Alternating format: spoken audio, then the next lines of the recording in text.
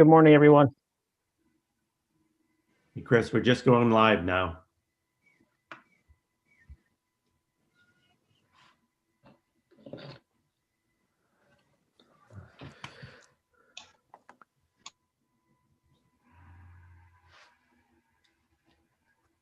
Stand by.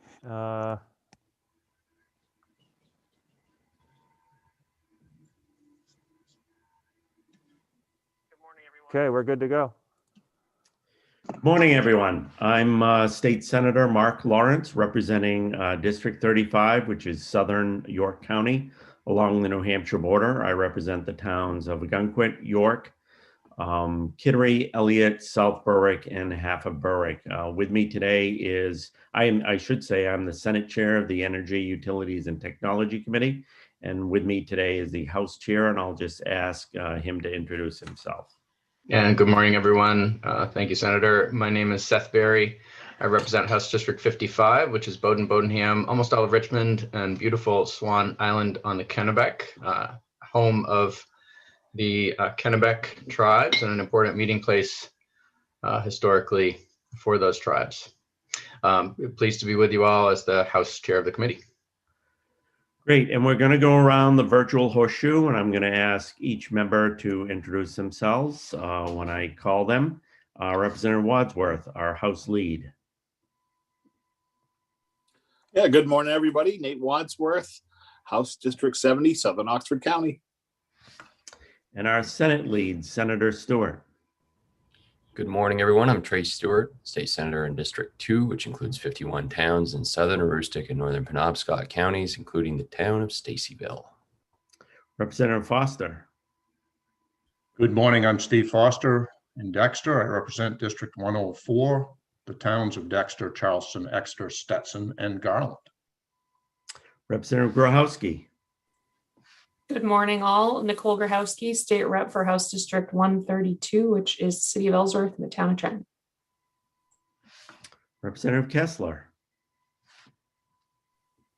Good morning. My name is Chris Kessler, and I represent District 32, which is the middle portion of South Portland and a little smidgen of Cape Elizabeth, also now known as home of Scratch Bakery, which produces one of the country's best bagels. I did see that article. Representative Carlo. Good morning, Representative Carlo from District 16, part of Buxton, all of Hollis, and a part of Saco. And while we can't boast the best bagels, we do have a pretty good school system. Senator Vitelli. Good morning. I'm Senator Eloise Vitelli. I represent Senate District 23, which is all 10 towns in Saginaw County and the town of Dresden in Lincoln County, and I live in the island community of Aroustic. Great. And as we get new members who would join us, I'm going to ask them to introduce themselves. But just for members of the public who may be watching, legislative members often serve on multiple committees, and we have to come in and out, go into different meetings, present bills and other meetings. So you'll see people coming in and out of the Zoom meeting. And as they do, I'll ask them to introduce themselves. And right on cue, I'll ask Representative Wood to introduce herself. Good morning. Hi, I'm Barb Wood, and I represent House District 38, which is the western end of the peninsula in Portland. Thank you, Representative Wood. And the article Representative Kessler was referring to was the article on the best bagel places in the country of all 50 states. They mentioned 39 bagel states, and Maine had 3 of them, 3 out of the 39, which is pretty amazing. 1 in Portland, 1 in Representative Kessler's district, and 1 in Biddeford. So I will just say that when we do get back live in person, Representative Kessler is required to bring a serving of bagels to the committee. Mr. Chair, it would be my pleasure. Yes, Representative Kessler? It would be my pleasure. Great. They don't have to be whole bagels. You can give us a little taste or whatever. Maine sea salt. Maine sea salt. Okay. Good. And with us today is our analyst, Deirdre Snyder. Deirdre, if you could just wave. and our committee clerk, Ben Freck. Great, who unfortunately will be leaving us soon. Is our new clerk joining us today, Ben? There she is. That's why you guys are wearing masks. Good. Well, we're expecting big things from Izzy as she joins us for upcoming hearings. So this morning, we're going to be doing a few things. Deirdre has a few housekeeping matters first to go over with us. One of them involves our vote on the budget that was ported out. I believe there was a technical error found in the document, which Deirdre is going to walk us through and ask us to correct. And then Deirdre is going to walk us through some of our exciting new technology we have to make this platform work more effectively. So Deirdre, if you want to go ahead with the budget matters first. Sure, and Michael Russo from OFPR is with us this morning. So because it's so technical, he'll go through the issue and explain it to the committee for your deliberation. Michael? Hi everyone, Michael Russo from the Office of Fiscal and Program Review. Coming back to the committee today with a small request. I'm going to share my screen real quick just so we're all on the same page with what we're talking about.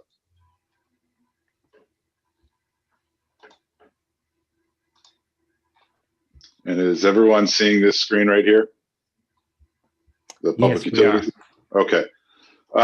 When Bureau of the Budget was reviewing the budget request and possibly preparing for a change package, they noticed the highlighted issue.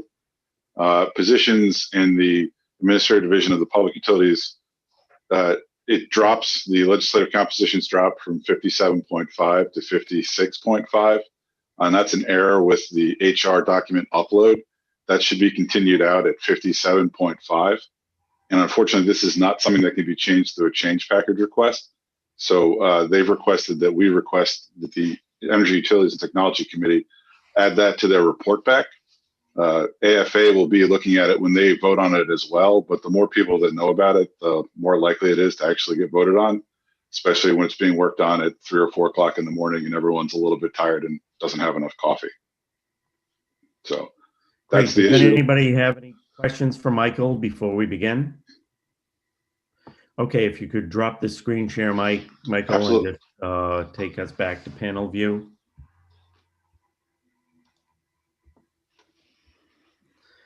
Great. So I'll take a motion to make that change to our budget recommendations. It's been moved by Representative Berry. Is there a second? Yes, Senator Stewart. You have to take your microphone, put your microphone on. Sorry, I didn't realize I would second that motion. Okay, great.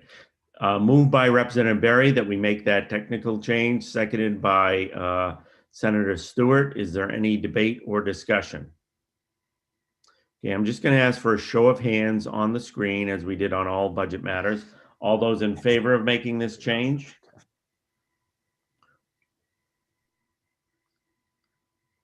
Nine. Any opposed? 0. So 9-0, that change is made. Is there anything else, Michael, we have to do? Nope, that was it. Thank you very much. Okay, you're welcome. Thank you. And then Deirdre, you're going to walk us through some technical changes in the way we're getting information, correct? Yes, yes. And I just want to clarify, I think that was 10-0 because Representative Kessler popped back on the screen. So just to clarify. He is a sneaky person and I didn't catch him. So yeah, just want to make sure everybody's on the same page. Thank so you. I'm going to share my screen now. We're transitioning to sort of an electronic file. And the hope is that this will be similar to your paper files where you can go to one place and get all the information on a bill. So I'm going to navigate to there again, just so you can kind of see how it works. And so we're at the legislative homepage. We're going to go to the committees, select legislative committee. Once you get there, obviously, we're going to check energy, utilities, and technology. So the committee materials link, click on that there. and then committee materials, meeting materials by LD. So we'll click on that. So I'm going to pick a bill that we're looking at today, which is LD 528. So we'll go there. And there's going to be a link that says electronic LD file. When you click on that, it will bring you all the bills that we're hearing on a particular date. So I'll go to 528 just for this purposes. Hit the little down arrow there. When you pull that up, you'll see a list of everybody who registered to testify, either submitting written testimony or just testifying without written testimony. If there's written testimony, they'll have this little document symbol next to it. So you could click on that and it would open up the testimony. If there's nothing there, they didn't submit written, but they'll probably be speaking at the hearing later today. What we're going to do too in OPLA is we're going to load all our bill analysis here and any other materials that we give to the committee related to the bill. So there will be a sort of a slot, it will say bill analysis at OPLA and then like Schneider, or if it's Dan Tartikoff, and you'll be able to click on that and open the bill analysis. So the hope is if you're going through your information, you'll be able to go to these individual LDs and everything related to that LD will be in one place instead of 10 different places. And at some point, I don't know the exact date, they're going to cut off sending you the email that you've gotten testimony, and you won't get those emails anymore, and you'll just be able to go here. And so as soon as the public hearing, the bills referred and the public hearing is scheduled, this link will go right up on that committee webpage for you to access any testimony submitted. And what's great about this that's a little different than in the past, the testimony that was posted online was cut off at the midnight of the day of the public hearing. This will be continuous. So if somebody submits testimony 5 days after the public hearing, it'll go up here and it's instant. So as soon as somebody submits it, it goes right here. So there's no lag in how long it takes to get posted, and there's no time constraints on the amount of time that something would get posted. It will be posted from the schedule of the public hearing until the end of session. So we're hoping that this will cut down on your emails and will also be an easy place for the committee to access everything related to an LD in one place instead of having to search in 10 different places. I also have sort of a written walk you through step-by-step of what this will look like, which I'll email to you all too, so you can have that for reference in case you forget everything I just said this morning and can't find it. So you'll have that reference for you. And that's all. Are there questions for Deirdre? Deirdre, in showing up, I'm sorry, go ahead, Representative Foster. Thank you, Mr. Chair. Just to clarify, if we want to see these testimonies, you will not be sending them via email any longer. This is where we will go to see them. Correct. And I don't know when the cutoff's going to be exactly, but it will be cut off at some point in the next couple of weeks, I imagine. We don't have a specific date. So yeah, you'll just go to the LD file on the committee webpage and be able to open it up and see everything there. That way your email boxes will be slightly more manageable, I suppose. Other questions for Deirdre?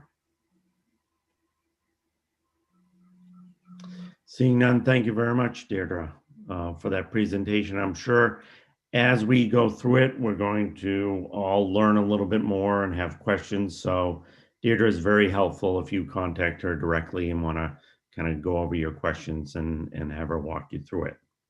So we're going into a briefing this morning from the Governor's Energy Office on the renewable energy goals.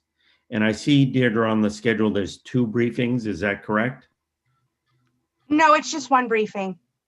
It's just one briefing by one presenter, correct? Well, no, there's multiple presenters, but it's one briefing. So it's the Governor's Energy Office, and they have some of their consultants, I think, that worked on the report with them. Great. So I will turn it over and recognize Dan Burgess, who's going to begin it and walk us through what we're going to be hearing today. Dan? Good morning, Senator Lawrence and members of the committee. Thanks for having me this morning. Our staff was chatting about bagel options, and we are looking forward to being in person and getting a good taste testing of bagels from around the state. We have a couple of folks from the E3 consulting team, Samrat, who is, there he is, and hopefully he can share his slides. that okay? All right, well, why don't we go ahead and do that? So I'm going to just give a brief introduction of the context for this report that our office just released, and then turn it over to Samrat from E3, who is going to talk about the results, and then obviously happy to take questions throughout. So if we go to the next slide.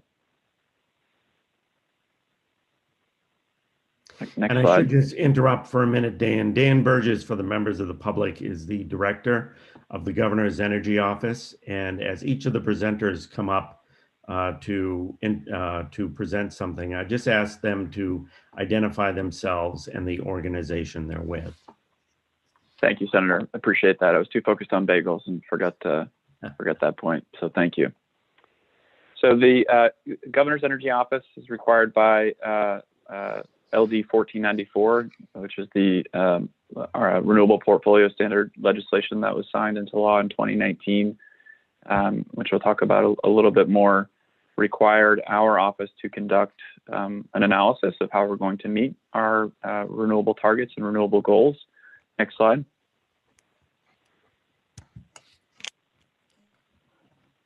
This is different than, just for context, than the Climate Council work that was done over the last year and a half, which this committee has been briefed on. The Climate Council, as you know, focused on how best to achieve overall emissions reductions pathways, looking at everything from mitigation to resilience to equity and advancing a clean energy economy. That report has multiple pathways and recommendations from including the energy sector, but also looking at the building sector, transportation sector, working lands, and other components within that. Just important to know that these are these were done in parallel after the Climate Council report was completed on December 1st.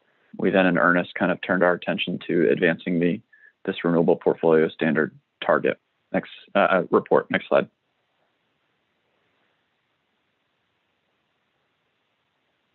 So what is an RPS? Just as a reminder, a renewable portfolio standard is a requirement that a certain percentage of electricity comes from a renewable resource. Last legislative session, as mentioned, LD 1494 increased Maine's renewable portfolio standard to 80% renewable energy to be provided to Maine ratepayers by 2030. This says 84% because this map by Lawrence Berkeley National Lab also includes the thermal rec requirement. But the study we're going to focus on today is purely the electricity sector and how we get to 80% by 2030. There are 29 states and a couple of territories that have some renewable portfolio standard in law. They vary by state. What is allowed in the RPS, what the goals are within each state, but wanted to provide this map for context. And you can see, especially in the Northeast, an RPS is a very common tool for advancing the amount of renewable energy required in a certain state or jurisdiction.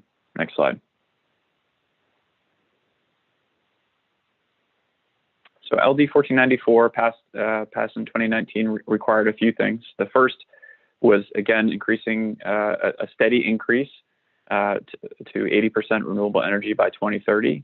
The RPS prior to this had stopped at 40%, and so this increase is a gradual increase to 80% by 2030.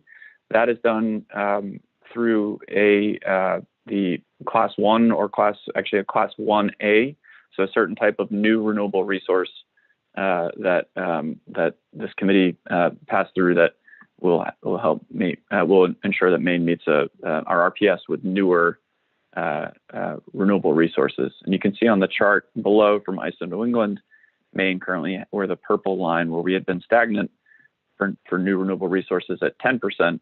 We've since increased that up to 50% by 2030, or the 80% number, giving us the highest RPS and most ambitious RPS in New England. Now, we didn't just RPS wasn't just passed to say go meet this and figure it out. One of the mechanisms that you've heard about is that the Public Utilities Commission was required to procure 14% of Maine's load via long-term contract.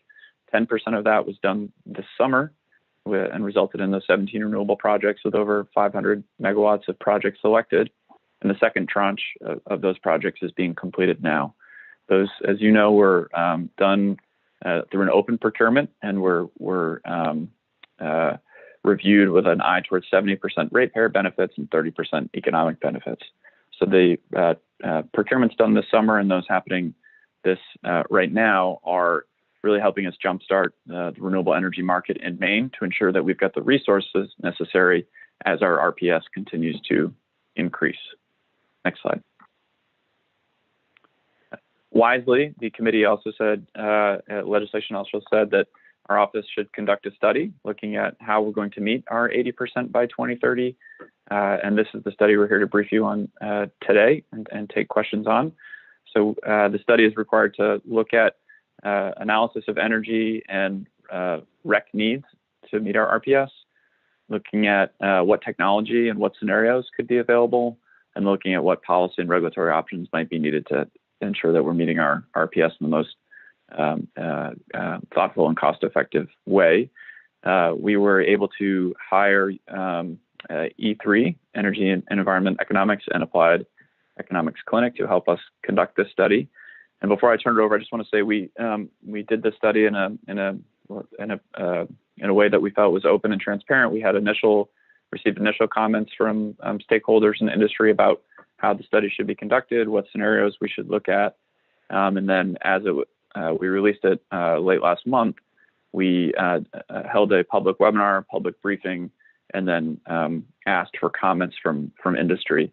We're in the midst of going through those comments, and we'll post them in the next week or so. I think there is nothing, there were some comments and suggestions of possibilities to improve, but nothing that was, I think, questioning any of the foundational work. Some things about some assumptions that were made, but overall, I think the study was received well. So I think with that, I will turn over to Samrad and Senator Lawrence, defer to you on if you would like us to go through the whole presentation and then take questions, or pause to take questions. We will defer to you on what you think the best way to manage that going forward is. I think probably the best way is to go through the whole presentation. Members, just write down or remember your questions you want to ask, and we'll bring people up as needed to answer the question. Okay, great. Thank you for that. And with that, I will turn it over to E3. Great. Thank you, Dan. I'm actually going to kick it off. Hi, everyone. Good morning. My name is Lakshmi Alagapan, and I am a partner at E3. As Dan mentioned, E3 was the lead consultant who did the study, and we're excited to present our findings from the Maine Renewable Energy Goals Market Assessment today. Before we start, I just want to quickly thank the GEO team, as well as many of the stakeholders, for their valuable input as we conducted the assessment over the past several months, and it was really valuable to the findings. So next slide.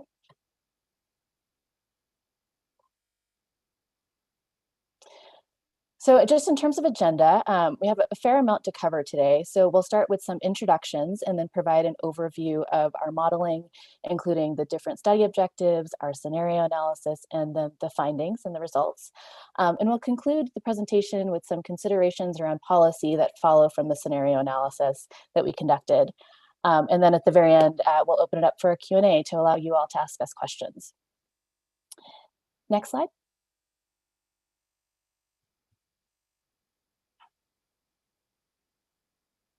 So just a bit about E3. So we are an energy consulting firm with deep expertise in the electricity sector. We have about 75 staff that work across the country, and we work for clients across the world. We focus on all segments of the electricity sector and their interconnectedness, and we think this is really important to provide holistic analysis and recommendations for our clients. Our analysis of clean energy issues in the electric power sector is utilized extensively by a variety of clients, including government agencies, utilities, and developers. And we've supported many of their analyses of 100% clean energy futures. You can see a selection of these studies on the slide here, including a recent study of deep decarbonization for the New England region. We also, for the study, partnered with the Applied Economics Clinic, who is a nonprofit consulting group who provides low-cost expert services to their clients. And they conducted an equity assessment for the project to better understand the equity implications of the different RPS portfolios that we studied. Next slide.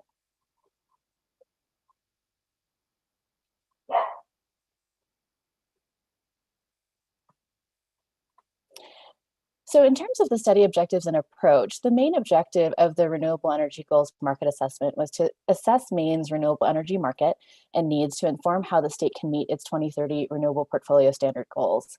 And to do this, the study estimated the amount of renewable energy credits, also called RECs, which we'll use in this presentation, needed to meet the RPS by 2030. So we did this by evaluating different portfolios of renewable generation and transmission to meet the state's RPS to better understand the equity, cost, and policy considerations associated with each of the portfolios that we studied. And while the study focuses on 2030, Maine has very ambitious goals through 2050, including 100% renewable energy goal by 2050. And so our assessment includes some indicative results showing impacts through 2040 to ensure that the state is on track to meet its longer-term goals. And you're going to hear more about our modeling approach shortly, but just at a very high level, the study utilizes a framework that evaluates potential future renewable development scenarios by considering variables such as resource economics, transmission availability, energy policy, and land use impacts. Next slide.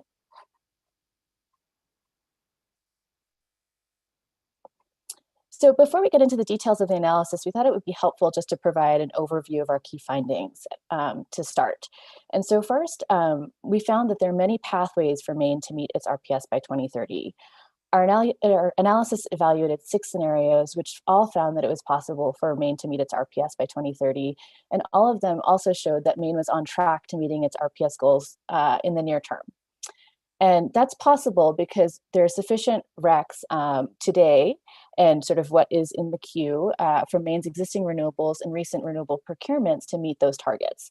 After around 2026, however, new resources are going to be needed to be online and generating RECs to meet the state's goals. And our scenarios show, approximately 800 to 900 megawatts of new resources will be needed by 2030. In many of the lower cost pathways that we evaluated, transmission was also needed to access high quality resources in Western and Northern Maine. And many of the scenarios also saw development of solar paired with storage as part of the resource portfolio. Our scenario analysis evaluated many types of renewable technologies, including solar, onshore wind, offshore wind, hydro, waste to energy, among others. And while each resource type has its own set of benefits, they also each have their own set of uncertainties, which can bring risk to meeting an RPS on time and at lowest cost. And so pursuing a diverse portfolio of resources acts as an insurance policy in many ways, hedging against uncertainties such as slower than expected cost declines, delays in transmission development, et cetera. And so our diverse scenario, which we'll talk about in a little bit, explores this in more detail. The study also found that regional coordination on infrastructure development can help lower the cost of meeting Maine's RPS. In some cases, lumpy investments such as transmission, which are often large in size and expensive, may not make sense for an individual state to pursue on their own. And so coordinating the development of such projects across the region, either with other New England states or with Canada, can allow Maine to access the appropriate share of resources that it needs to meet its goals without bearing the cost of whole projects such as large transmission lines. And finally, our assessment found that ensuring energy equity considerations are prioritized as Maine meets its RPS will require careful attention to resource diversity, customer-sited resources, geographic resource distribution, and cost impacts experienced by vulnerable communities. And so a thoughtful selection of resource mix should be complemented with periodic review and modifications to things like rate structures to ensure that vulnerable communities aren't adversely impacted as Maine transitions to a renewable future. So we're going to move into sort of the study results and analysis next, and we'll talk a little bit more about policy implications at the very end. So I'll turn it over to Samrat now.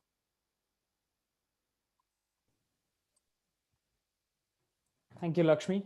I'm Samrat Kasina, and I'm a senior consultant at Energy and Environmental Economics, and I'll be talking about the scenarios we modeled and our modeling results from this study, And an important piece of that is the underlying load forecast we used.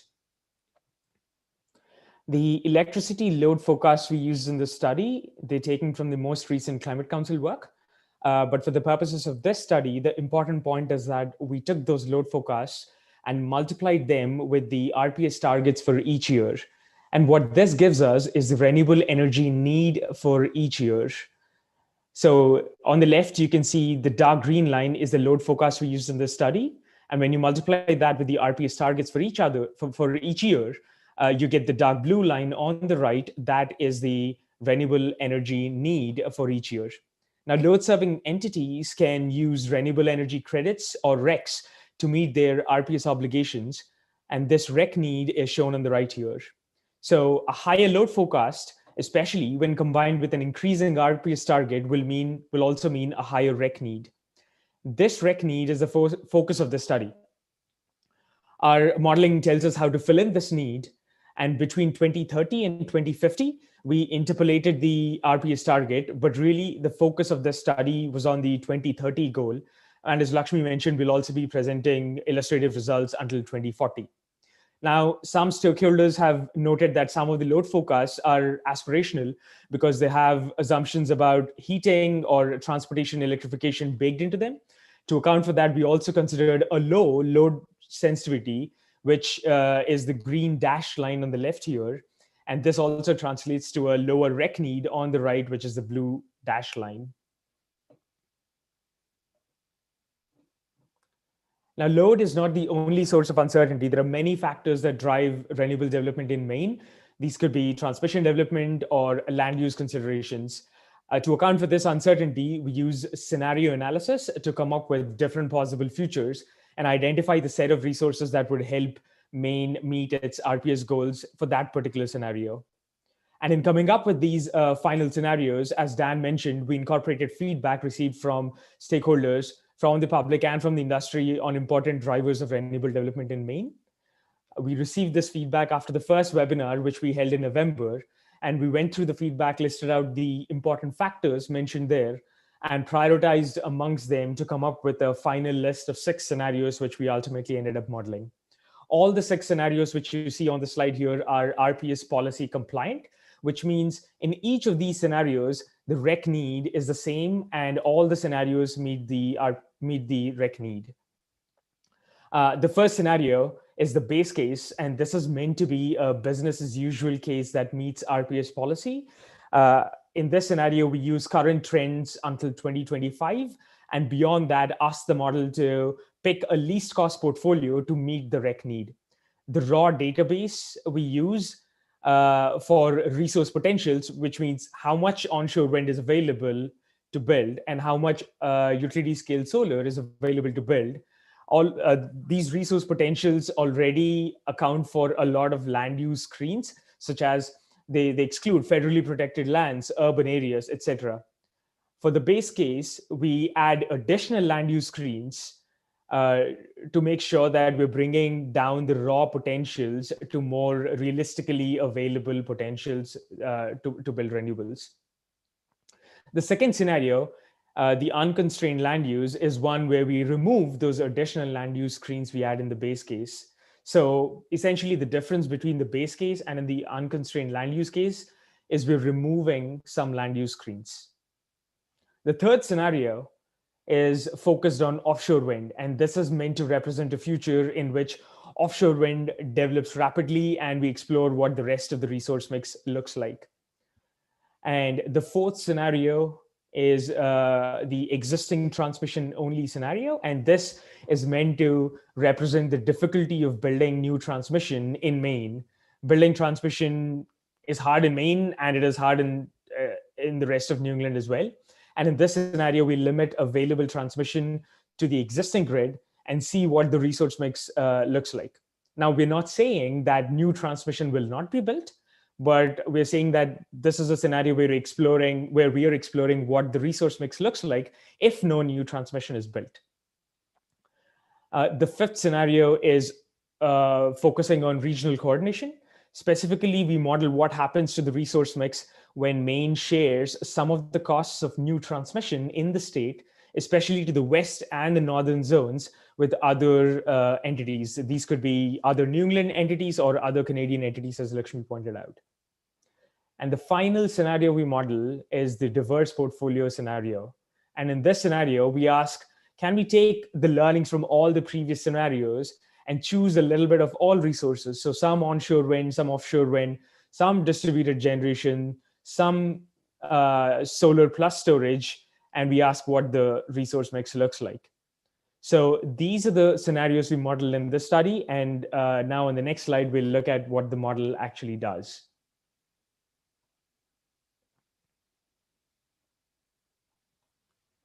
So the logic of the model used in this study is shown here. The important part to focus on, though, are the blue boxes. At the top here, this is the box that says renewable net short, and this is the part of the model that calculates the REC need. So we already looked at this on the previous load forecast slide. What this portion of the model tells us is this is the total amount of RECs that are needed by Maine to meet its RPS policy in each year. But this also calculates the number of RECs that are available to Maine from existing and planned resources. So essentially what this box does is it knows how much is the total need, and it also knows how much is available to Maine from existing and planned resources, and it tells you what the difference is. And what essentially the whole model does is looks at the remainder of the need that needs to be filled in. And then it also looks at the renewable supply curve, which are the resources that can be used to fill in that need. And the model goes through each scenario, which we talked about before, one of the 6 scenarios. And for each of the scenarios, it looks at the need, it looks at what can be used to fill in that need, and it ultimately gives out the best mix of resources to meet need in that particular scenario. And on the next slide, we'll look at the REC need. So the dark blue line you see here, this is exactly the same dark blue line which we saw on the previous load forecast slide. This is Maine's total renewable energy need, or REC need, through 2050. Within this overall requirement, though, there is a separate class 1A REC need and a class 2 REC need. There are 2 classes of RECs in Maine, 3 classes of RECs in Maine. And broadly speaking, class 1 or 1A resources are new renewable resources, and class 2 resources are existing resources. The report of this study has the exact definitions of the different classes of RECs, but at a very high level, that's the difference between those 2 classes. Class 2 requirement is shown in black, and the class 1A RECs that Maine would receive from existing and planned resources are shown in gray here. Then the blue wedge, this is the gap between the RECs that are needed and the RECs that are already available to Maine. And this is the gap or need that new renewables would fill in. Now, the one additional point I want to make on this slide is we're assuming that there is a sufficient availability of class 2 RECs going forward. So we're only focusing on class 1A REC need here. We're expecting that the class 1A REC need is going to be the main driver behind new renewable builds in the state. We also see here that until 2026, we're projecting that Maine has a sufficient supply of RECs to meet its RPS policies. But starting in 2026, new RECs will be needed, which means new generation will need to be built and also be generating RECs by 2026. So now that we've seen what the REC need is, let's look at some modeling results now.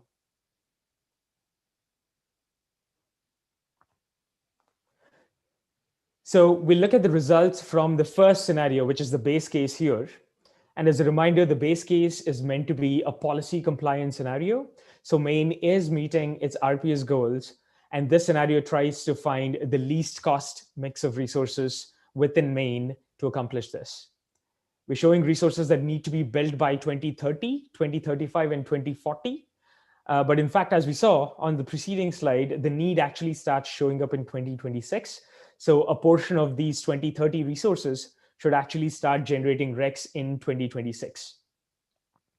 As you can see, there is a significant amount of onshore wind that the model is projecting to be built by 2030.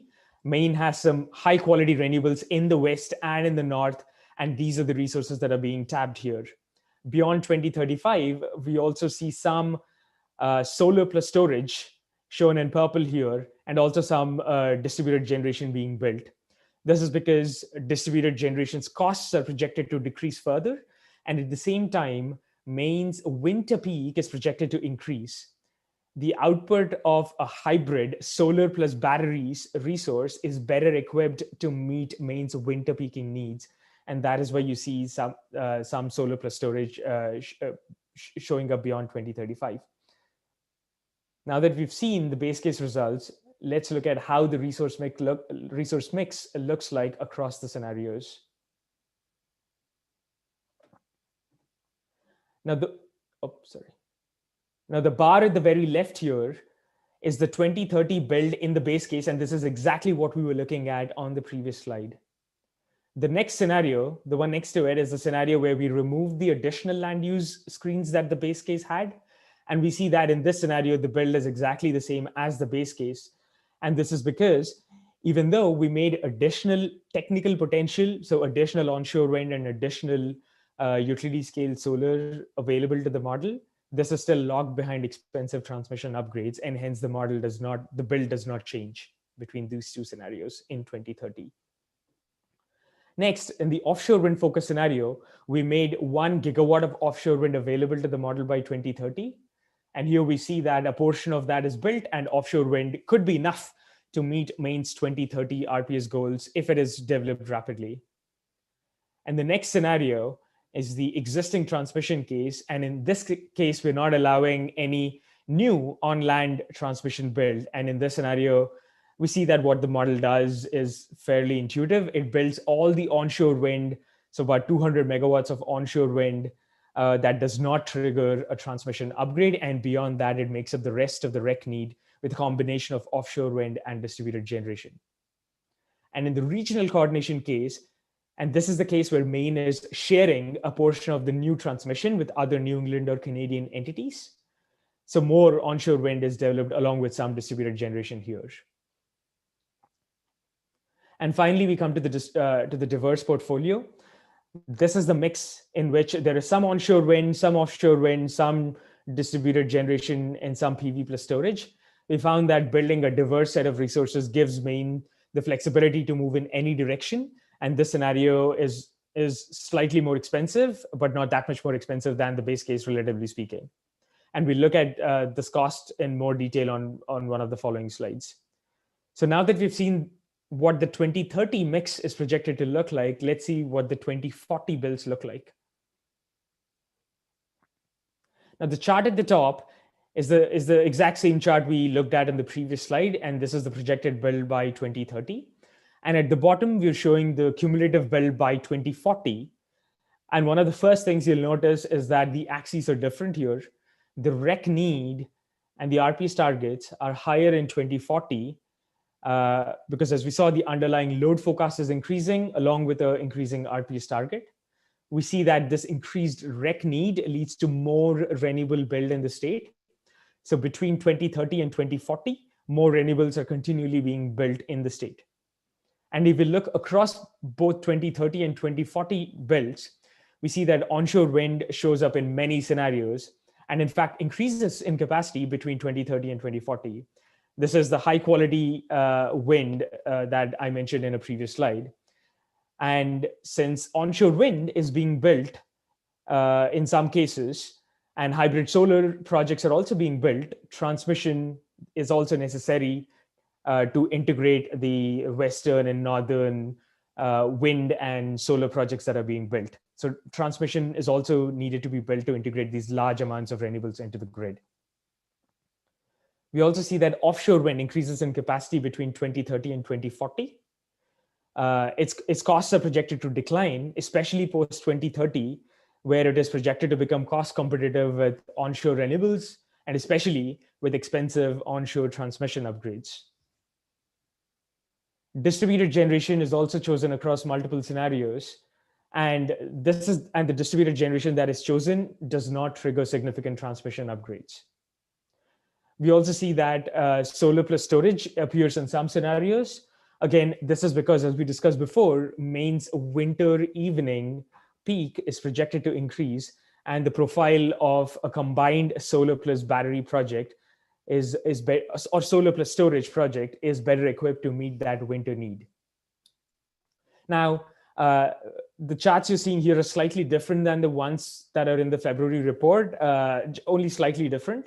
We're in the process of, as Dan mentioned, going through the feedback, but also uploading a revised report to the website.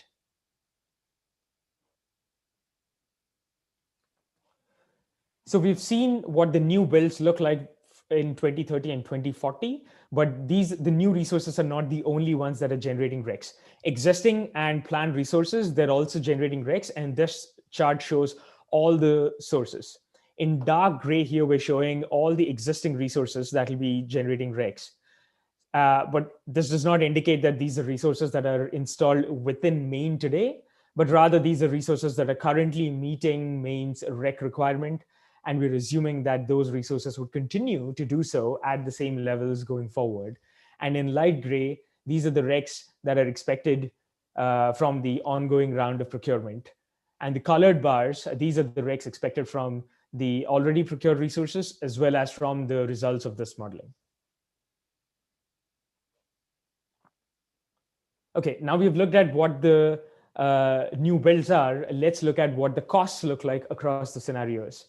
As a reminder, in all the model scenarios, Maine's RPS goals are met. So this chart shows us the costs of the different pathways to meet those RPS goals. At the very left, we see a hypothetical scenario where Maine's entire REC need is met through the alternative compliance payment, or ACP. Now, ACP is the amount, is the dollar per megawatt hour that electricity providers can submit instead of RECs.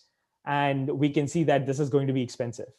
There are other ways to meet Maine's REC needs by developing resources in state. And on this chart, we see those costs. Depending on the scenario, we see those costs here. Now, the smaller the bar here, the lower the cost it is to meet the RPS goals. The base case portfolio, which is primarily onshore wind with small amounts of DG and PV plus storage, has a low cost. And to its right, we see the land use case, which has a similar build and similar cost.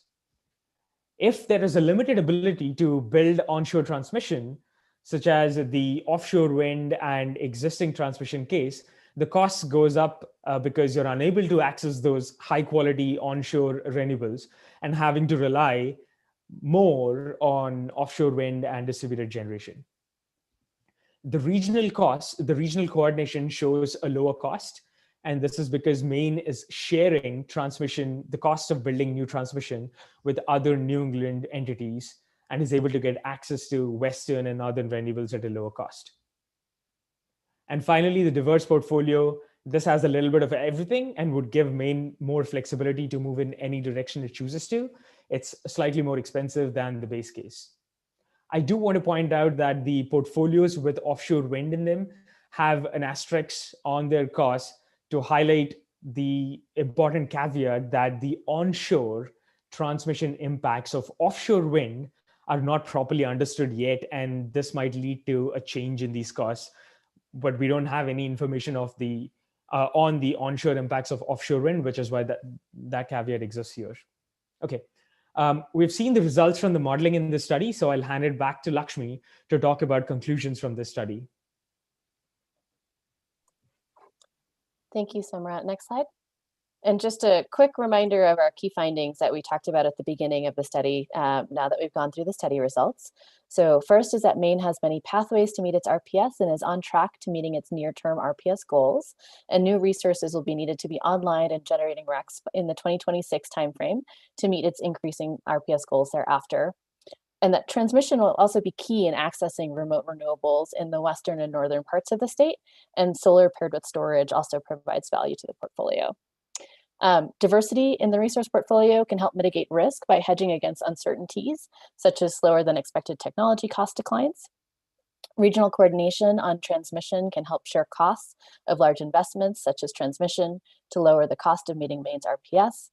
And we didn't talk about this in detail, but we did do an energy equity assessment in addition to the modeling results that Samrat just went through And in that assessment, AEC found that energy equity considerations require careful attention to 4 things, including resource diversity, customer-sited resources, geographic resource distribution, and cost impacts experienced by vulnerable communities. Next slide.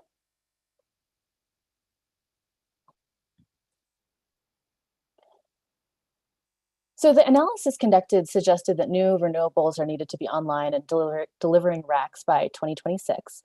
And so this provides some time for the state to continue development of policies to support timely and cost-effective development of renewables to meet the RPS goals.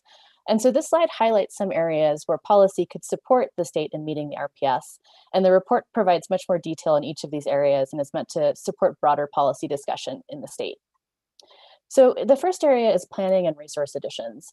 And while there's always going to be uncertainty as to how many RECs are needed in future years due to uncertainty regarding factors like load growth and availability of existing RECs, providing a forecast of potential REC need can provide some clarity to renewable developers and interested stakeholders.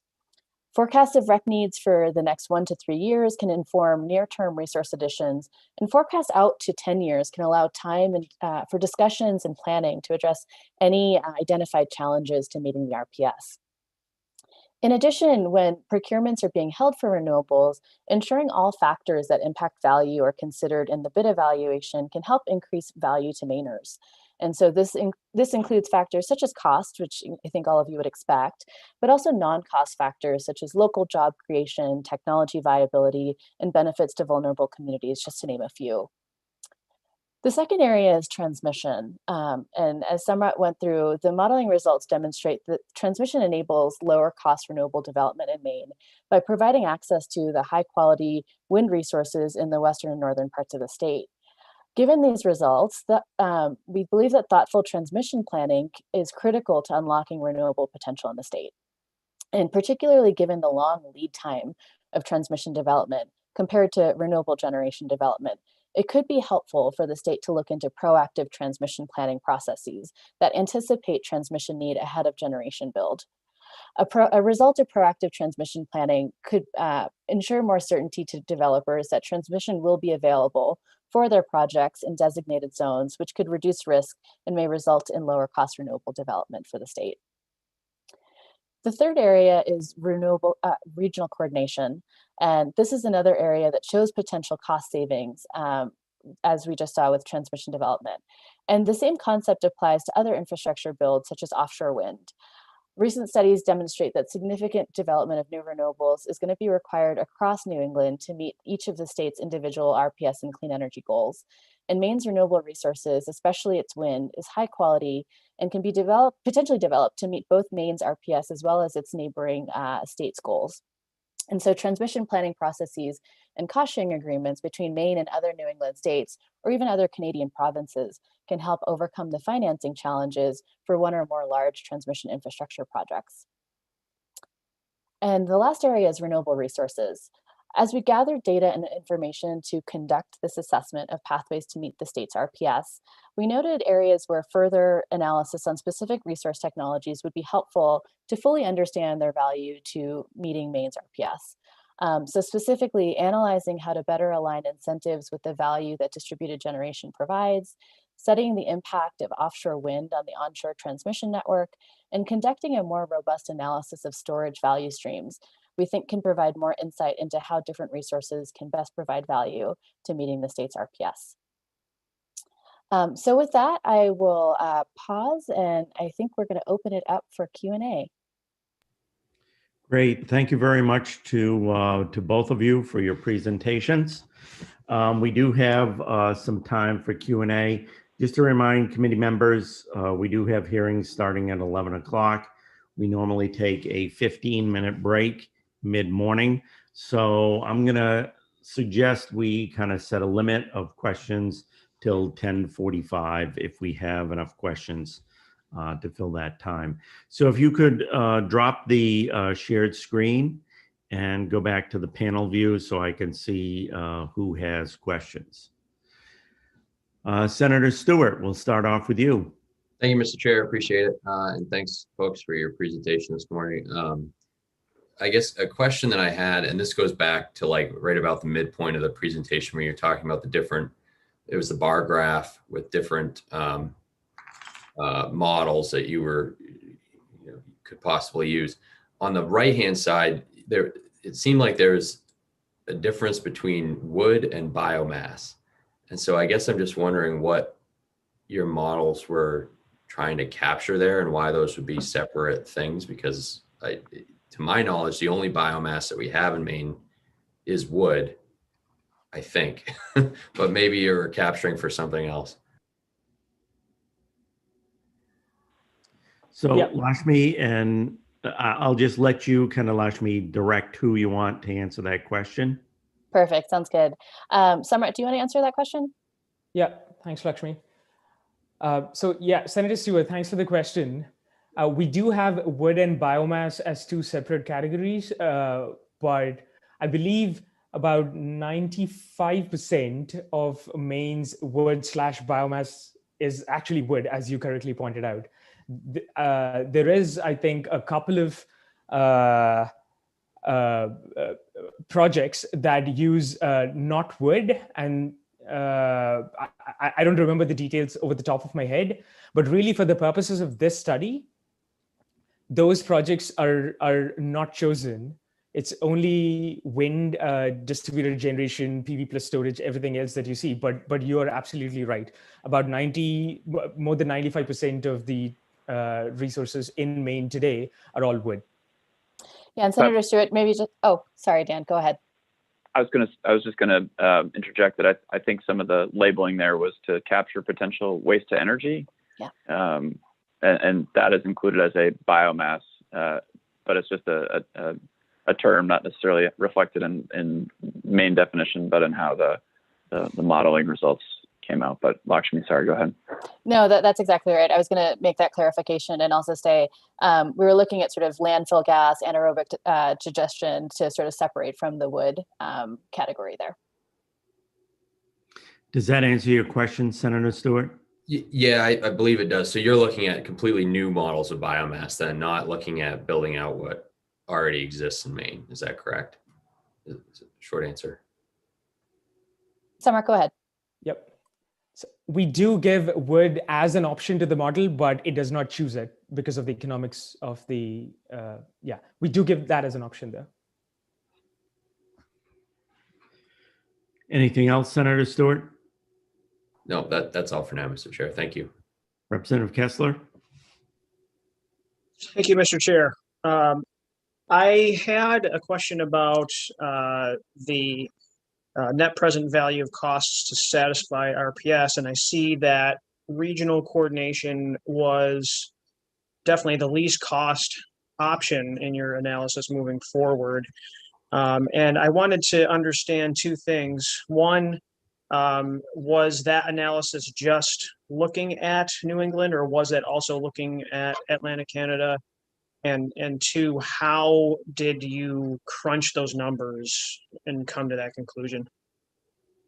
Samrat, why don't you start with that answer? Okay, yep. So thanks for the question.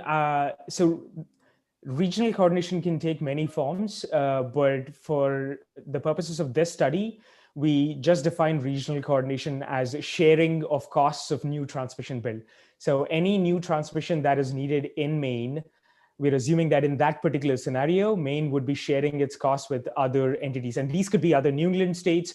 These could even be Canadian entities, for example. But we don't really make a difference between other New England states or Canada. We're just saying that a portion of the transmission costs are being shouldered by somebody else. But in exchange for that, they also get that fraction of the transmission capacity as well. So, and for this study, for that particular scenario, we assume that we assume just a 50% cost share. So the Maine would be shouldering 50% of the cost, and it'll be getting 50% of the capacity in return. Does that answer your question? Any follow-up? Just to be clear, you said that it just estimated that it would be 50% receiving, 50% sending. Yes. Okay, other questions from the committee? Representative Barry. Thank you, Senator Lawrence. Lakshmi Samrat, appreciate the presentation today. And I was wondering if you could speak a little bit more about your modeling of transmission and how you've modeled the cost sharing. It sounds like you have built in incremental transmission costs to your model, which I appreciate. Just some background, some recent history here in Maine, we did see roughly a tripling of our transmission rates in residential bills between 2006 and 2016. During that period, there was a very significant New England-wide build-out of transmission. Here in Maine, it was the Maine Power Reliability Project. But you know, we are sensitive to the T&D side of cost, and so if you could say a little bit more about your assumptions there and how you've modeled that in your different scenarios, that would be great. Yeah, definitely. Samrat, do you want to take that? And it might even be helpful to pull up the slide we have maybe in the appendix on transmission, just because we have a lot more detail there. Okay, yeah. So can I share my screen again? Okay. Yes, go ahead.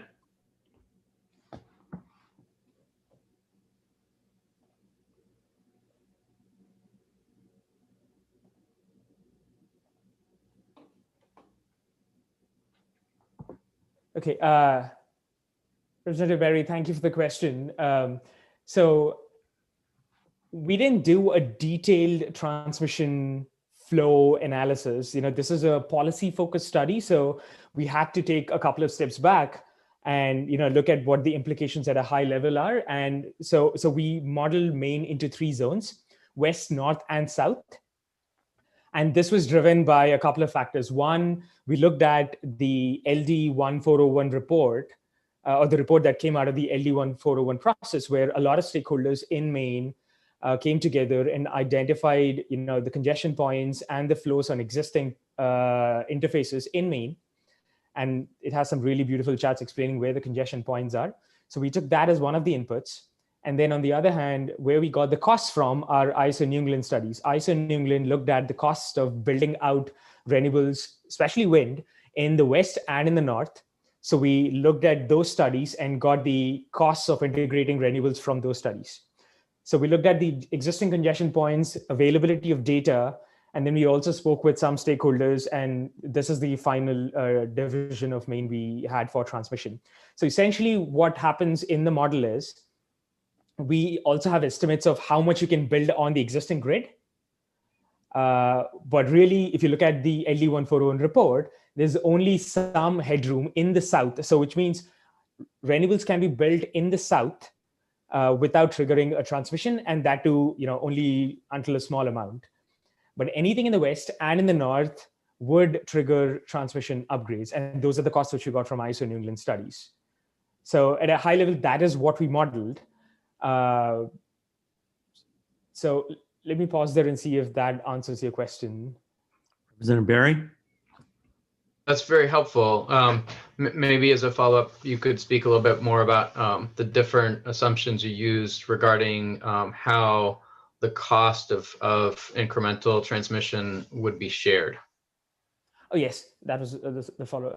That was the second part of the question. Yes, so in all the scenarios, we assume that Maine would be shouldering 100% of the transmission costs, except the regional coordination scenario and the diverse portfolio. Those were the 2 scenarios where we assumed there was some cost sharing going on with other New England or Canadian entities. And as I mentioned before, we assumed that Maine would be shouldering 50% of the cost in the in the regional coordination. So Maine would be paying for 50% of the transmission line, and in exchange, it'll also be getting 50% of the capacity. And the other entity or the other groups of entities who would be paying for the remaining 50% of the line. The whole line needs to be built. You can't build half a line. The full line needs to be built. So the other entity or the groups of entities who are financing the remaining half of the line would be getting half of the line capacity in exchange. It was a rule of thumb. Now we don't know whether it'll be 50% or 75% or 25%, but we had to model one scenario with some cost sharing, so we just assumed it'll be 50% to see what direction, what insight it would give us. And I'll just note that, we picked 50%, as Samrat said, just sort of as a rule of thumb, but this is pretty consistent with findings that we've seen in other studies across the country. Sort of sharing of transmission costs typically tends to lower the cost of meeting renewable portfolios. Are you all set, Representative Berry? I am. Thank you very much. And Samrat, before you take down the, well, actually, you can explain it now. I'm one of the have the most difficult time with terminology, but can you just give a brief definition of headroom? Yeah, thanks, Senator Lawrence. So headroom is essentially the amount of the capacity of new renewables you can build and integrate into the system without building new transmission. So if you imagine a transmission line, you're saying that there is some headroom on the system to allow for additional flows. So this doesn't necessarily have to do only with renewables. It's just new capacity that can be built without triggering with new transmission builds. Okay. So on your example, you showed the southern sector having, I think, 200 megawatts of headroom. Is that correct? That is correct. Yep. So for example, that could be distributed generation, that could be grid scale solar projects, that could be anything that can be built without having to, that doesn't create a new transmission issue. That is correct. Yep. Okay. Other questions from the committee? Representative Foster.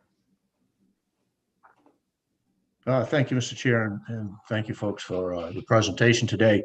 I'm wondering what amount of detail or how far you went in looking at the storage that you speak of here in regards to how much you're looking at capacity-wise, what the cost may be, and what the actual storage time as well as megawatt capacity would have to be. Thank you. Sure. Sorry, Lakshmi, go ahead. Okay, so we were looking at 4-hour lithium-ion batteries for the storage, and then depending on the scenario, the capacities will vary as to how much is selected. It's with, I should say, the storage is paired with solar in these scenarios, and we're capturing the value of sort of shifting loads due to sort of solar timing. And so, the study captures a certain portion of storage value, but it doesn't capture all of storage value. And so we think that there is probably more value that storage can provide to the state, for things like transmission and distribution deferral, ancillary service provision, resiliency. And so those are all other value streams that we aren't capturing. And so the capacities that we have in the study, I would say, are probably a floor as to how much storage is actually valuable to the state. And it's probably higher than that. But Samrat, you can probably pull up the slide to go through the specific capacity numbers. Okay, yep.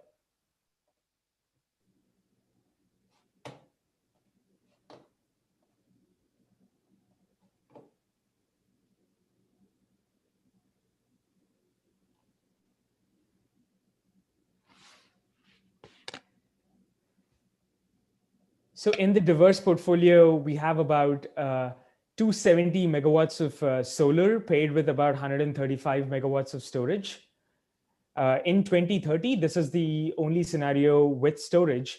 In 2040, we do have in the base case more solar plus storage, and this is about 120 megawatts of solar and 60 megawatts of storage. So those are the capacities, and as Lakshmi mentioned, these are most likely floors for the amount of storage to be built, because this study is, as Lakshmi mentioned, focusing on the RPS. So we're not accounting for many of the other value streams such as ancillary services and distribution and transmission deferral.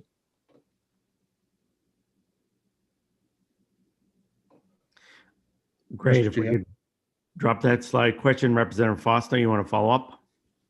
Yes, thank you, Mr. Chair.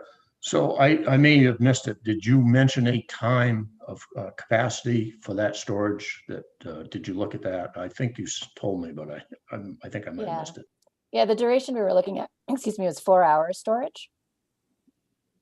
Thank you. Other questions? Representative Foster, follow up.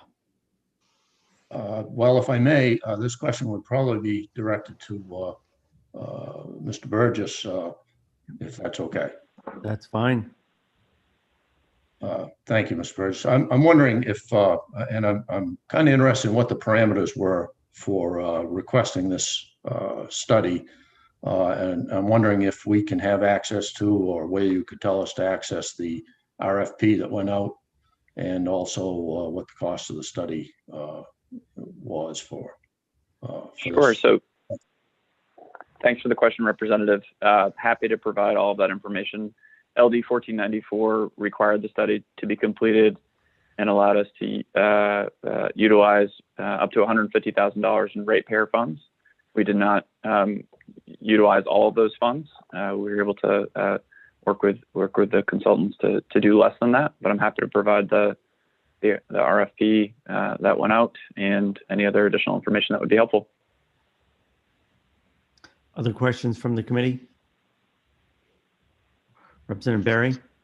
Thank you. Samrat Lakshmi, I just want to make absolutely sure I'm understanding correctly. So when you did model transmission costs, you factored in costs that would be applied on the T&D portion of our bill. Is that correct? So for example, if new headroom was created through build out that was attributed to reliability, for example, would that have been incorporated, or were you just assuming it was all done as a generator lead line? Samrat, do you want to take that?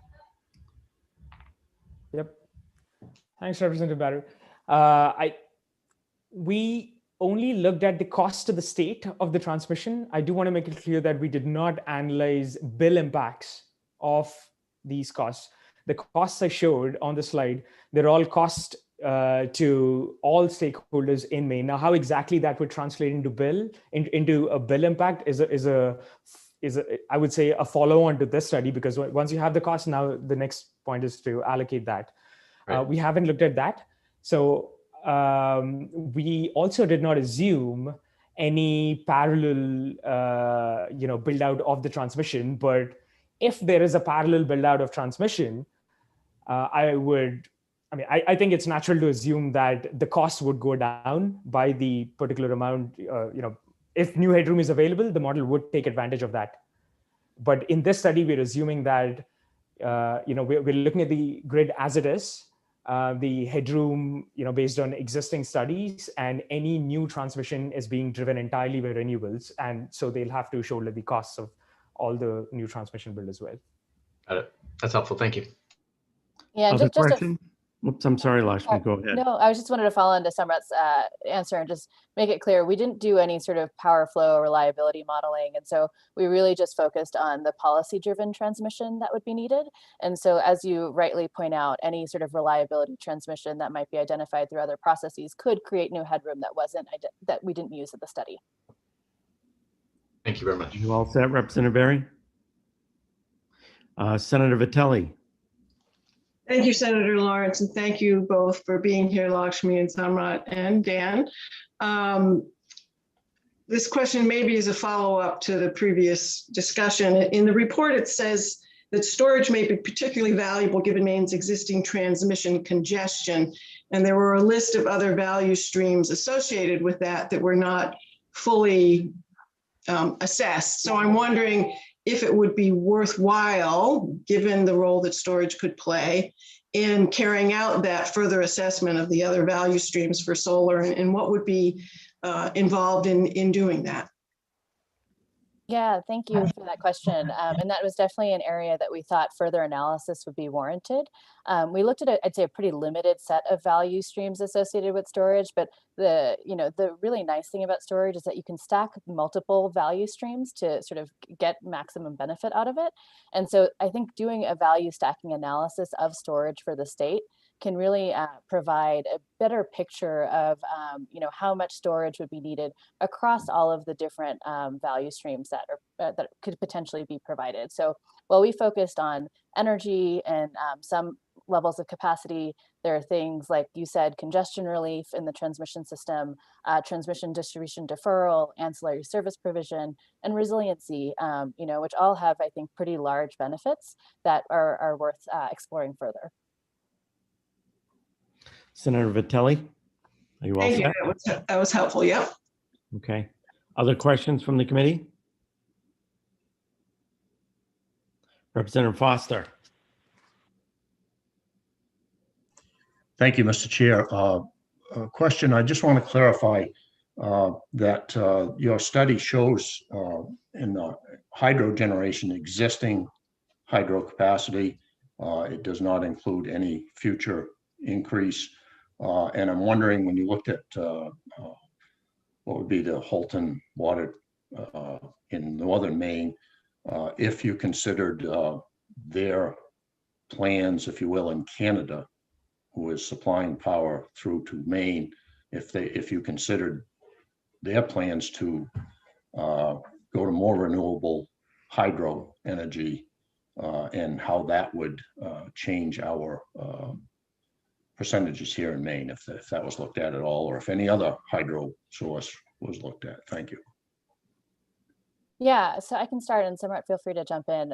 So we did include Canadian hydro as a resource option to be selected in the model, but given the resource economics compared to other resources within the state, it did not get selected. It was more expensive. And similarly, we also had other hydro resources available to the model, but they weren't selected due to costs. If I could, Lakshmi, just for point of clarification, the hydro that is allowed under Maine's current RPS is 100 megawatts and has to be under 100 megawatts. So the study focused on those resources. Other questions? Lakshmi, if you could just talk to, and maybe it's Samrat who could answer it. A lot of your models rely on onshore wind as a source of power, but there is a fair amount of political opposition in the state of Maine to onshore wind, particularly in the western part of the state. Did you factor in that political opposition and potential costs of dealing with that in your models at all? Yeah, thank you for that question, Senator Lawrence. So we didn't factor in any additional costs associated with that, but that was part of why we wanted to do scenario analysis and see, what if we didn't have additional transmission to access that wind, which could also sort of be, I think, representative of political opposition to sort of building out more in that part of the state. What else is available? And so, that's where we go into sort of more of the existing transmission scenario, more of the distributed generation resources, et cetera. And so we tried to answer that question by looking at what are the different pathways and what are the different policy and cost implications of the different pathways, but we didn't specifically put a cost on that. Okay. And it looked like, from my looking at your different scenarios, if we wanted to, the paths that go around or maybe avoid that political opposition to onshore wind seem to be the development of offshore wind or the very diversified models. They seem to be having the least reliance on onshore wind. Was that correct? That's correct. Okay. Representative Kessler. Thank you, Mr. Chair. I was wondering, in terms of analyzing the transmission costs, did you get as detailed as anticipated transmission costs connecting the Nemissa territory to the rest of the state? Samrat, can you answer that question? So we didn't get into county by county costs. As I mentioned, we had one cost for the west, one cost for the north, and one cost for the south. So that is basically the granularity we had. Within the scope of the study, we couldn't get into that detail because we were trying to focus more on the policy and want to see what the high-level trends were that were driven by economics. But thank you for that. Thank you. Other questions from the committee?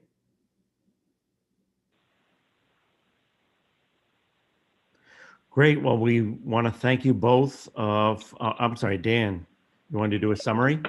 Well, yes, Senator, I just wanted to thank the committee for the time to brief you on this this important study. I think it's going to be very informative for the work that we do over the next 2 years, but also the next decade. And I would be remiss if I didn't thank Selena Cunningham, the Deputy Director of my office, and Melissa Winnie, who did a fantastic job, and really do appreciate Lakshmi Samrat and the entire consultant team for their work in getting this done. And I think I just wanted to leave, if folks have questions after the fact or that come to mind when you're going through the report, we're all happy to help answer those.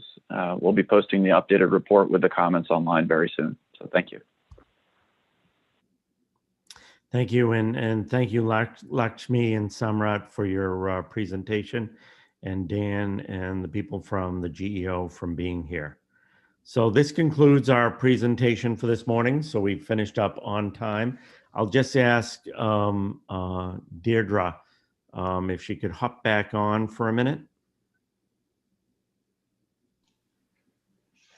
She's probably getting a lot of work done while... No, I'm here. I just am having an issue with connecting my camera, but I'm on. Okay, great. So Deirdre, what my thoughts are is to take a break now and then start up with hearings. You indicated that Dan Tartikoff is going to be our analyst for the first two bills. Is that correct? That is correct. Okay. And my last technical question, the presentation was done this morning as well as the full report that's available on the EUT website. Is that correct? It isn't yet. I'm getting those copies from Melissa later today, and I'll post them as soon as I have them. There's also, they have paper copies available. So if anybody on the committee wants a paper copy, just shoot me an email and I can be sure to connect you with paper copies of that. Great. And I will mention to the new members of the committee, these reports are extremely technical, extremely involved. I've personally found it helpful to retain copies, either electronically or physical copies, to refer back to them as we go through particular legislation, just to say, seems to me I remember something about that, and weed it through. So these types of presentations and the materials they give us are extremely important throughout the session. Anything from the committee before we head to break? Representative Berry, nothing? Okay. So we will be headed to break, and I'm going to say 10:40. We'll be back to start our public hearings. Everybody remember, whoops, I'm sorry, Deirdre. Technically, they weren't advertised to 11, so I thought we would be going a little bit later than we did with the presentation and the questions. So we will. That's fine. Okay. So when we come back on at 10:40, or I'll check in with Ben about that time and see if people are on to at least start the bills a little bit early. It's always good when we have a little extra time to see if we can catch up a little or get ahead of the curve a little. So check back in. We'll make it 10:45, and I'll check in with Ben and see if we're able to begin anything a little bit earlier in the process. Okay, remember to turn off your cameras and mute your audio.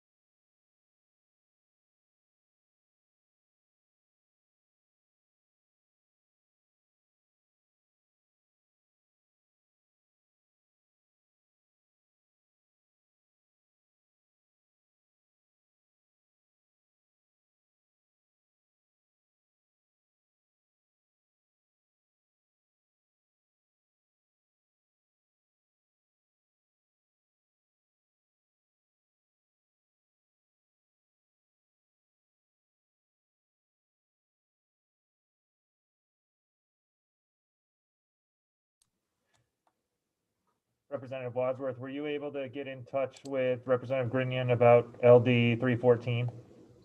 I'm messaging with him right now. Great. He claims that he'd already contacted Casey, so I'm just trying to figure out what's up here. Okay, thanks. Thanks.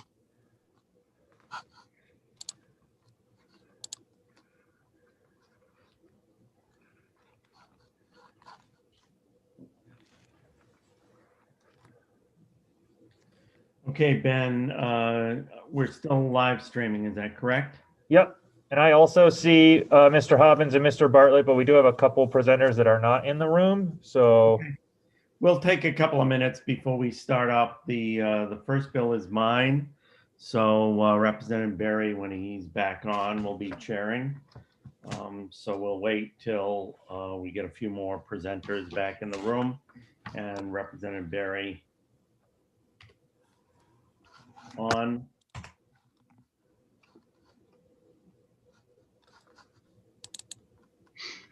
And I need to print out my testimony, and unfortunately I haven't taught Skeet how to do fetch yet. So I'll have to run downstairs and get it myself. I think you've successfully broken the legislature by starting something early, though. So I think you need to put in a sentiment. And I'm used to the courtroom where the judge says, "Okay, we're going now."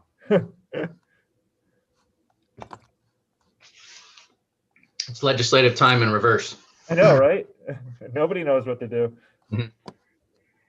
You both can cross off Mr. Kraus from LD 500. He is unable to testify. Okay.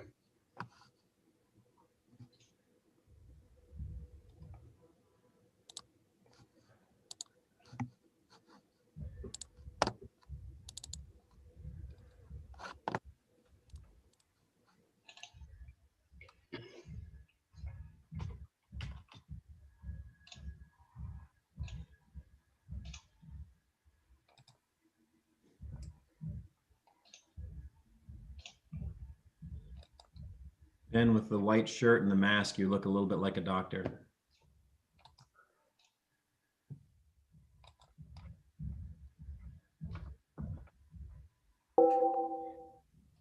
And Scott, you with a tie and a sports jacket look like a professional. Ah, I'm pulling it off then. Nice. I was hoping I could fool people. You're doing a good job. Okay, Ben, do you think we have all the people on LD 487?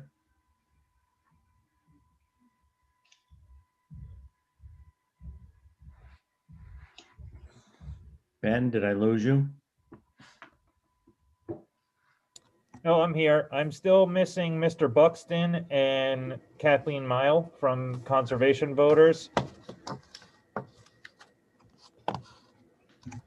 Okay, let me just check for a minute.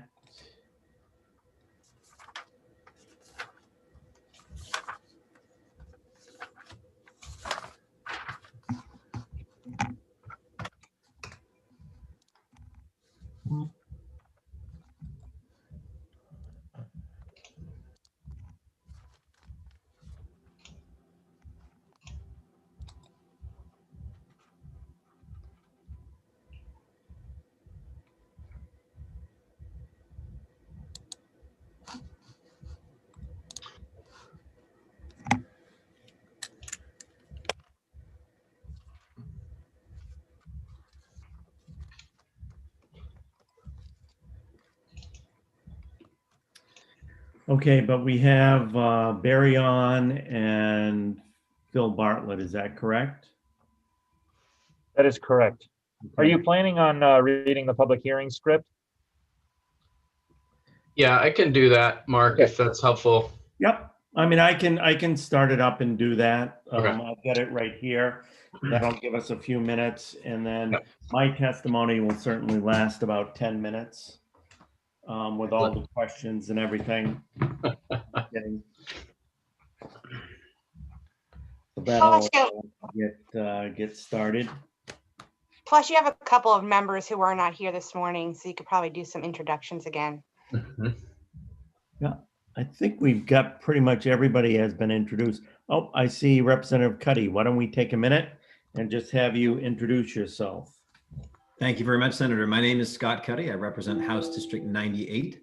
That is Winterport, Frankfort, Searsport, and Swanville.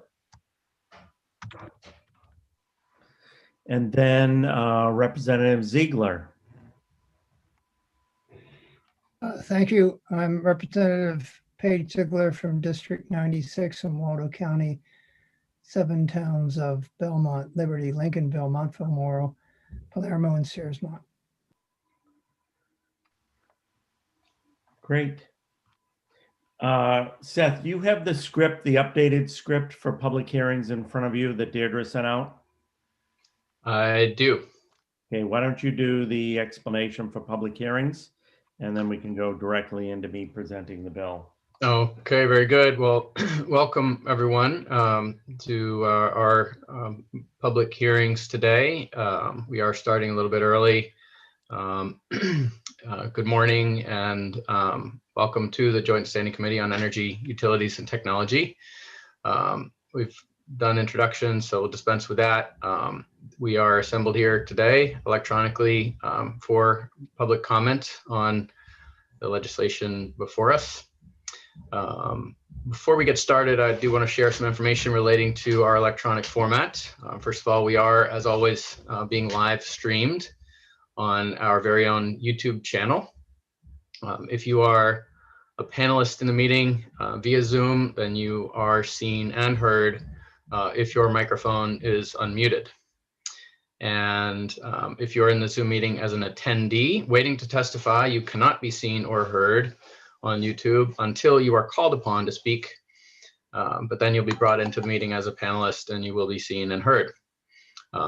The live stream that is on YouTube is also available to view afterwards and is posted soon after the meeting is concluded in its full glory. The committee clerk has, I believe, already started the YouTube stream. I just want to be sure of that. Ben? I'm sorry, could you say again, Representative? I just wanted to make sure that the YouTube stream has already started. Never stops. Thank you very much. You're welcome. Okay, very good. Okay, so just a reminder also to those planning to testify today on any of the bills before us that it's important to use your full name in your Zoom square. So, please make sure that your first and last name at a minimum is included there. And that way we'll know who you are. Also, as you are moved from attendee to panelist, just be aware that there may be a momentary pause, and you may feel that you've been dropped from the meeting, but give it a second or two, and you should reappear as a panelist and be able to provide your testimony. Let's see.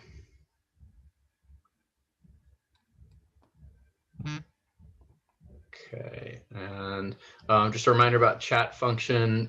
We generally do not use the chat function for substantive discussion. It's viewable by any person taking part in the meeting, and we just use it for very important procedural information as a rule. Questions of those testifying will be made through the chair, and I will be chairing this first public hearing since our Senate chair, who normally presides, is presenting the bill. I will be calling first, as we typically do, on those wishing to testify in favor of the bill, followed by those testifying against the bill, and wrapping up with those wishing to testify neither for nor against the bill, but wishing to provide additional information to the committee.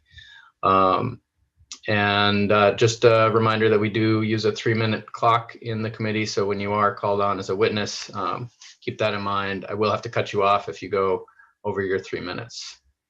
So just about that. I think, yeah, my only other comment is that, we do encourage you to provide written testimony if you haven't already. On the legislature.maine.gov website, you can submit your testimony.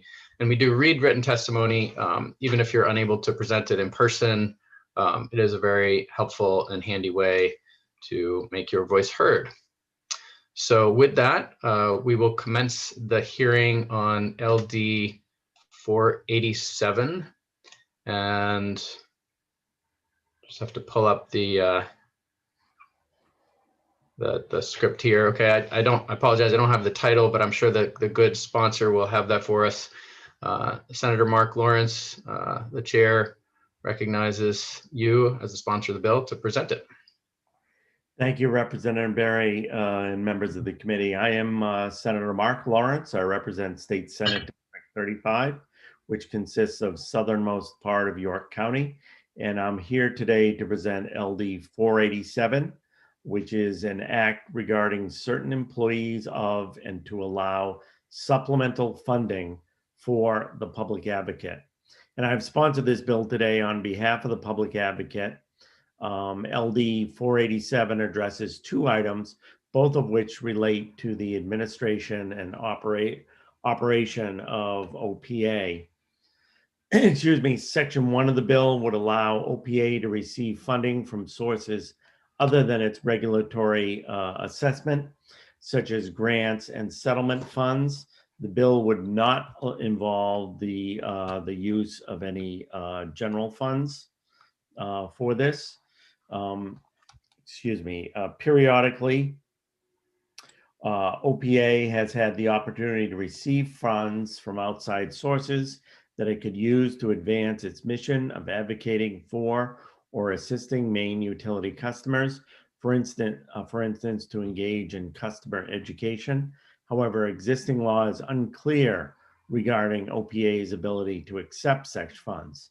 Approving this bill will clarify that and will allow OPA to accept such funds to better fulfill its statutory mission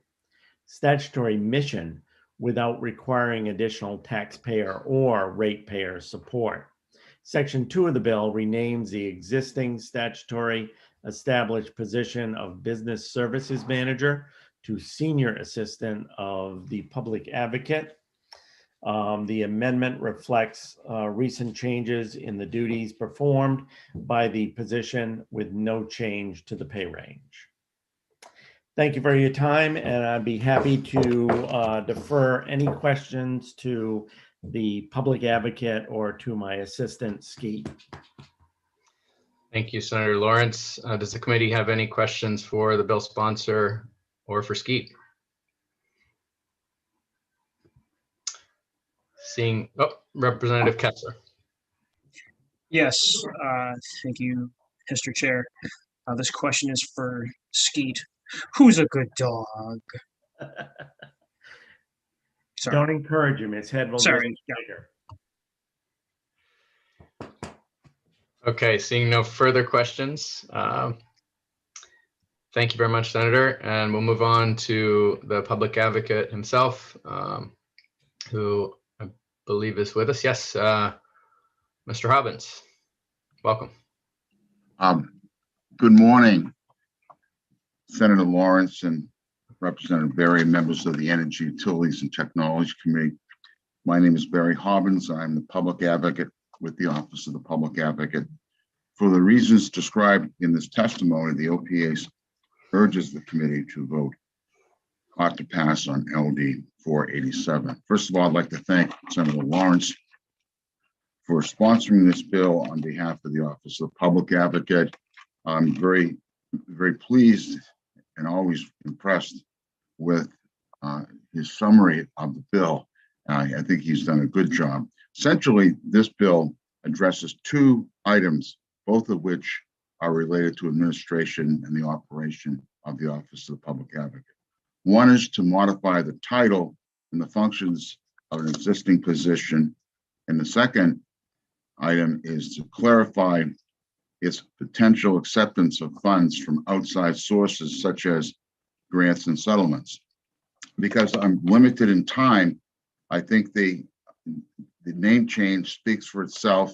Our office has finally got into the 21st century, and for a 9-person office, we do not need to spend valuable time of the staff on administrative functions that DAFs can handle and human resource functions that DAFs can handle, and we engage them to do so.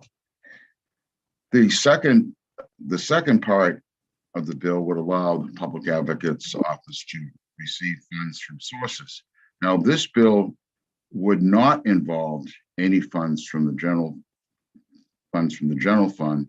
And the reason for the bill arises from a recent ruling of the Maine Public Utilities Commission involving a proposed settlement in which, among other settlement terms, Electricity Maine would have provided the OPA with $150,000 to conduct a customer education program relating to competitive energy markets.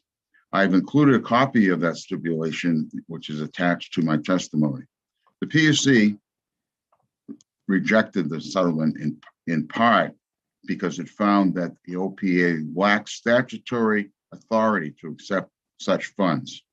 I've also attached a copy of the PUC order rejecting the settlement attached to my testimony. In the final order, the Public Utilities Commission imposed only a $500,000 penalty on Electricity Maine, an outcome worse than the settlement in which Electricity Maine had agreed to. A copy of the PUC's February 26th final order is attached for your consideration. Not only would the settlement result in making an additional payment of $150,000 from the corporate wrongdoer, this amount, along with the $500,000, is more obviously than what could have been if the Public Advocate was allowed to do that. It should be noted that periodically we have received funds from outside sources. I bring your attention, for example, to a similar provision that has been included in past stipulations and approved by this commission. For instance, as part of the stipulation approved by the commission in the proceeding to review Central Maine Power Company's request to develop the NECEC project. Mr. Hobbins, I'm sorry to interrupt, but we are at 3 minutes. If you could summarize, that would be great. Well, if I could leave the chair, there are two separate issues, and I would leave the chair to at least give me an extra minute. I think this is a very important issue. I've been in the same situation you have, and I know you understand that sometimes it's better to hear the whole story. So this is in regards to the NECEC case. Why don't I ask you to speak to the NECEC case? Yes. Collectively, Hydro-Quebec and Central Maine Power Company agreed to make $260 million in community and customer benefit payments, including $50 million for a low-income customer benefit fund. With respect to the low-income relief fund, the stipulation in the wording says, quote, NECEC will establish a $50 million NECEC low-income customer benefits fund to fund one or more programs that benefit low-income energy customers in Maine. Quote, in the manner designated by the by the OPA in consultation with the Efficiency Maine Trust and the governor's designee. This NECEC stipulation was approved by the Public Utilities Commission and clearly indicates that there is statutory authority. Similarly, we had another case involving the program, the MPRP transmission project. In that particular case, as part of the stipulation settlement, Grid Solar, CMP, OPA, IECG, and CLF would form a transmission planning group open to all Maine stakeholders that CMP would provide $1.5 million in funding to the group, and that, quote, funds for this grant shall be payable to the OPA to be distributed consistent with Maine law. This stipulation was also approved by the Public Utilities Commission, again indicating that the OPA had the statutory authority. given the rejection of the settlement in this particular case, it's my belief that we need to have a clarification by the legislature. That's what they said. They didn't have the authority to make that type of payment, when in fact, on 2 occasions, one was for $50 million and one was for $1.5 million directly to the Office of the Public Advocate. So basically, I'm asking you to essentially reaffirm the legislative intent of the bill. I think it's already been proven that the Public Utilities Commission has taken other views when it comes to these issues, and that's why I put this in. This is not an attempt by me to have a turf fight. I just want what's best for Maine ratepayers. Thank you. Thank you, Mr. Hobbins. Are there questions from the committee? Representative Foster.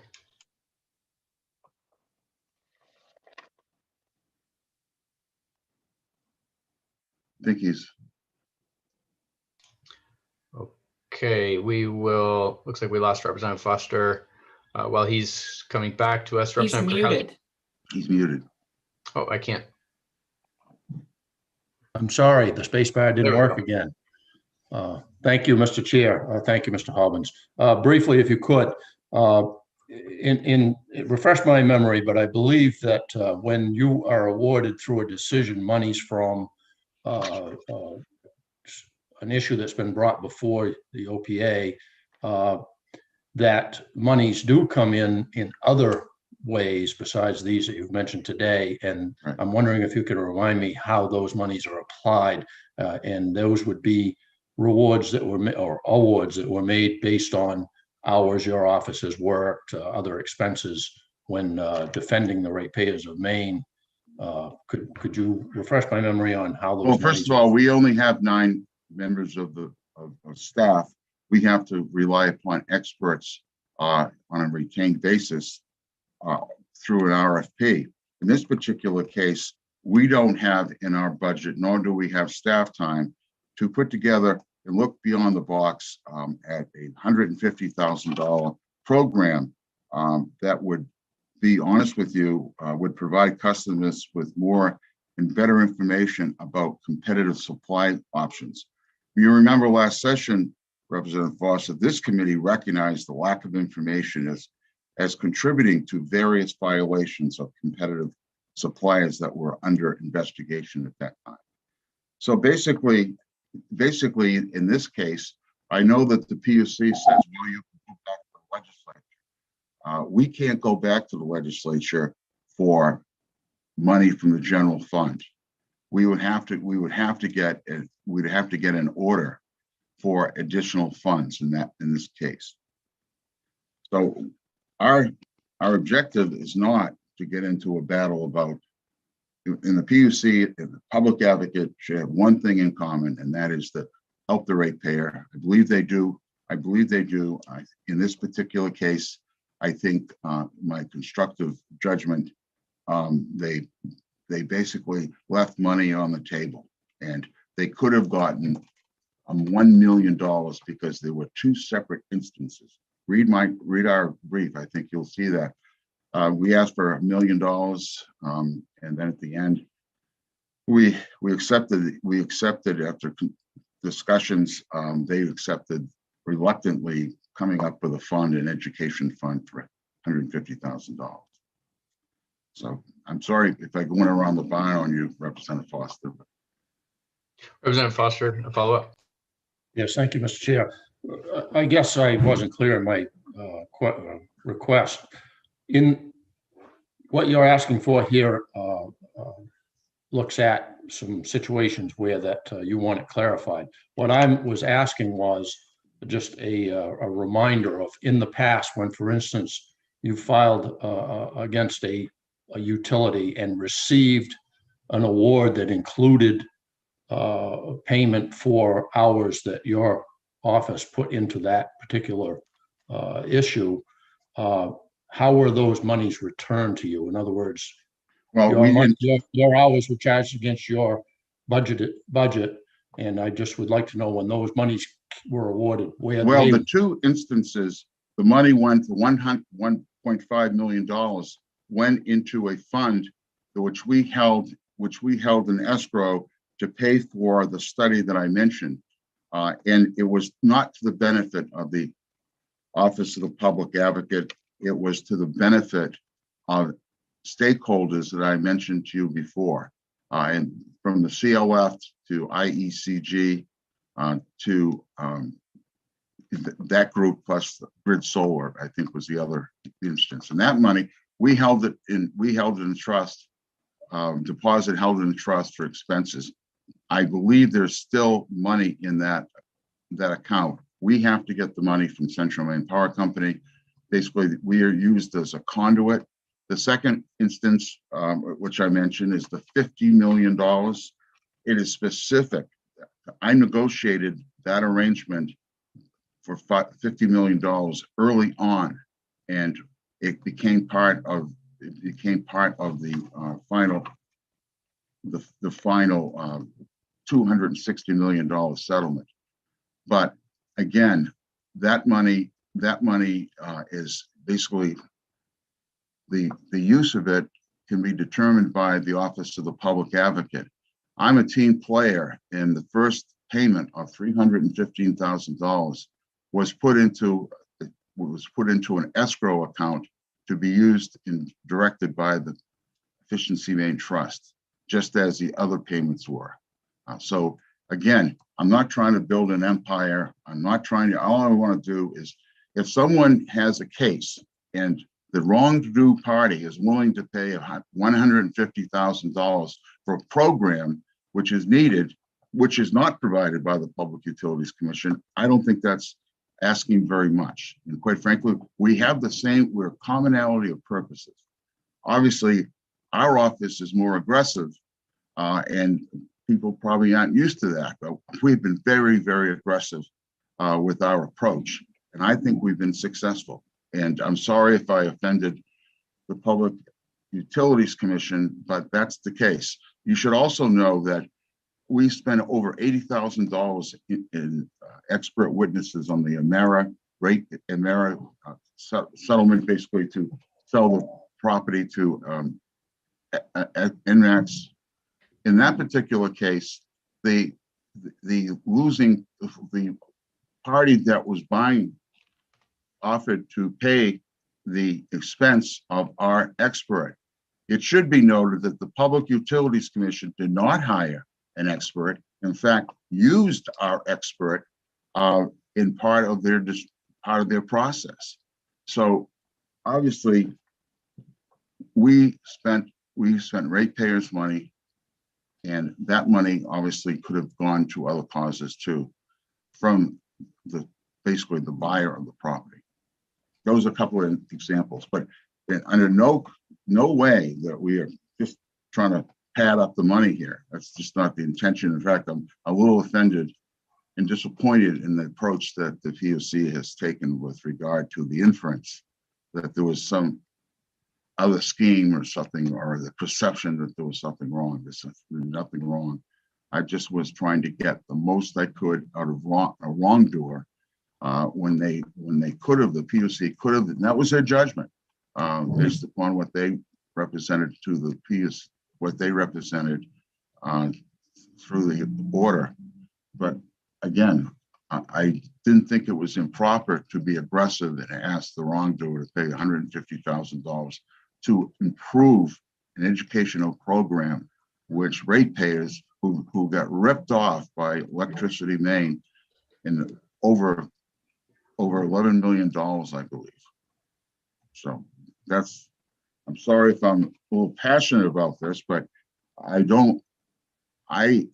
have been very aggressive with issues, and I guess I'm not going to lay back and just do a moderate job. I'm very aggressive, and I think. Thank you, Mr. Robbins. Thank you. Representative Foster, does that answer your question? All set, thank you. Great. I did see a hand earlier, but it looks like it's gone down. Any other questions from the committee for Mr. Hobbins? Seeing none. Thank you very much, Mr. Robbins, for your testimony. Up next, we have, oops, sorry, I momentarily lost the list. Okay, I think it's, we've switched out someone. So Mr. Steve Hudson on behalf of IECG. Welcome. Thank you. Thank you, Mr. Chair. Chairman Barry, Chairman Lawrence, and members of the Joint Standing Committee on Energy, Utilities, and Technology. I am not Tony Buxton, but he's my partner, and we both represent the Industrial Energy Consumer Group. It's a trade association representing medium and large consumers of energy for more than 35 years. We advocate for policies to reduce the cost and climate effective energy for our members, helping them to maintain their operations in our state and the thousands of jobs provided directly and indirectly by those operations. We routinely join the public advocate in representing the interests of ratepayers. And I think there's been good cooperation through the years, not only with this particular public advocate, but with his predecessors. We are offering limited support for LD 487, specifically because we support allowing the OPA to accept settlement funds in cases in which it participates. We think that the acceptance of those settlement funds is consistent with the duty of the Office of the Public Advocate to represent consumer interests. I myself participated in the NMAX matter that the Public Advocate Hobbins referred to, and we did rely on his expert witnesses, there is no doubt. We are an active energy consumer group. We operate both at the main PUC, regionally in front of ISO New England, and at the federal level at FERC. We know it can be prohibitively expensive to fight large multinational utilities on behalf of consumers. So our members have faced that challenge. The imbalance in funding faced by all consumer groups makes the playing field perpetually uphill for consumers. For that reason, IECG led the battle to create the OPA in the first place, and we've consistently defended the office from attempts to cut its state funding to limit its role, and have repeatedly sought to expand the OPA's role. From time to time, IECG has become aware of instances where one utility or another has seemed to attempt to exhaust the OPA's resources to win a case. Allowing the OPA to seek and accept funds from settlements will increase the OPA's resource, presents little opportunity for incorrect incentives. Our support for 487 is limited because we do oppose giving the OPA the authority to accept grants. We oppose that language because it allows acceptance of grants from any source for any purpose. And we think that this is an invitation for other parties to attempt to affect the focus and introduce data about the OPA's positions. We have no doubt about the integrity of this public advocate. His decades of public service are his own testament to his integrity. But our experience with this kind of authority in Massachusetts makes us extremely wary of granting this authority here in Maine. In Massachusetts, the statutes allow constitutional officers, including the Attorney General, to accept grants from any source. While these grants are of course public, that hardly limits the temptation to use such grants to focus the Attorney General's utility and energy advocacy in the way the grantor desires.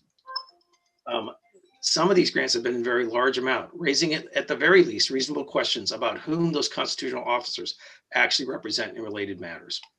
Mr. Hudson, you are at your 3 minutes.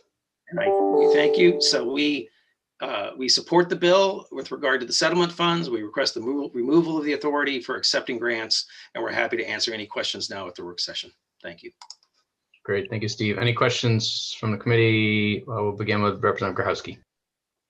I have a classic question, and please forgive me if I missed it in the email. We're being battered right now with emails would be a way to put it, but I didn't see that there was written testimony attached to in the place we're looking for them now. So I don't know if we can't turn an email, but if we could get that on record, since I think you had some important nuances there. Thank you, Representative. I have emailed it. I apologize that it was not available this morning when we had originally registered Mr.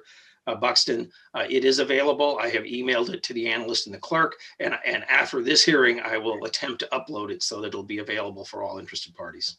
Thank you. And I may have missed it in the 200 emails, so my apologies.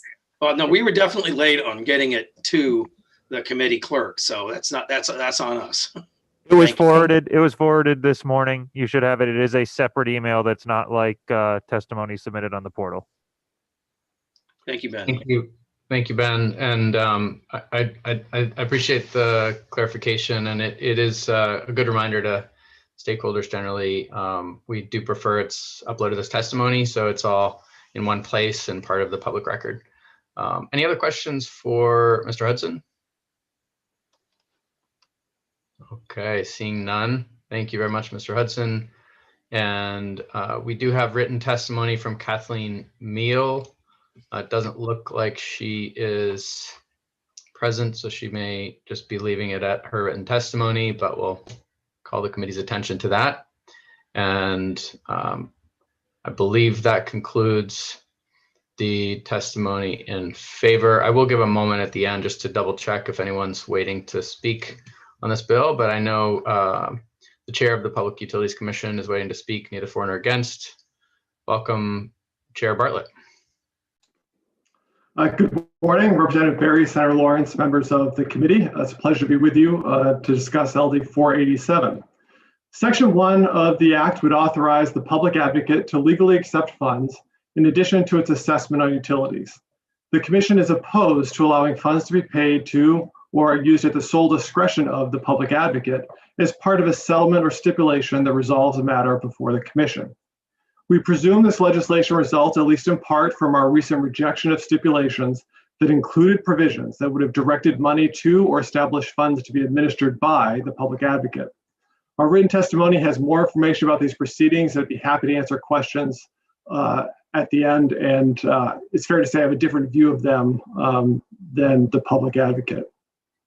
LD 487 would create the legal authority for the OPA's receipt of outside funds, thus resolving the basic legal concern that was raised in those recent orders with respect to the statutory authority for that activity.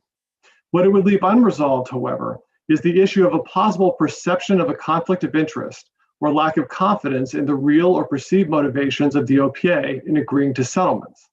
The bill would authorize the OPA to receive unlimited amounts of money from private entities, including the ones it is supposed to be adversarial with in adjudicatory cases, and with no clear limitation on the use of funds. In contrast, when statutes provide for filing fees and penalties paid to the Commission, it is to ensure proper enforcement and application of the regulatory regime, and specific statutory provisions dictate the amount to be received and how those funds are to be disposed of. The legislature should be cautious in authorizing the OPA to negotiate settlements that provide it with an unlimited amount of private funds that would have sole discretion to administer. We firmly believe that the Office of the Public Advocate must have sufficient resources to participate in proceedings and engage expert consultants. If the OPA requires additional resources to perform these or other functions, it should seek that appropriation through the legislature. The OPA's primary role in Commission proceedings is to advocate for ratepayers rather than to obtain supplemental funding from private sources for public office. The Commission accords significant weight to the OPA's support for proposed settlements precisely because it has no direct stake in the outcome, and thus is focused on the impact to ratepayers and on the public interest.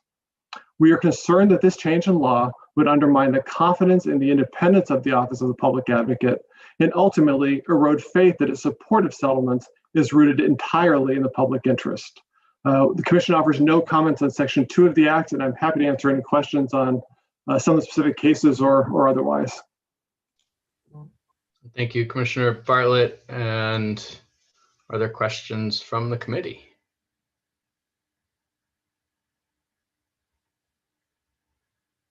Seeing none, Commissioner, can you characterize the typical amount that's recoverable in rates by the utilities who are arguing in rate cases before you, as opposed to the amount that typically goes to the public advocate to counter the utilities in discussing rate cases and other proceedings before you? Certainly not off the fly, I couldn't. I do think it is important that the public advocate have experts in these cases. And if there's any issue with the level of resources that they need to go toe-to-toe with the utilities, I absolutely think that they should have more funds. It is in everybody's interest that the public advocate be in a position to forcefully articulate the public interest or ratepayer interest in our proceedings, and I want to make sure that happens. What I get concerned about, for example, in the NMAX proceeding, the expert retained by the OPA raised a number of very serious concerns about the transaction. There was then a settlement proposal signed by the public advocate that included payment of that expert. And it was certainly not clear to me that the stipulation addressed all of the concerns that were raised by that expert in their testimony. And we, in fact, had an oral argument on it and ultimately rejected the stipulation and had additional provisions added, which I thought were more in line with what the expert had said originally. So that's what I worry about sort of as a commissioner. The value of the public advocate is that they are there to articulate the public interest and nothing else, and that they're going to go toe-to-toe to the end to make sure that the concerns that they've identified are addressed, and that when they agree to a stipulation, it is because their concerns have been alleviated. As soon as you have a payment, like to an expert witness or a payment or fund administered by the public advocate, as a fact finder, I have to consider how that might be influencing the decision of that party. And I think that's where the friction is. If more money is needed from more experts with public advocate, by all means, I want to make sure that they have everything they need to be effective. But I do have serious concerns when the parties are being asked in exchange for support of a settlement to be giving money either for expert witnesses or otherwise to support a public office. Thank you. I appreciate that concern. I think the reason I'm asking, Commissioner, is I have been, interested in the making sure that the public advocate has the resources that they need to go toe-to-toe with the utilities for some time. And I've always thought it was interesting that the customers are paying for the Public Utilities Commission, they're paying for the public advocate, and they also pay for the utilities to engage in the regulatory process as well. I want to ask for the work session if you could help me with an information request, because I've had trouble getting the information from the PUC recently. I know what the public advocate receives annually as their budget. What I don't have good visibility into is what do the utilities on the other side of the arguments typically recover from customers as their budget for regulatory proceedings. That is not visible to us. I initially asked for all rates recovered from customers in a typical year, in the current year, from regulated utilities.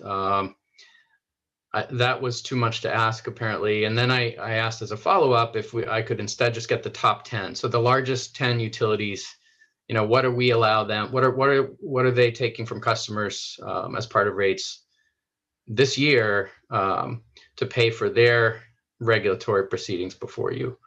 So for the work session, could you help us to get that information? Because then I think we can assess whether the public advocate does have the resources to go toe-to-toe.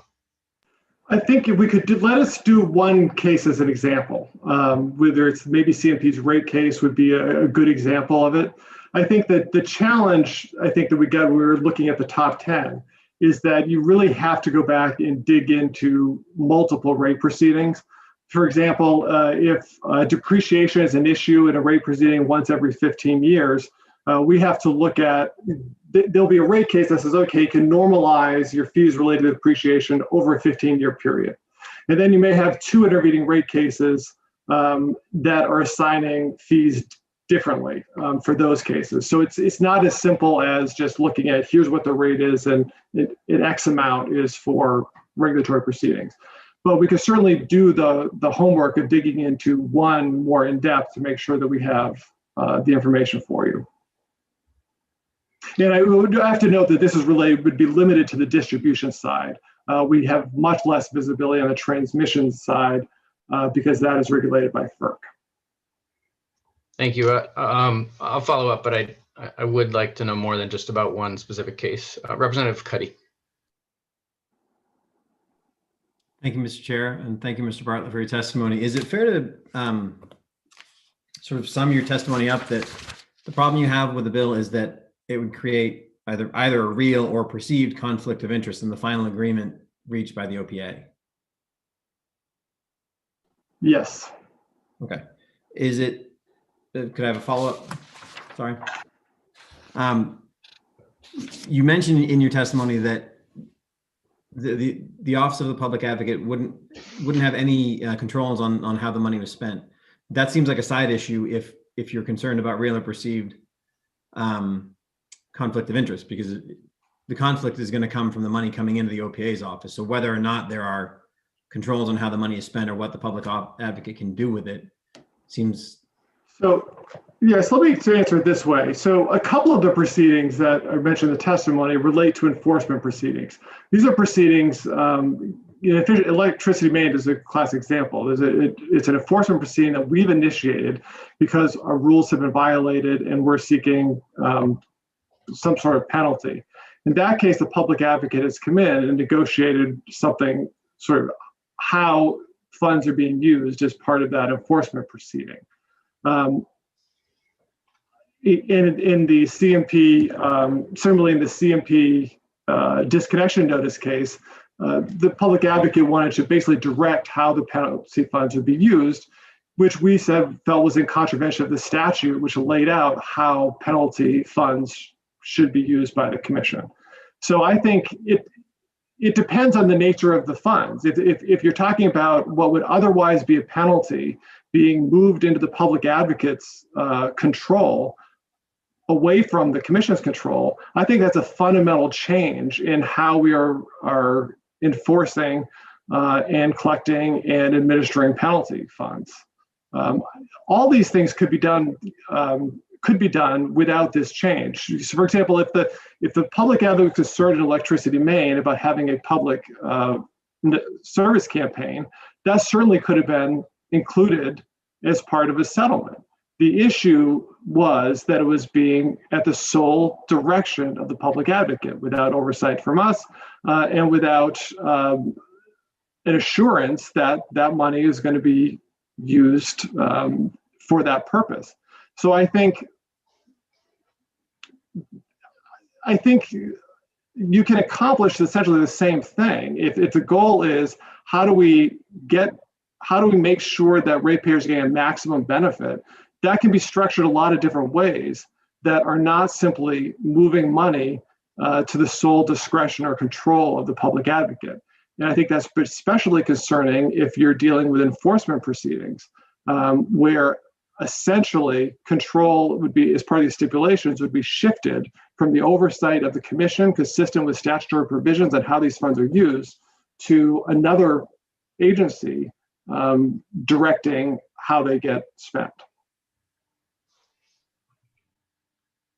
Representative Cuddy, any follow-up? No, thank you. Thank you, Commissioner. Any other questions for Commissioner Bartlett?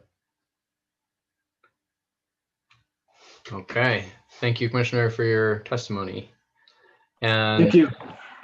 We do have Kathleen Mio, who I believe wishes to testify in favor of the bill and is prepared to do so. Welcome. Thank you very much. Good morning, Senator Lawrence, Representative Berry, members of the Energy, Utilities, and Technology Committee. My name is Kathleen Neal, Director of Policy and Partnerships for Maine Conservation Voters, testifying in support of LD 487. Thanks for your patience. I'm always surprised that we are continuing to have Zoom misfires at this point in our Zoom careers. So thanks for tagging me back in.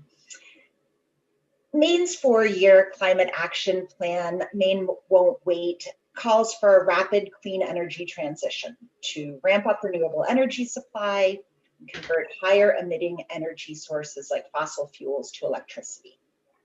While this beneficial electrification is essential to meeting Maine's statutory climate and clean energy targets, It will place new demands on our electric distribution system and require substantial investments in our electric grid. Many of the decisions contemplated by the Climate Action Plan about load management and grid modernization and expansion, non-wires alternatives, interconnection, distributed energy resources, integrated grid planning, reliability and resilience, and more will take place at the Public Utilities Commission. The members of this committee are quite familiar with the PUC. The agency's authority, process, and legislative mandate are largely unknown to Maine people.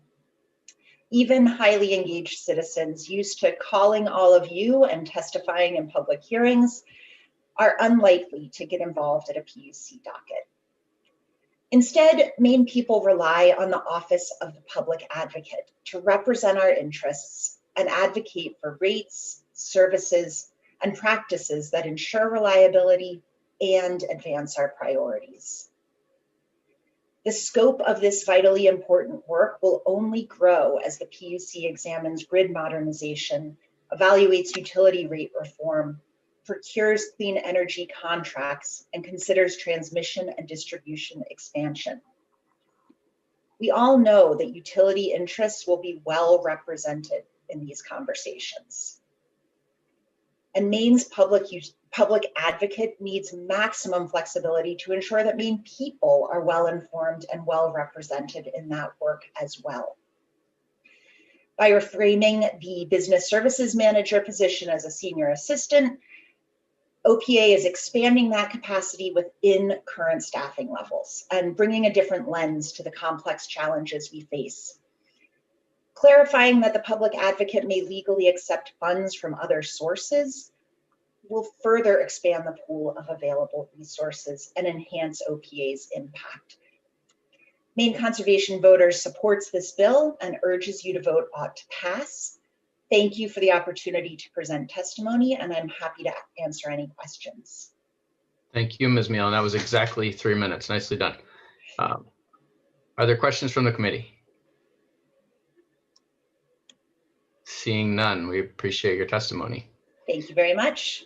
And I am just going to ask if any of the attendees are planning to also testify. I'm not seeing any hands raised. Ben, do you have anyone else? I think we're good. Okay, very good. Well, that concludes the hearing on LD 487. And I will now turn it back to my co-chair, Senator Lawrence, for our next bill. Thank you very much, Representative Berry. And we're going to be switching for a minute over to Representative Berry is going to be presenting his bill, but I had for a while wanted to offer a moment of Zen for the committee at the start of our hearings and have not been able to. So I'm going to see if I can screen share and do this moment of Zen.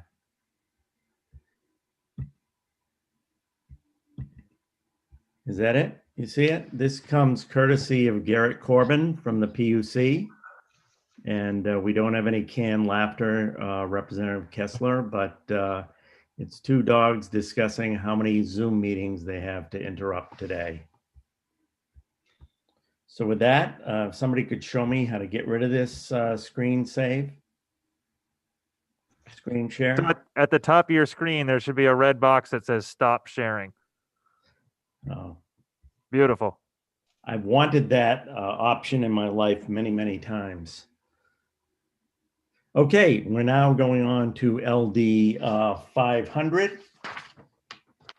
A resolve regarding legislative review of portions of Chapter 859 Underground Facility Damage Prevention Requirements, a major substantive rule of the Public Utilities Commission, presented by Representative Berry. Representative Berry.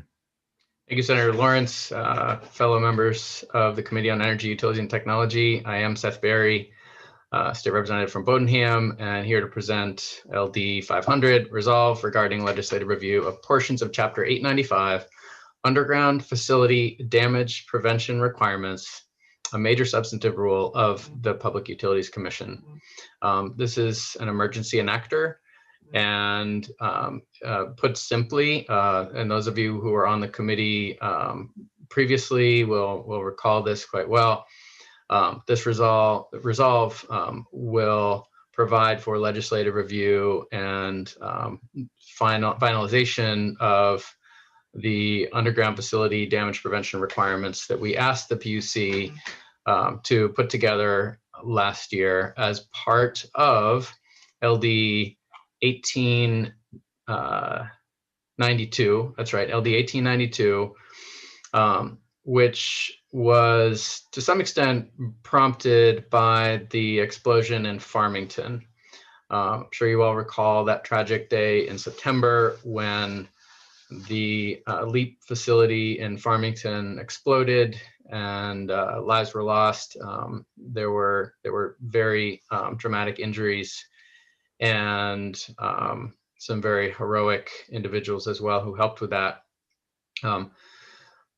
Our response to that, I think, was to some extent a little bit delayed. The PUC had for some time prior been warning us that a loophole had been opened in the law accidentally, we believe, around 2011, when some changes were made to the regulation of underground liquefied propane gas distribution systems.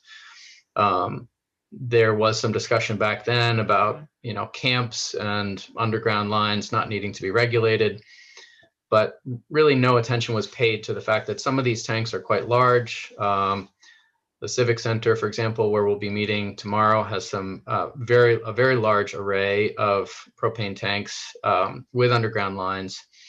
And where those are ruptured and the propane can seep into cellar holes and basements, it does hug the ground. It can accumulate, and then even a spark from, for example, a cell phone can ignite it.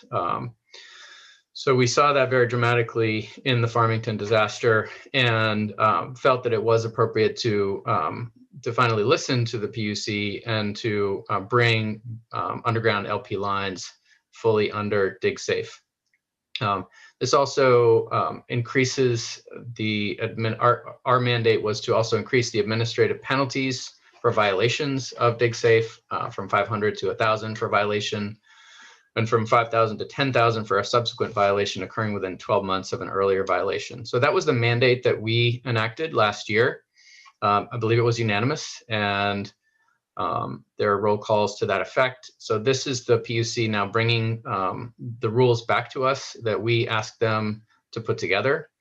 And by acting on this emergency enactor, LD 500, we can make sure that these protections are in place and prevent future disasters such as Farmington. That concludes my testimony on LD 500. I urge the committee to act swiftly to enact this major substantive rule. I'm happy to try to answer any questions, or better yet, defer them to those that come after me. Thank you, Representative Berry. Are there questions from the committee for Representative Berry? Seeing none, thank you very much. We'll now go on to proponents of the bill, and the chair is pleased to recognize the sponsor of our moment of Zen this morning, Garrett Corbin from the Public Utilities Commission. Garrett? That's great. Thank you so much, Senator Lawrence, Representative Berry, members of the committee. My name is Garrett Corbin, testifying in support of LD 500 on behalf of the Maine Public Utilities Commission. Maybe at some point I will send you all the video of the turkey attacking my car yesterday that I shot. There's no shortage of interesting stuff in the world today. But with respect to LD 500, sometimes the sponsor will just kind of tee up a bill and hand it over. Representative Berry just did such an excellent job that I think I really appreciate you covering all the bases there, most of them. So I'll just kind of give you the abridged version of my testimony and then stop talking and take any questions. But again, this is LD 500. This puts in place the Commission's Chapter 895 major substantive rule proposed in response, as Representative Berry noted, to legislation enacted last year. That bill, LD 1892 last year, good memory, that was an act to make changes to the so-called DigSafe law. That act made subject to the DigSafe law the liquid propane gas distribution systems with underground pipes. And the act also increased the administrative penalties for violations of the law. And then prior to that, in the previous session, 2019, the legislature also enacted an act to amend the so-called DigSafe law, requiring excavators to immediately report by calling 911 if they contact or damage an underground pipe or another underground facility, resulting in escape of natural gas or other hazardous substance, and regulated by the PHMSA, the Federal Hazardous Material Safety Administration. So in November of last year, the Commission opened a narrow rulemaking proceeding.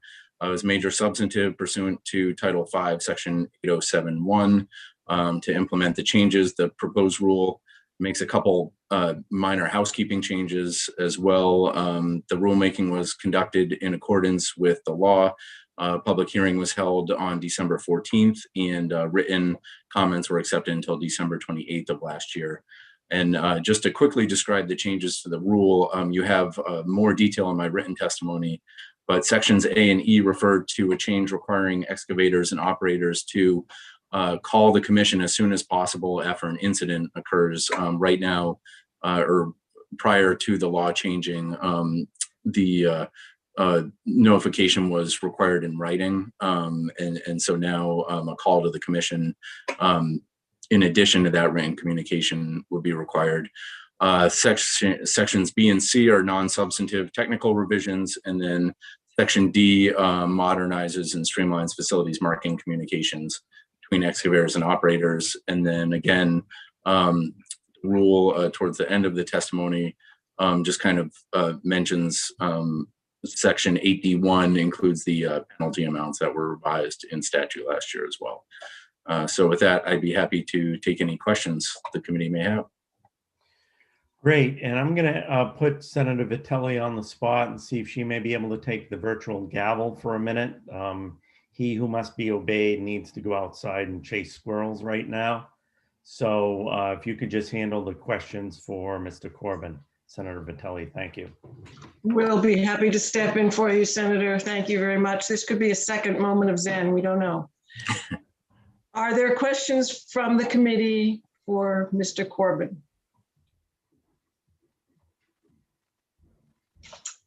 Seeing none, thank you very much for your testimony and for making all that clear. And now, let's see, do we have, I'll turn to our clerk. Yeah, I have Mr. Hobbins next. If anybody, Mr. Kraus had signed up to testify originally, he was unable to make it due to a conflict. So just Mr. Hobbins to go on this bill. Thank you very much, Ben. So we will now then welcome Mr. Hobbins back to our committee. Go right ahead, sir. You're still muted. Barry, you're muted. Okay, you're working.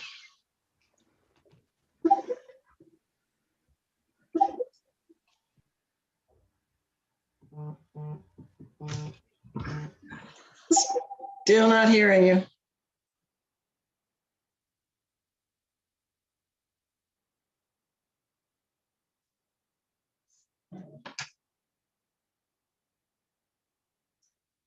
So we could come back in a moment. I'm sorry. I've been trying to unmute, and unfortunately, it just came on down in the left-hand corner. So I do apologize for the committee. Right, we can hear you now. Senator Lawrence and Representative Berry. I'm Barry Hobbins, the public advocate, representing the Office of the Public Advocate. Our office was not involved in this particular case, so my comments were neither for nor against. I will say that Representative Berry did an excellent job in really getting to the heart of the bill And I wish I would have known all those comments before. I probably would have supported the bill on behalf of the Public Advocate's Office. So I'll stay in the category neither for nor against. That's what my office, after reviewing the bills, thought would be a good idea. And even though I want to pivot to supporting it, I'm going to trust my judgment and say we're very impressed with the outcome, and thank Representative Barry for explaining. Any questions at all? Thank you very much. Seeing no questions from the committee, I will now turn this back to Senator Lawrence, who's returned from his duties. Thank you very much. And I don't think there's a squirrel left safe in Elliott, Maine right now.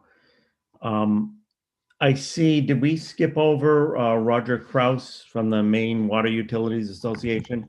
He emailed me this morning and was unable to make it to his testimony. But he did submit written and asked the committee to refer to that. Yep, I just direct the committee's attention to that. So I don't believe we have anybody else to testify on this bill. Is that correct, Ben?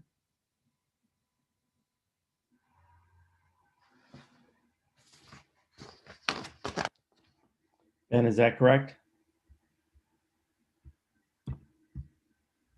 That is my understanding, Senator. Okay, I think we lost Ben for a minute, but so I will declare with my stapler this public hearing on this bill closed. We'll now go on to Representative Barry's next bill, which I believe we do have the people here to testify on. It is LD 507, an act to improve consumer protections for community solar projects. And it's submitted by Representative Barry on behalf of the Office of Public Advocate. Representative Barry. Thank you, Senator Lawrence, members of the committee. I'm Seth Barry. I represent Bodenham, almost all Richmond, and beautiful Swan Island on the Kennebec, House District 55, and I'm here to present LD 507, which is an act to improve consumer protections for community solar projects. This is a bill submitted by the Office of the Public Advocate pursuant to Joint Rule 204. And just a little background, I think you all recall that last session in LD 1711, we passed a number of reforms, but one of those really increased dramatically the amount of community solar that is coming online in Maine. We've all seen that in the many mailings that we've received offering to save us 15% on our bill and allow us to subscribe to a community solar farm. The Public Advocate has done a great job of helping consumers to navigate that already. If you go to their website, you can find a little primer put together by Kira Reardon at the Office of the Public Advocate about community solar, how it works, and things to look for, encouraging people to, of course, read the fine print. But the bill is intended to clarify that the PUC has authority to and directs the Commission to adopt consumer protection rules for customers who participate in or are solicited to participate in community solar projects of this kind through a net energy billing arrangement based on a shared financial interest in a distributed generation resource. Importantly, this language would mirror the language that is already set forth in 35A, the title that we typically work in, sections 3203 and 3486, which address the authority of the Commission to implement and enforce consumer protections for customers of competitive energy providers. Competitive energy providers is an issue. Consumer protections for those is an issue that often comes up before this committee.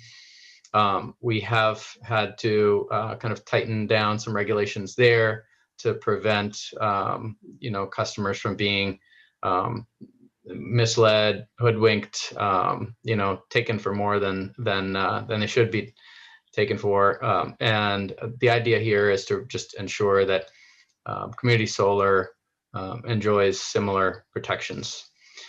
That concludes my testimony on this bill. I'm happy to try to answer any questions, but I do know that the public advocate will be testifying after me. Thank you very much, Representative Berry. Are there questions from the committee? Seeing none, we will now go on to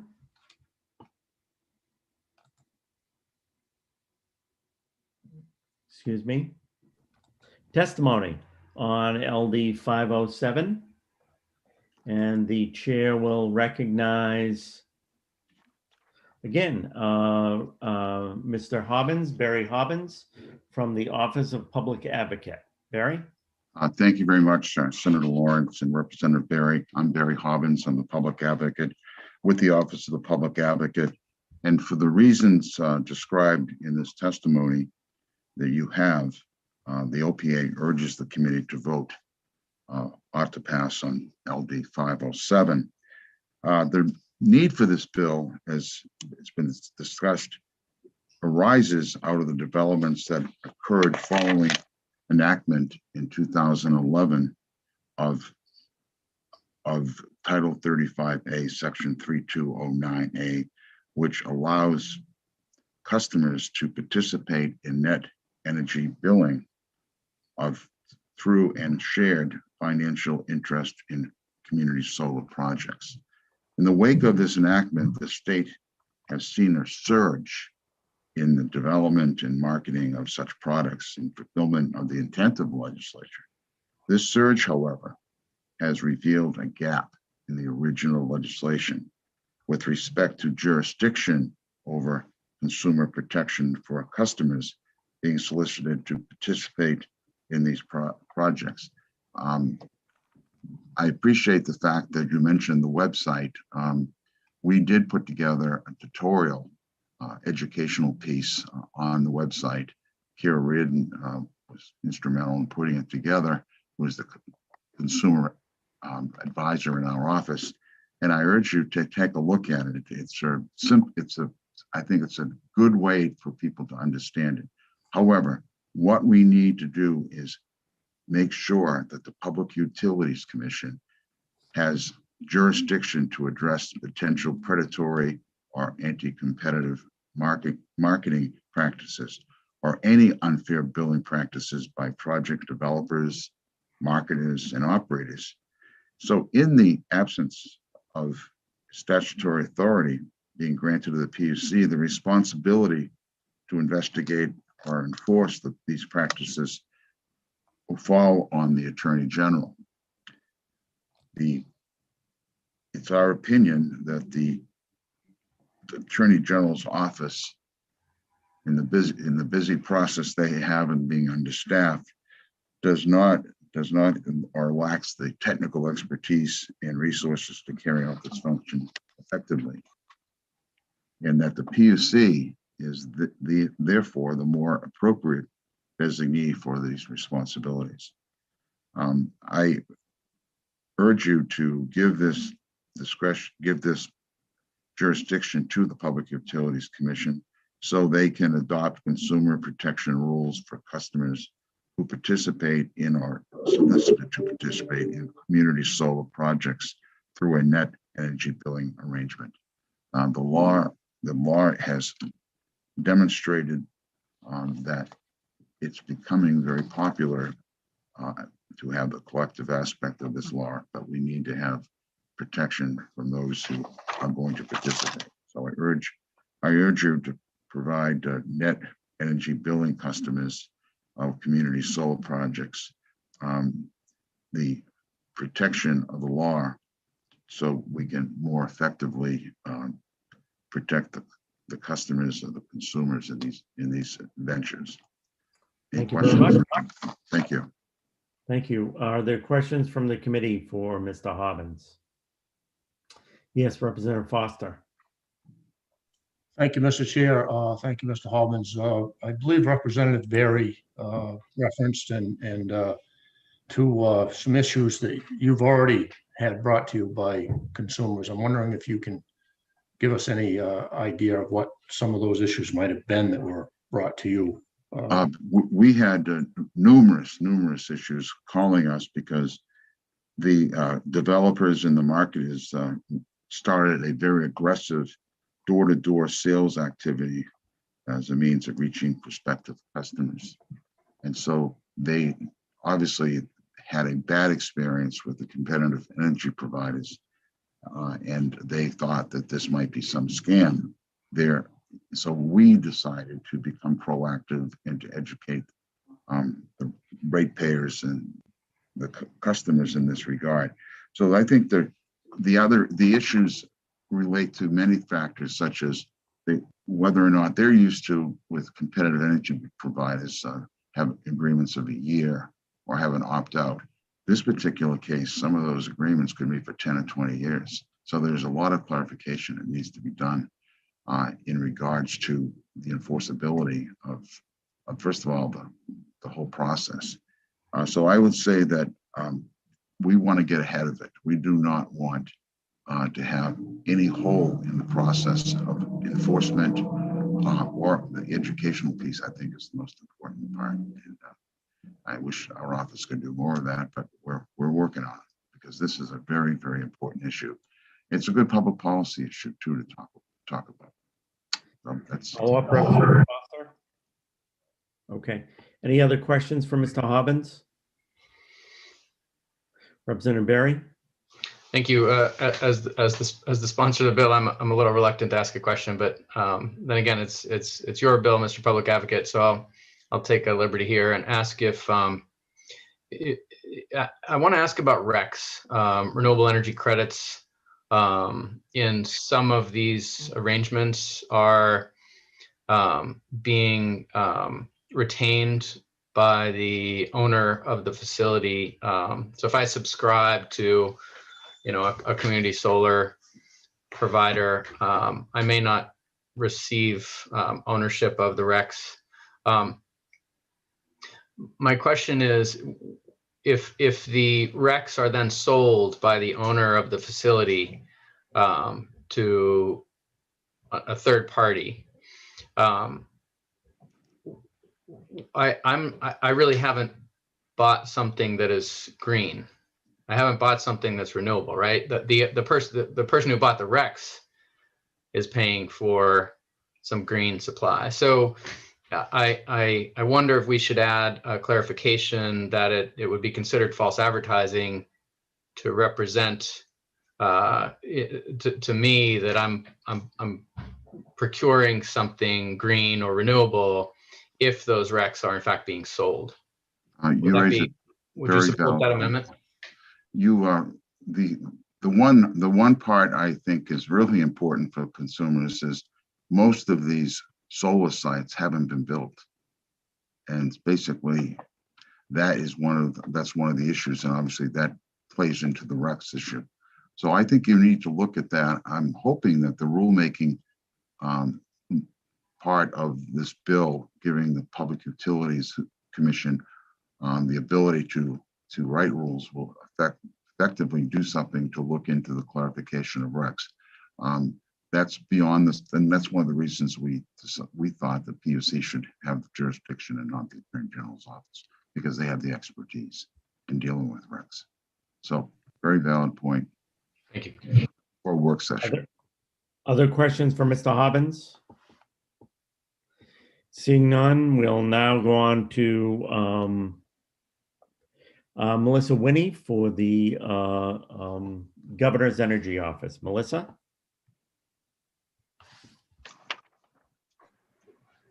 Great. Good afternoon, Senator Lawrence, Representative Barry, members of the committee. My name is Melissa Winnie, and I am the Energy Policy Analyst with the Governor's Energy Office. The GEO testifies in support of LD 507 today. As has been stated, this bill would clarify the PUC's authority and direct the Commission to adopt consumer protection rules for customers who participate in or are solicited for community solar projects through net energy billing agreements. As we all know, Maine has seen substantial growth in community solar projects since 2019 legislation passed that encouraged these projects. And there are many Maine people that have welcomed the opportunity. We have heard from others that have contacted our office as well to try to better understand the offerings and the regulations that oversee these projects. And we're grateful for Mr. Hobbins and his team for aiding in that education through the website. The rules laid out in LD 507 would provide that greater confidence to ratepayers that community solar sponsors are held to the same high standards of conduct that Maine people expect from other merchants in the often complex energy market. Transparency and consumer protection can increase consumer confidence in these new programs like community solar, and providing financial protection and peace of mind to Maine people, as well as supporting the rapid deployment of renewable energy needed to meet our ambitious clean energy goals.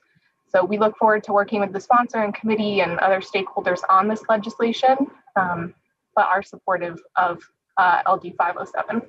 So thank you for your consideration. I welcome any questions. Are there any questions from the committee for Ms. Winnie? Seeing none, thank you very much. And now we'll move on to people testifying neither for nor against the bill. And the chair will recognize Garrett Corbin of the PUC. Okay, good morning, almost afternoon, actually. Senator Lawrence, Representative Berry, honorable members of the Energy, Utilities, and Technology Committee. I am still Garrett Corbin, testifying, in this case, neither for nor against LD 507 on behalf of the Public Utilities Commission. This legislation directs the Commission to establish by rule consumer protection standards for customers who participate in net energy billing community projects, often through the purchase of subscriptions. The Act specifies several required provisions to be included in the rule, and the bill summary states that the provisions are intended to mirror protections for customers of competitive electricity providers and shared distributed resources projects. At the outset, the Commission notes that our current net energy billing rules do contain consumer protection provisions, several of which are included in this bill.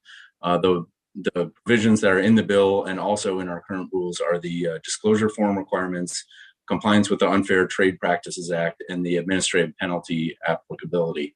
Other rule requirements in the Act reference state laws that are already applicable to subscription marketing. The Commission has no issues with the requirement to incorporate the specific consumer protective provisions contained in the Act into our net energy billing consumer protection rules. However, the Commission does have a concern regarding expectations for our enforcement of the other provisions contained in the Act. Given the expertise of our current resources, the Commission can enforce provisions regarding disclosure requirements and rescission periods, but issues regarding matters such as individual contract disputes, compliance with equal credit requirements, and enforcement of federal and state laws and rules regarding marketing are not traditionally within the Commission's expertise and would require substantial new resources. Under current law, the Attorney General, as has been noted previously, typically has jurisdiction regarding enforcement of those latter matters. If the committee proceeds to enact this legislation, the Commission would just request that expectations regarding Commission enforcement of those provisions be clarified in detail, and funding may be needed to address additional resources. So happy to discuss those prior to work session or at the work session, and to answer any questions today. Are there any questions for Mr. Corbin from the committee? Yes, Representative Cuddy. Thank you, Senator. Thank you, Mr. Corbin. So are you suggesting then that you would like to see this amended to break responsibilities up so that the things that are in your expertise already you enforce, but the others stay with the Attorney General? That's that would be fine with us, Representative Cuddy. Thanks for the question. That is, I think would be the traditional breakdown here. Certain things are enforced, regulated by the Commission. Certain things typically fall in the Attorney General's wheelhouse. If I heard the public advocate correctly, it sounds like there's a concern about the Attorney General's office having adequate resources or expertise for some of those matters. So maybe there's room for additional conversation there, but we did want to at least flag for the committee that these are things the Commission, some of those items are things the Commission does not traditionally do. It's usually the AG's office, and for that reason, there may be a resource conversation that needs to be had if those roles are shifted. So, Representative Cuddy, do you have a follow-up? Not necessarily a follow-up question, Senator, but I'm wondering if for the work session, like the idea of splitting the enforcement of an individual issue or case seems problematic. Like, is this something that we could get some comment from the AG on? Because it just seems like that would be really complicating things to shift those two. But I can ask Deirdre if she could. Actually, I think I'm not sure if it's Deirdre or Dan on now, but Deirdre, if she could see if we could direct a question to the AG on that. Is my question clear enough, Deirdre? If she may not be on right now. Well, No, yeah. I'm on. I think it's clear. So you're just wanting some clarification from the AG's office if they could split sort of enforcement duties up and how that would look and work. Yeah. Okay. Are we going to end up creating, if that were to happen, would we end up creating more of a problem than solving? Okay. I believe Representative Barry has a question. Thank you, Mr. Chair. Mr. Corbin, I wonder if for the work session you could present to us language that the commission would be more comfortable with, and ideally, if possible, run it by the public advocate and the attorney general beforehand. Yeah, absolutely. Thanks, Representative Barry. Happy to discuss that. I think if it's helpful for everyone's context, looking at the bill right now in Section 2, that would put into place this subsection 5 into statute on Title 35A, Section 3209A. Anyway, in subsection 5, you've got this list on the second page of the bill that's A through I. And I think I'm not off base in saying that items A through D are the ones that are traditionally in the commission's wheelhouse, and items E through I are the ones that would be more typically in the AG's wheelhouse. So that's just as a marker. But again, yeah, we'll discuss and happy to get back to you. Great. Thank you very much. Anything else, Representative Barry? All set. Any other questions for Mr. Corbin from the committee? Seeing none, thank you very much, Garrett. And I believe that concludes testimony on this bill. So I'll declare the public hearing on LD 507 to be closed. To give people an idea of the schedule, we have two bills left, LD 508 and then LD 528, I believe it is. LD 508 looks like it will last about 15 to 20 minutes. So my goal will be to finish up that bill before lunch, then break for lunch. Senator Vitelli, are you available at 1:30 to come back and present LD 528? I am. I have another appointment at 2, so that half hour should be sufficient. Okay, that sounds great. And it looks like, just for the committee's reference, it looks like the testimony on LD 528 will be at least an hour. So you should plan on the committee going to 2:30 to 3 before we stop. So with that, I'll go to our sponsor of this morning's bills, Representative Barry, to present LD 508, an act to improve regulation of door-to-door marketing of retail energy supply. Representative Barry. Thank you, Senator Lawrence, members of the committee.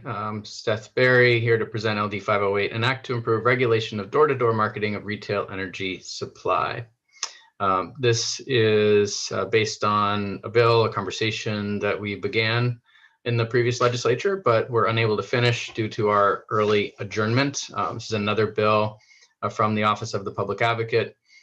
And I will just briefly point out what is in the summary of the bill and make sure that folks are generally oriented to the topic. So first of all, it bears repeating that we have a restructured energy market that includes a standard offer, and most of us are on the standard offer because we simply don't make a choice as to who provides our electricity supply. And that is bid by the Public Utilities Commission on an annual basis. But others, perhaps 20% of retail consumers, opt for what's called a competitive electricity provider, or CEP. And this bill would provide some additional consumer protections in that world where folks do opt for a competitive electricity provider. The bill would establish consumer protections in the form of requirements and limitations and some additional penalties on third-party sales agents. And third-party sales agents are people or entities that are not a direct employee of a CEP or competitive electricity provider, but have a business relationship with them. And the sales, this would apply to sales of electricity on behalf of the CEP through direct contact accomplished by means of a personal visit to the consumer other than at the third-party sales agent's place of business. So you didn't go to them, you didn't seek them out, they sought you out. The bill would require that these third-party sales agents register with the PUC and comply with the Maine Unfair Trade Practices Act and other pertinent federal and state laws and rules regarding door-to-door sales. The bill would prohibit a third-party sales agent from entering into an agreement to provide service to a residential consumer when that service is solicited using door-to-door sales practices without providing first that the residential consumer have a standard disclosure form, and the commission would establish the requirements for those forms by rule. Lastly, the bill would prohibit CEP or their third-party sales agent from representing itself as an alternative to a transmission and distribution utility. And I will just say from a personal note, I have seen some behaviors on the part of third-party sales agents for CEPs that were troubling to me in online behavior, typically representing themselves as an alternative to CMP. You know, you don't have to stick with CMP. You can go with us, and that's simply false. And the consumer, no matter who they choose for the competitive electricity provider, is still a customer of CMP if they live in CMP service territory, versant in that territory, and so on. So that is certainly misleading behavior. I have seen it a number of times, and I am troubled personally about door-to-door sales. I think it's easy for some individuals to be taken in by a good pitch and maybe sign something there and then that they later regret. So a little extra disclosure, I think, would go a long way to protecting consumers in this market.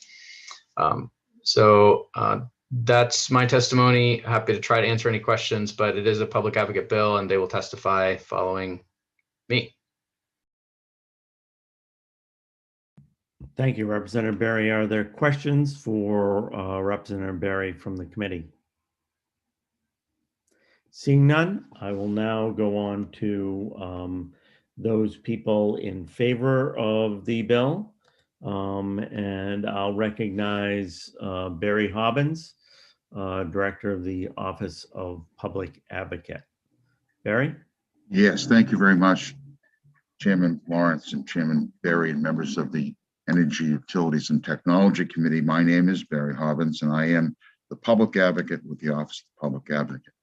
And the reasons that I have described in my testimony are in support of LD 508. Our office has been playing a proactive role for the last 2 years in this particular aspect of the competitive energy providers. But this bill, if you look at it, you will see, for those members of this committee, really was this identical bill that came out of committee amendment. Unfortunately, because of COVID, it never reached a vote of the full legislature. And for those of you will recall, this bill was originally far more aggressive and ambitious than that ultimately passed out of committee. And you, through compromises with other interested parties, including competitive energy suppliers, the final form of the bill adopted by the committee addressed only one issue: the jurisdiction of the PUC over independent door-to-door sales contractors used by competitive energy providers to market the service offered by the providers.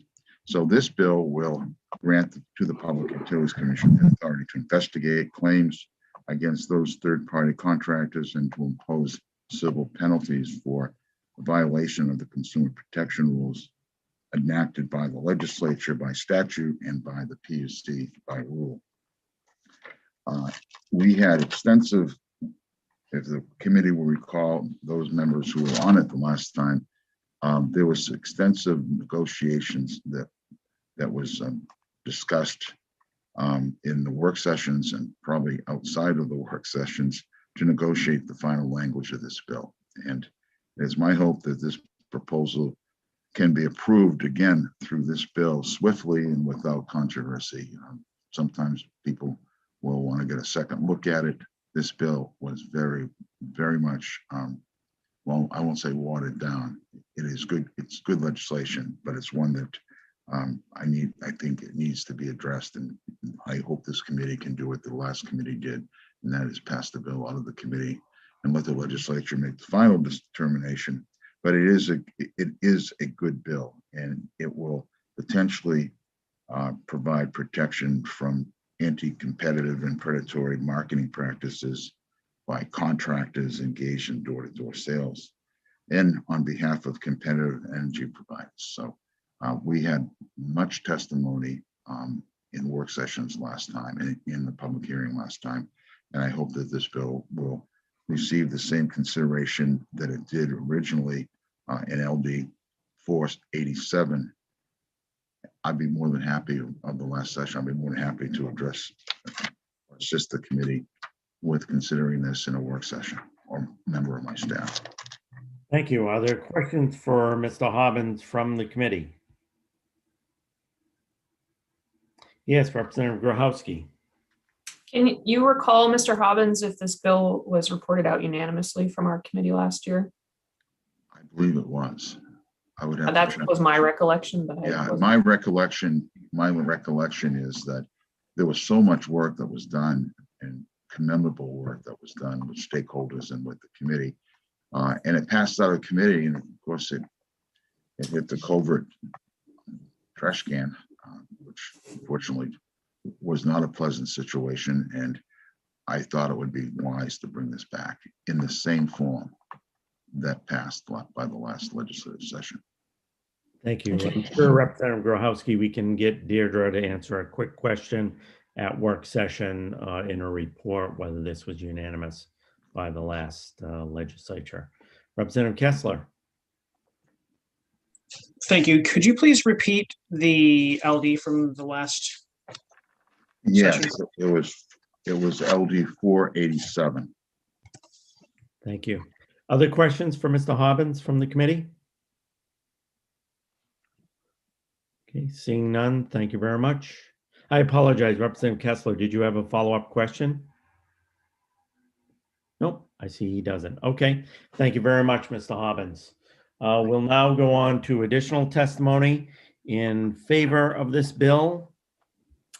And Ben, do we have Mr. Armstrong on? I just promoted him, but I don't know if he's in the purgatory in between the attendee list and the panelist list or not.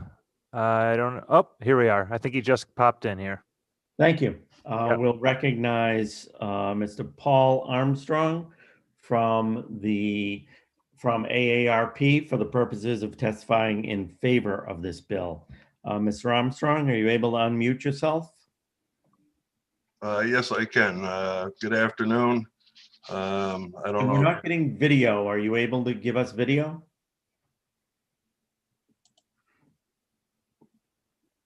There you go. It's good to see your smiling face. I'd say we're good now, huh? I'd like to say good afternoon Senator Lawrence, Representative Berry, the rest of the committee, and in particular, my district representative, Mr. Page Ziegler. I appreciate this chance. My name is Paul Armstrong. I live in Palermo, Maine. I'm an advocate for AARP Maine, which has over 200,000 members here in the state. In approximately 20 states that allow the customers to pick their electric suppliers, problems of deceptive marketing have really emerged distinctly. Some power marketers have engaged in deceptive, misleading marketing practices, including representing themselves as a utility employee or tricking customers into signing up for alternative electric suppliers at much higher prices than the default supplier. Customers have ended up overpaying by doing so. AARP has been active in reforming these practices in legislation in Connecticut, Illinois, New Jersey, Maryland, and other states. LD 508 proposes reforms to door-to-door marketing by alternative suppliers by focusing on third-party marketing firms that license suppliers engaged to do their door-to-door marketing. In many states, these door-to-door marketing agents, not located in Maine, hire out-of-state individuals to canvass the local neighborhoods, which in many cases target lower-income households. This pattern makes it difficult for Maine to conduct regulatory oversight on these out-of-state entities. While the intent of the additional regulatory oversight is to help consumers from misleading deceptive tactics, there's unfortunately little evidence this type of oversight by itself is effective. The underlying incentive associated with improper alternative supplier sales practices that independent contractors paid based on a successful sale.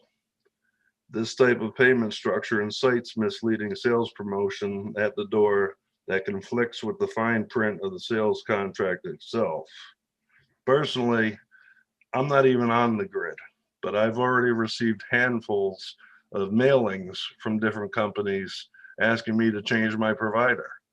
If they don't check that I'm not even a consumer of electrical services, is that going to stop them from coming to my door?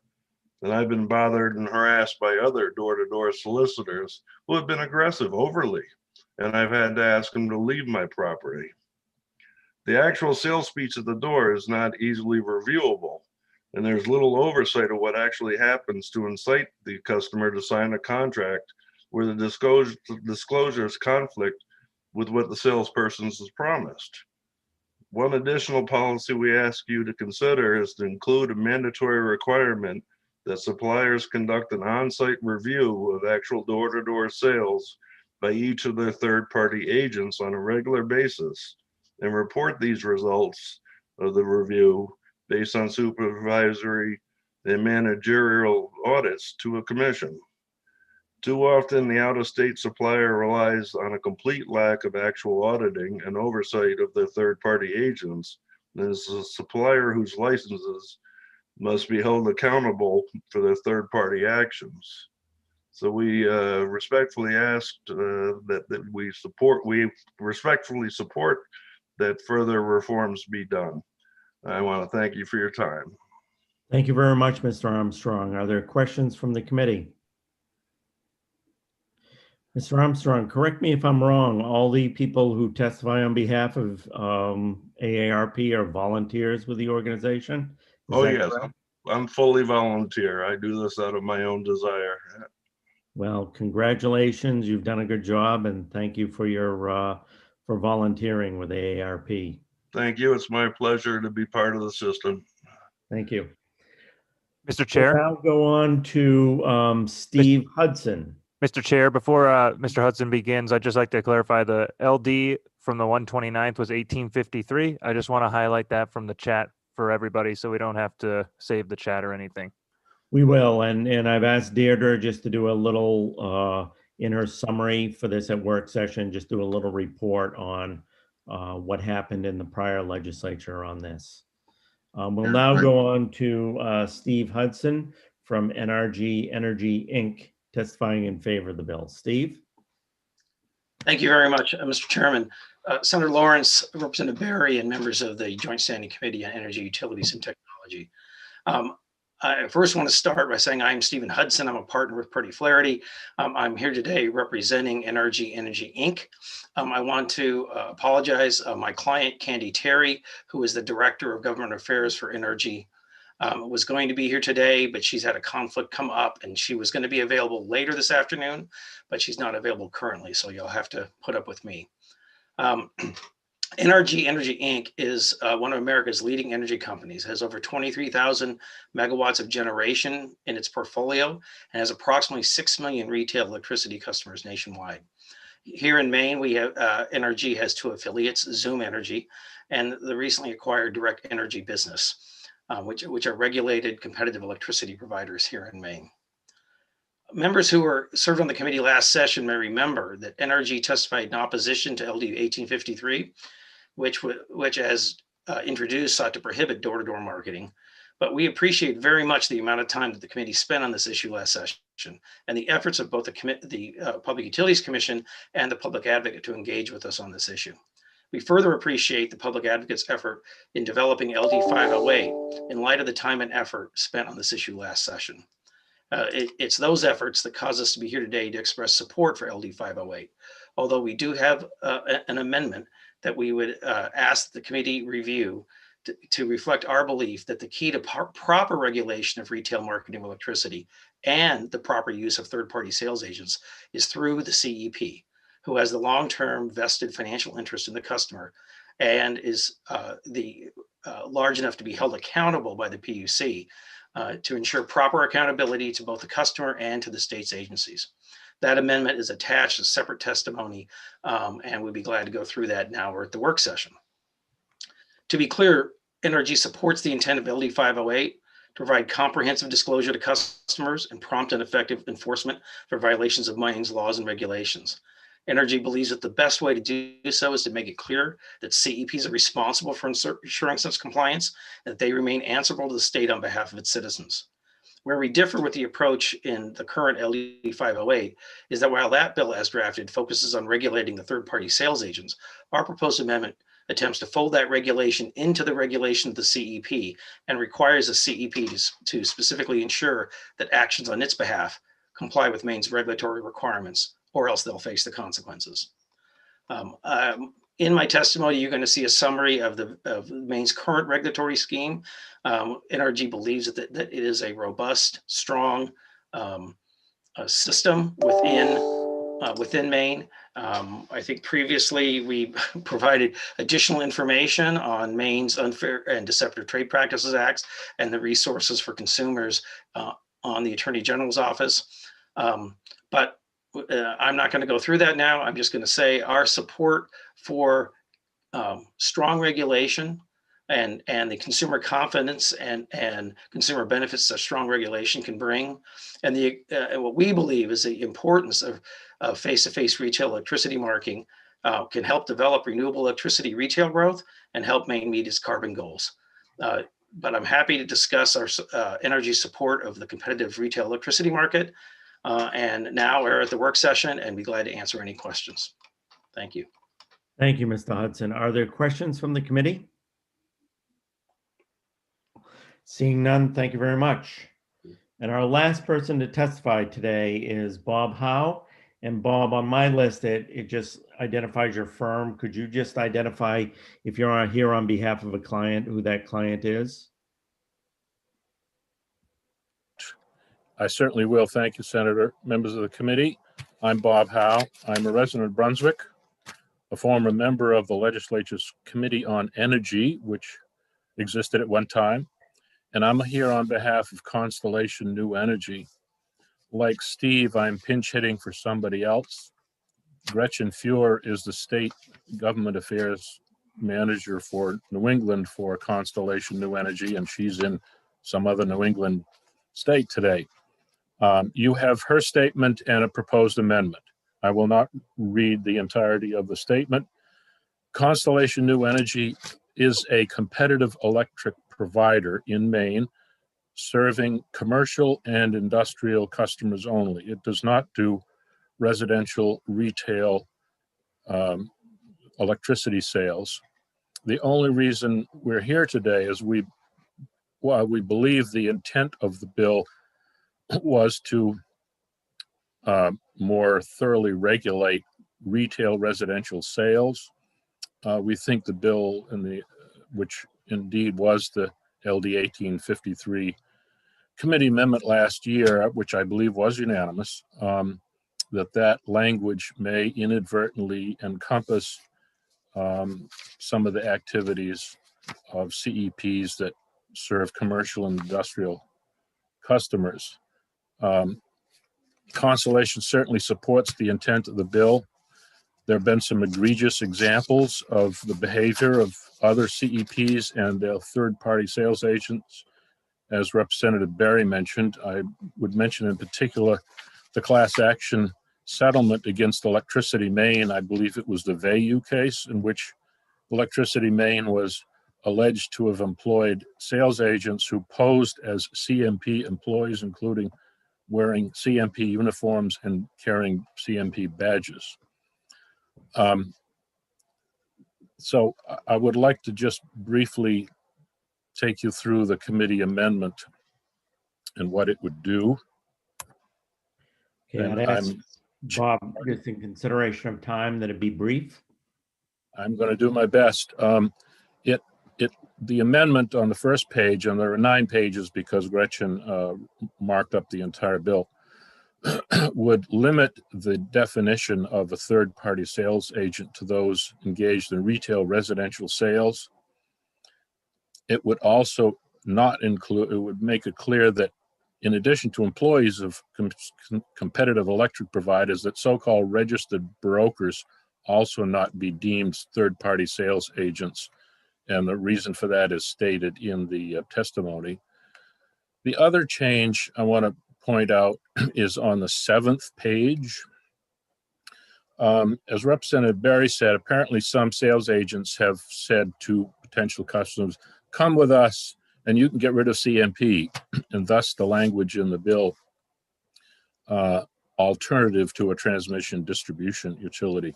Ms. Feuer changed that to read being associated with in any way to a T&D utility. I actually think both might be appropriate, because what the people employed by Electricity Maine were apparently doing was pretending to be associated, in fact, employed by CMP.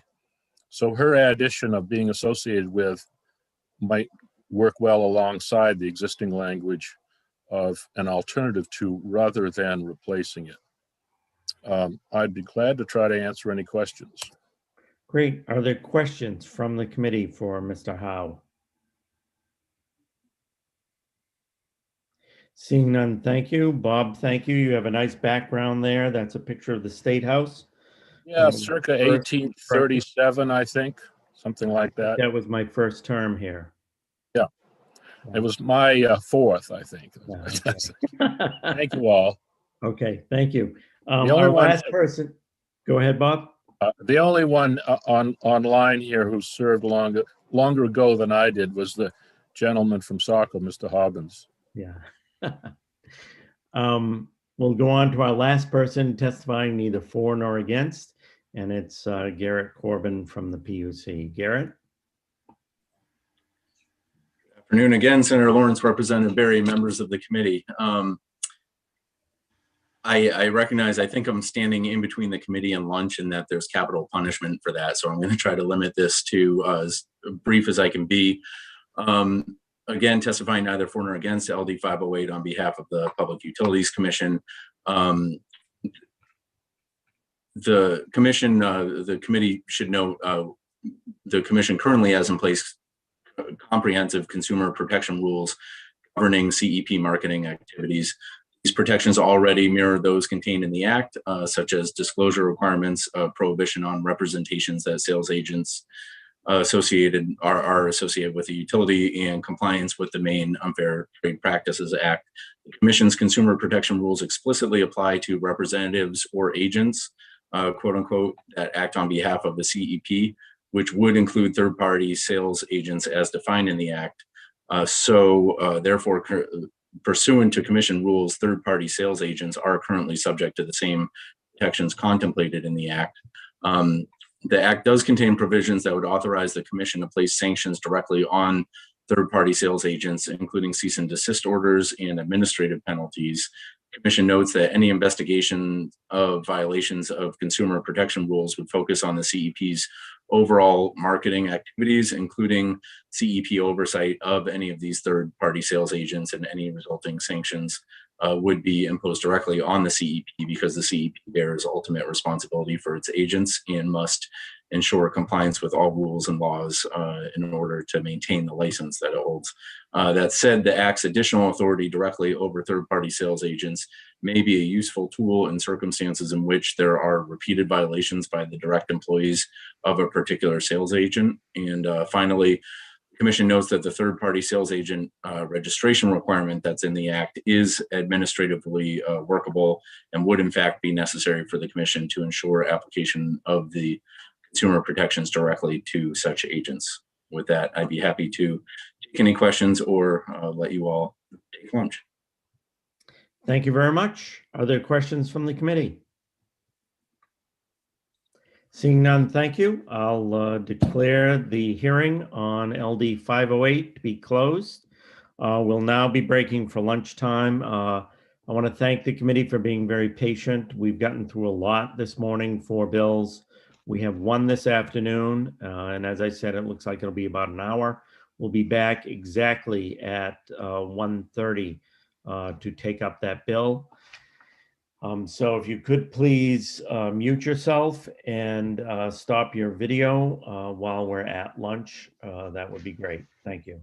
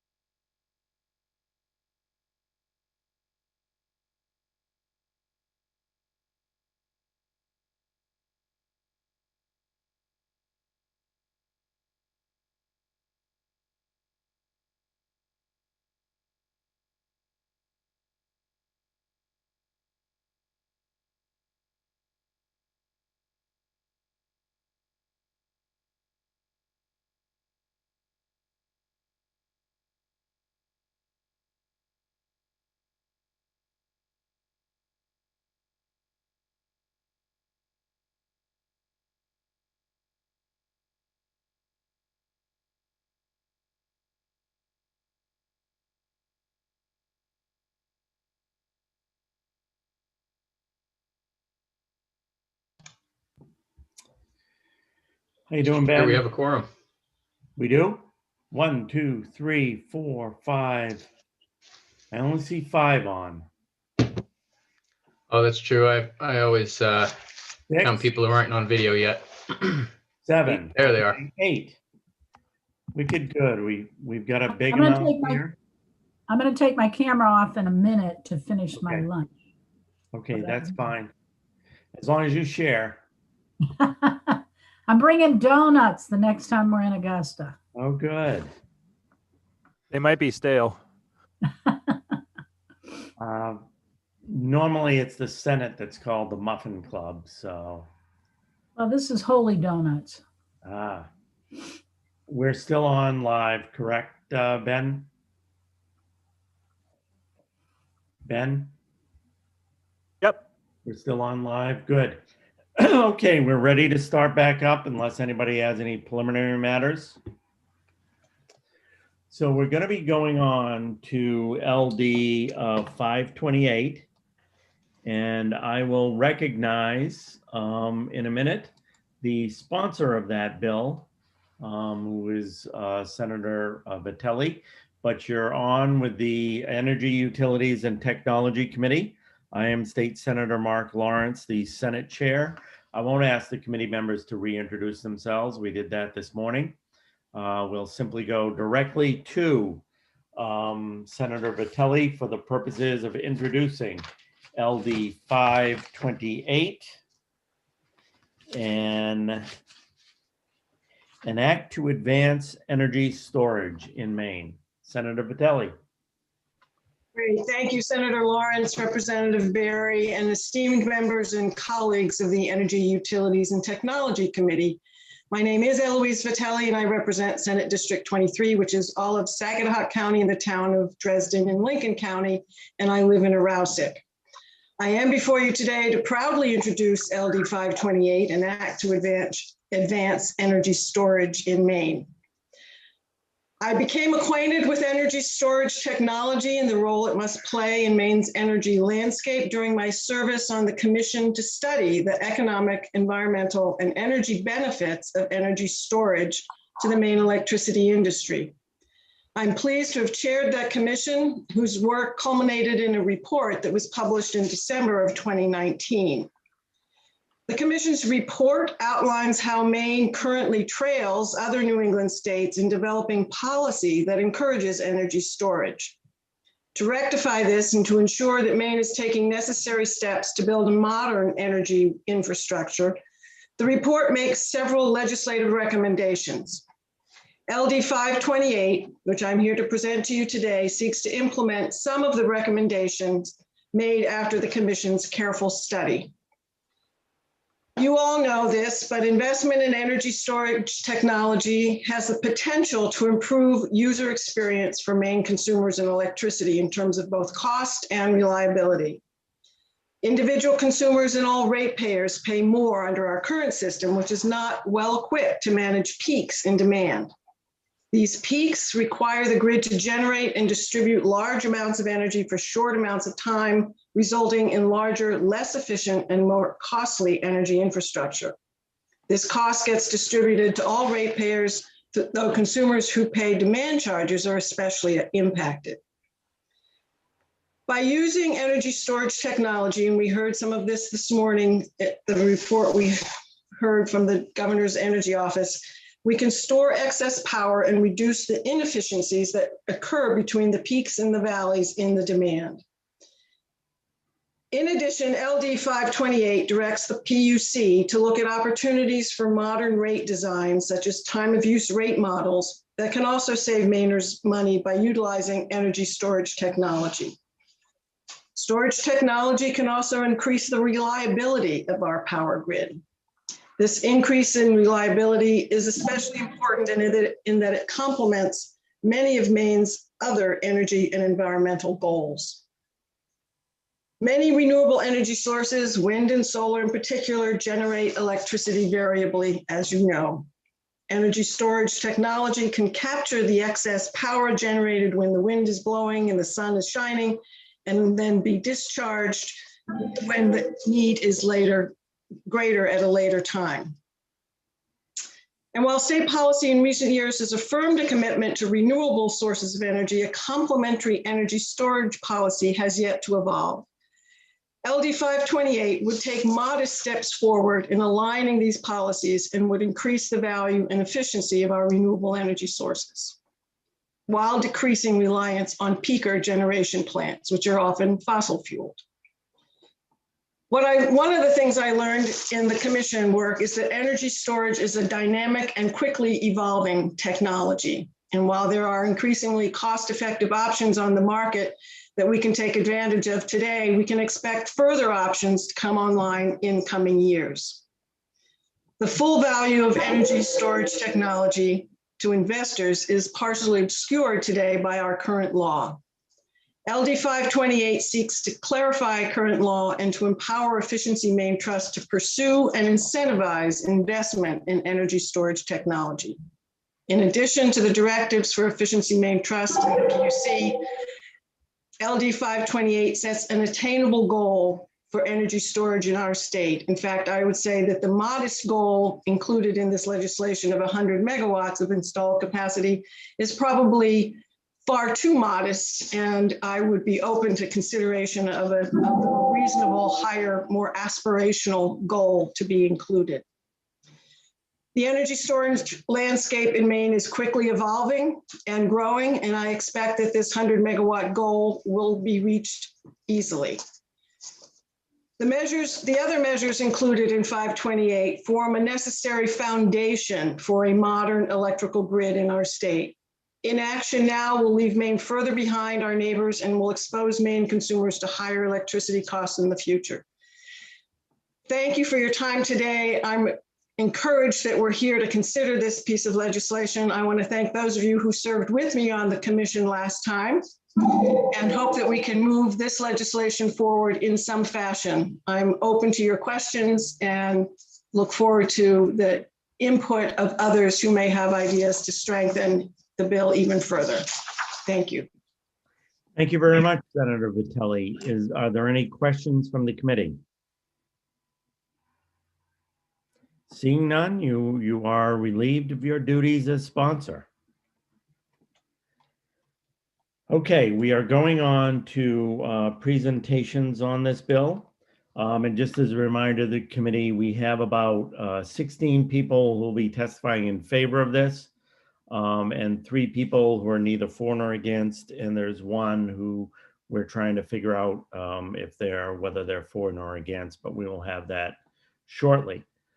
And just as a reminder to members of the public, we are limiting testimony to 3 minutes. If you're asked a question, obviously you can go on after that and talk for as long as you want. But we're just asking people who present the bill to and speak in favor of it, if they simply want to note their support and leave it at that. But if they have something new or different to add to the debate, please feel free to add it. Just stay within the 3-minute guideline. And with that, I will go to Christopher Hughes of Solar Energy Association of Portland, Maine. If you could identify who you're here with, if you're representing anyone, Christopher, that would be great. Thank you. Good morning. Thank you, Senator Lawrence, Representative Berry, and members of the Electric Utility and Technology Committee for allowing me to testify today. And thank you especially to Representative Kessler for inviting me to speak in front of this body. My name is Christopher Hughes. I'm a local resident of Portland. Today I'm here just on my behalf to share some insight as I work within the distributed energy sector. I am a senior cloud engineer for Generac Clean Energy Systems. It's a local Maine business within distributed energy, previously known as Pika Energy, and I'm here to support LD 528, an act to advance energy storage in Maine. As our electrical supply gradually moves off of fossil fuels and into various sources of renewable energy, many of which produce energy off-cycle from peak energy consumption, any form of storage that we can add to the local grid will help to increase reliability of our electrical infrastructure and decrease our reliance on non-renewable energy production. That being said, today I would like to propose that this body seeks to have a portion of the 100 megawatt hours capacity specified in the legislation be met by residential power storage by establishing loans and subsidies to homeowners for installation of whole home power backup systems. Ideally, coupled this with incentives to install residential solar generation as well. As a disclaimer, all the estimations that I'm about to make about power generation and storage and system costs are based on the Generac fleet that is currently installed locally to Maine. The following figures are by no means exhaustive of the entire residential power sector within the Maine market, but it's supposed to represent a small sector of capacity and demand that currently exists. To date, about 125 systems have been installed in Maine. This home battery array accounts for about 1 megawatt hour of storage locally. These installations have been managed by local solar installers and have helped contribute to growth of these businesses while allowing Mainers to benefit from cheaper electric bills and grid independence. Additionally, Mainers with grid tie systems installed are able to participate in virtual power plant programs where they are paid for excess electricity while providing grid operators more resources to access during critical electrical events like those we have seen in Texas over the past month. As an example, in the New England region generally, about 200 megawatts of power production are accessible within one of its virtual power plant configurations. These stations that help build the virtual power plant are able to reduce cost of electricity locally by shifting the peak demand within the region so as not to coincide with peak demand of neighboring regions. The reduced demand leads to more affordable electricity, even for residents that are not directly participating within virtual power plants. An added benefit to supporting residential power storage is that distribution of electrical resources are more resilient infrastructure. And the traditional model of energy production within a single major site, whether it's coal, natural gas, hydroelectric, any fault within that system could lead to hundreds of megawatt hours worth of production loss, where in the virtual power plant model, losses are limited to tens of kilowatts per failure of a system. This additional resiliency helps keep lights on not only within homes of residential storage owners, but in the state more broadly. In summary, all forms of power storage are beneficial, but investment in residential power storage and associated solar generation helps to support local businesses, provide profit to offset initial investment through virtual power plant programs, reduces the cost of electricity locally, helps shift peak demand off of common peak demand times, and reduces risk to our electrical infrastructure more generally by distributing power production away from single points of failure. Thank you for your time this afternoon.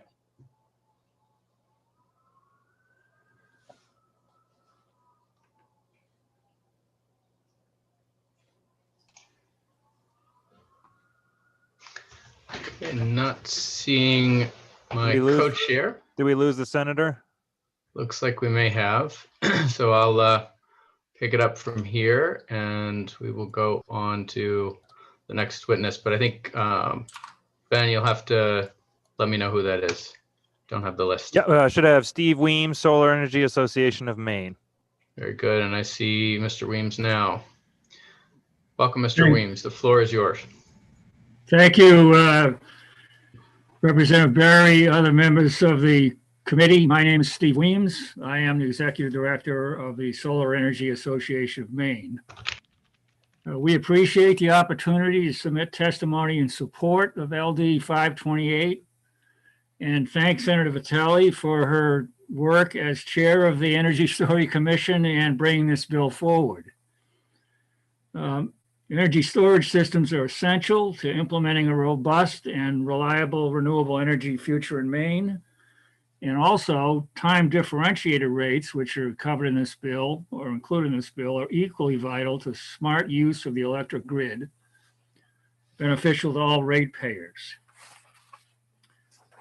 We especially support Section 6 of the bill, directing the Maine PUC to investigate opportunities to modernize transmission and distribution utility rate designs through use of time of use and other time differentiated rates.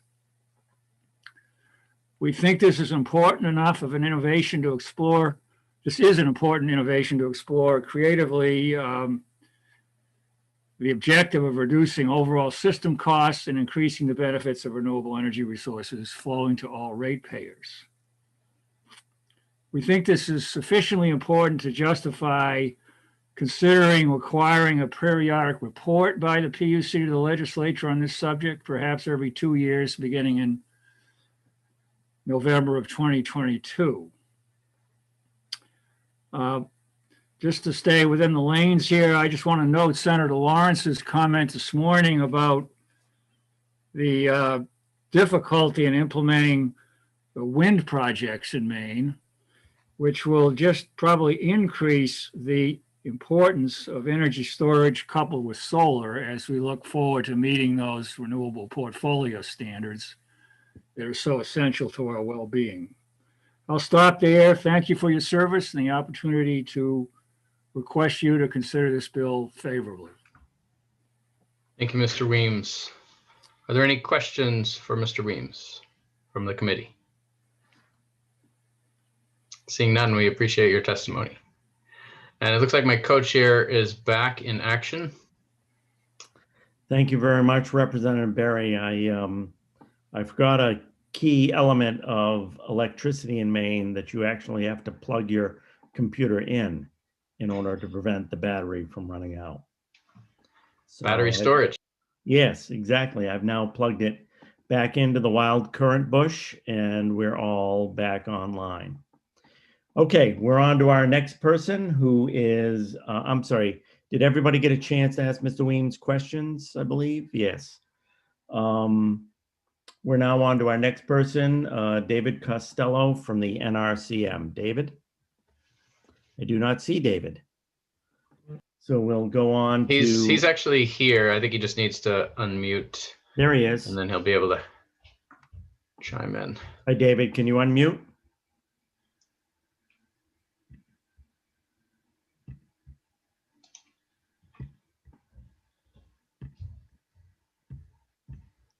There we go. I think you got it. Go ahead, David. We can hear you. I don't think he can hear us. Maybe not. Oh, we lost him Oh, again. can you hear me now? I'm sorry. I can hear you now, David. Go ahead. Sorry. Thank you, Senator Lawrence, Representative Berry, and distinguished members of the Energy, Utilities, and Technology Committee. My name is David Costello. I am the Climate Clean Energy Director at the Natural Resources Council of Maine, and I am testifying today in strong support of LD 528, an act to advance energy storage in Maine. To reduce the most severe impacts and severe health, economic, and environmental impacts of climate change, the world must cut greenhouse gas emissions by almost half by 2030. That's the position of the overwhelming majority of scientists, health professionals, and economists globally, including those here at the University of Maine.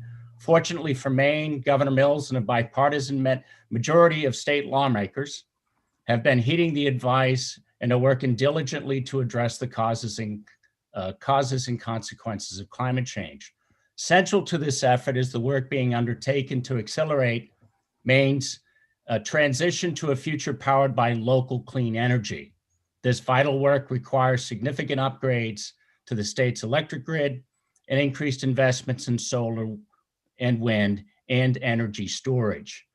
Long duration energy storage systems will help in optimizing Maine's transition to a clean energy future by augmenting less costly but variable clean energy solar sources, energy sources like wind and solar, and by enhancing overall grid resilience, reliability, and efficiency. And let me just stop there. Much of what I had to say, I've submitted testimony, written testimony as well, but it's been covered very competently by Senator Vitale. I want to thank her very much, and I suspect much of what she said will be repeated by others after me. So I'll just close there and thank you, and certainly take any questions if there are any. Are there any questions for Mr. Costello from the committee? Seeing none, thank you very much, David. We'll now go on to our public advocate, Barry Hobbins. Barry? Good afternoon, Senator Lawrence, Representative Berry, and members of the Energy, Utilities, and Technology Committee. I'm Barry Hobbins. I'm the public advocate of the state of Maine, and I'm here in support of an act to advance energy storage in Maine, which is known as LD 528. I have been involved in my role as public advocate and serving on the energy working group. Some of those discussions are talking about the idea of interfacing possibly solar with, with the idea of storage. The Efficiency Maine Trust, who we work with on an ongoing basis, especially with the non-wise alternative coordinator process, and which is housed in our office. We are now seeing that there are possibilities of utilizing storage as a means of minimizing poles and wires. In fact, one of the investment-owned utilities is going to be working with and make a presentation at a stakeholders group, which will be held, I believe, on I believe it's going to be March 19th. I probably got the date wrong, which we're going to be holding our second stakeholders group to talk about non-wise alternative. And they're going to be making a presentation at that time. This is something that we have to put as a priority. I'm really very happy that Senator Vitale was instrumental in putting together this bill with her council and commission. And I believe that the office of the governor, through Dan Burgess and his very capable staff, are also discussing how do we accommodate and work with the different stakeholders in the process of developing storage. I think that this is going to be the up and coming issue in the next, I would say, the next 10 years. And I'm pleased to say that we hopefully will be part of that. As the technology gets older, the cost will also go down. We saw that with solar, and I think we'll see it with storage and batteries. So with that said, I'd be more than happy to work at a work session or work with the committee and the sponsors if in fact asked. Thank you. Thank you very much, Mr. Hobbins. Are there any questions from the committee? Seeing none, thank you very much. Thank you. We'll now go on to Jeffrey Marks from the Acadia Center. Jeffrey, or Jeff, I should say. Yeah, Jeff is fine. Thank you, Senator Lawrence, Representative Barry, and members of the Energy, Utilities, and Technology Committee. Thanks for the opportunity to give testimony today on LD 528. And thanks to Senator Vitale for introducing this bill again this session. Acadia Center is a nonprofit research and advocacy organization. We're incorporated in Rockport, Maine, and committed to advancing Maine's clean energy future by offering real-world solutions to the climate crisis. And we work in Maine as well as the other northeastern states as well. As others have said, energy storage will be increasingly important, especially as electric vehicles become more widespread, as they too may increase electricity demand at peak times when people plug in their cars for overnight charges. And as we're looking at beneficial electrification, we're also going to be looking at this in the building sector, and coupled with decarbonization of electricity generation, weatherization, and of course, energy storage. These are all key pathways to achieving a low carbon future in Maine. And the enhanced infrastructure that's needed to increase the electrical load will be vital for this heating and transportation electrification. As Senator Vitale mentioned earlier, states throughout the Northeast are rapidly expanding or enacting and implementing a variety of policies and programs and incentives to promote energy storage development, and focusing these on fighting climate change and promoting cleaner electricity. I know that Massachusetts and New York are particularly active in advancing energy storage initiatives. And with increased uncertainty and volatility of the grid that we're seeing in some parts of the country, extreme weather in the Northeast, like nor'easters and ice storms and blizzards, the need for appropriate public policy and procurement targets for storage will continue to spur this particular technology in Maine as well. I might note, I don't know if anybody mentioned it, but there's an article this morning in the Portland Press Herald that highlights energy storage as part of Maine's energy technology advancement, and hope to see more articles like this on storage in the future. So Acadia Center urges the committee to support this bill and looks forward to working with you on this and other energy issues this year. Thank you. Thank you very much. Are there questions from the committee for Mr. Marks? Seeing none, thank you very much. We're now on to Jeremy Payne from the Maine Renewable Energy Association. Jeremy. Senator Lawrence, Representative Berry, members of the committee. My name is Jeremy Payne. I'm the Executive Director of the Maine Renewable Energy Association. Here to testify in support of LD 528. Want to thank Senator Vitelli for her continued leadership on energy storage for the last year and a half. As others have mentioned, this bill is an outgrowth of the recommendations that were contained within the Storage Study Commission's report. We believe the legislation rightly identifies a number of important efforts to help consumers realize the benefits of energy storage sooner through rate design, pilot opportunities, and explicitly authorizing Efficiency Maine Trust to examine the cost effectiveness of incorporating storage into their efforts. We also believe the bill could be improved even more with 3 additions.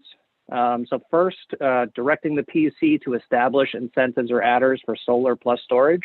This authority exists today, but the commission has chosen not to exercise it. And the result of this has been a lack of what was anticipated regarding project diversity, including solar paired with storage. Next, establishing a goal of 100 megawatts of storage is a meaningful signal to the marketplace. However, it does not ensure action will occur. If we want to make sure that storage develops in the state by 2025, then we should consider targeted procurements to achieve that goal. And especially in light of what Mr. Marks just mentioned related to the coverage in the Portland Press Herald today, it's pretty clear there is some activity.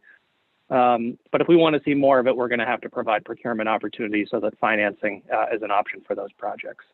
And then last, we believe the committee should instruct the PUC to open a docket to determine whether the Restructuring Act expressly prohibits utility from owning and operating storage, or in the alternative, the committee and the legislature could just make that determination itself. So with that, we respectfully urge you to pass this bill. I'd be happy to try and answer any questions you may have. Great. Are there any questions from the committee for Mr. Payne? Seeing none, thank you very much, Jeremy. We'll now go on to James Cody, who is speaking on behalf of Versant. James? Good afternoon, Senator Lawrence, Representative Berry, and members of the committee. Again, James Cody with Bernstein Shore here today on behalf of Versant Power. We're pleased to be here today in favor of LD 528 and really want to express our appreciation to Senator Vitelli and other members of the Energy Storage Working Group last session, or commission, I should say, for coming forward with recommendations. And we hope that those can move forward through this vehicle this session. Being respectful of your time, I just thought it would be important to note a couple of things. You'll see that we have submitted testimony. There's actually 2 pieces of testimony that we've submitted. One is our testimony itself, and the other piece of that is a PowerPoint, a very brief PowerPoint presentation that is talking about 3 energy storage projects that Versant is currently evaluating so that we can better understand how these projects might optimize our grid management. You know, energy storage was once seemingly this very aspirational technology, but today the world is rapidly embracing it, and transmission and distribution utilities are rapidly coming to the conclusion that energy storage can play a pivotal role in the operations of our grid day to day. I would just note, as we talk about energy storage and as Versant talks about energy storage, We very clearly are seeking to operate within the confines of the Restructuring Act. We know that there are bright lines there. We want there to be bright lines. And Versant Power has no interest in participating in energy markets. That being said, I think that you'll see in the PowerPoint that was presented that there are some pretty interesting things that we can do with the grid to help solve the problems that northern and eastern Maine is facing. One being the situation that Mr. Hobbins identified, which is a non-wires solution in the Orono area. The other one is a partnership with a renewable power, Ocean Renewable Power Company in Eastport to help with reliability and reduce fossil fuel emissions. And then the last one is in northern Maine, up in Senator Stewart's neck of the woods, a grid efficiency project that can help alleviate some of the situation that we're starting to see with the tide of New Brunswick. Our request here, and I'll wrap up, our request here is pretty simple, that we think that it would be powerful for the committee and the legislature to direct the PUC to procure a few small pilots, very much, you know, some of the examples that we have shown to you, so that the commission and the legislature can evaluate what the best ownership models are and whether or not it's possible for utilities to be able to implement these projects for the benefit of our customers. With that, I thank you for your consideration. I know my time is running out, and I'd be happy to answer any questions. Are there any questions from the committee for Mr. Cody? Representative Foster. Thank you, Mr. Chair. Thank you, Mr. Cody, for your testimony. I'm wondering from your perspective, as far as energy storage of any form, but in this case, probably battery storage, or whether it be hydro or others, how do we now approach your part of the industry when we are utilizing the power that has been stored and not consider that to be a form of generation that you can't participate in? For sure, and extremely fair question, one that we have talked a lot about. The first thing that I would say is I don't want to get over my technical skis too much. So if it's helpful for Dave Norman, our chief engineer, to be here for the work session, more than happy to make sure that he can be available. The second thing is that it's becoming more clear to us that there are a range of value streams or attributes that are associated with energy storage. So while we wouldn't anticipate being the generator of the electrons or the owners, what Versant is more interested in is owning and controlling the attributes associated with resiliency and reliability, which are sort of core functions of grid management. That's where, you know, as an example, in this Eastport situation, Ocean Power Renewable Company would have one piece of the battery, and then we would own and control or manage the other piece of the battery that is specifically relevant to our core functions. Again, I want to make it perfectly clear, Versant Power is not seeking to participate in energy markets. Any other questions for Mr. Cody from the committee? Seeing none, thank you. We are now on, I'm sorry. We are now on to Hannah Bent from NG.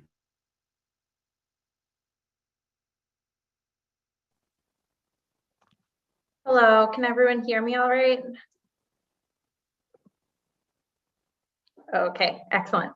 Well, first of all, thank you for the opportunity to speak before the committee today in support of LD 528. My name is Hannah Bent, and I am here on behalf of NG. We're very excited that the committee has convened this hearing to discuss energy storage and the benefits that it can provide to Mainers. NG is the world's largest independent power producer, and our activities in Maine are part of a massive shift towards clean energy. Worldwide, we are systematically divesting of fossil fuel and investing in renewables. And we see energy storage as critical to this low carbon transition in Maine and beyond. We currently manage 2 batteries in Madison, Maine. We're excited that the legislature recognizes the importance of incorporating storage into a modern and resilient grid. Other commenters have described the wide range of benefits that energy storage can provide, so I'll refrain from repeating these sentiments, although I'm happy to answer any questions after my testimony. LD 528 proposes 2 major objectives. First, it sets a goal of 100 megawatts by 2025. We commend the idea of committing to a target, but feel that 100 megawatts may not be enough to ensure that Mainers benefit from the services that energy storage can provide. A target of this size might be too easily achieved by one or a few large projects or companies and could fail to jumpstart the industry as intended by this bill. Second, the bill requires the evaluation of several potential program structures with the results to be reported by December 2021. This is a good start, but we have energy storage projects under development right now, and we'll have to make a decision on whether or not to go forward with these projects long before December 2021. We made the decision to include storage with several of our renewable generation projects because it's more efficient to design and build both technologies together. And we were confident that a mechanism to kickstart the storage industry would be implemented. For example, LD 1711 passed in 2019 authorized the PUC to create incentives for solar paired with storage. Many partners in the energy community expected this to result in a storage adder for existing solar programs, but the PUC has not elected to make one available. We urge the legislature to direct the PUC to apply an adder for storage paired with renewable generation, or at least to evaluate the costs and benefits of such an adder as part of LD 528 suite of other required evaluations. I'll stop there. Thank you all for your time, and we appreciate the opportunity to voice our support for this bill and hope that the committee will consider our recommended changes. Thank you. Thank you very much. Are there any questions for Hannah? Seeing none, thank you very much. Mr. Chair, actually, I had one. I apologize, I didn't see your hand. Representative Berry. It's okay. Ms. Ben, thank you for your testimony. I just want to play devil's advocate a little bit on the question of an adder. Couldn't a storage system in partnership with solar or not have some financial advantage already through the spot market? Can you speak to that?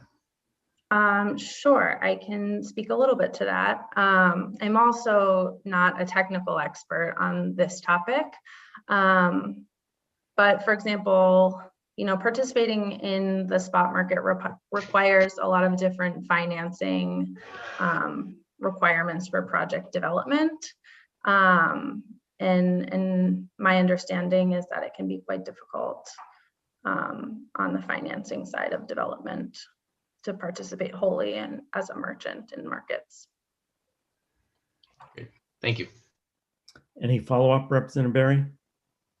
Okay. All set. Thank you. Any other questions from the committee for Ms. Bent? Seeing none, thank you very much.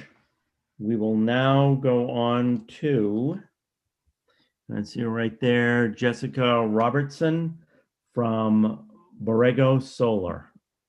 Jessica? Thanks so much. Thanks, Senator. Thank you everyone for the opportunity to testify today. My name is Jessica Robertson, and I'm the Director of Policy for Borrego, a solar and storage developer. We have a number of solar projects here in Maine, but no storage yet, which is why I'm here to testify in support of LD 528, an act to advance energy storage in Maine. Energy storage will be necessary for the fully decarbonized electric grid of the future to smooth out the intermittent generation of solar and wind resources, but storage is also essential for the challenges Maine is facing right now. First, the challenge of achieving our near-term renewable energy goals in a cost-effective manner. And second, the everyday challenge of ensuring reliability as we face increasingly extreme weather. Borrego therefore supports LD 528, and in fact, we believe it should go further, in keeping with the urgency expressed by the Maine Climate Council's recent report, Maine Can't Wait. The bill, as many others have mentioned, includes a goal of 100 megawatts by 2025. And we think that's a good first step, but it's far from ambitious. We agree with many of the other commenters and the written testimony filed by the Northeast Clean Energy Council that in addition to that target, we should consider raising it, and we should also direct the Governor's Energy Office to establish an energy storage goal for 2030, no later than the end of 2022. So there's a longer runway for the industry to develop towards. In addition, a storage goal is likely to remain just an aspiration without concrete policies to create a market for storage in Maine. For the last 2 years, Borrego has been designing our solar projects with storage included in the hopes of making the economics work. And we're getting close, but so far we've always had to drop the storage from the design before the projects are built. And to Chair Barry's question, that financing gap isn't large, but the cost of the battery, there are other revenue streams and you can maximize the value from the solar, but we can't quite get over that hump of the cost of the battery. So all that's needed is a small adder, and that's really not, it's not fully subsidizing the entire cost of the battery, it's just making up that small difference. And so we think that the committee should bring back one of the other recommendations from the 2019 Storage Commission to add the storage adder to the existing programs that the legislature has already authorized. So if there were a small adder in the net energy billing program and the renewable portfolio standard and distributed generation procurements, it would be a wise investment because energy storage can actually reduce costs for ratepayers in a number of ways.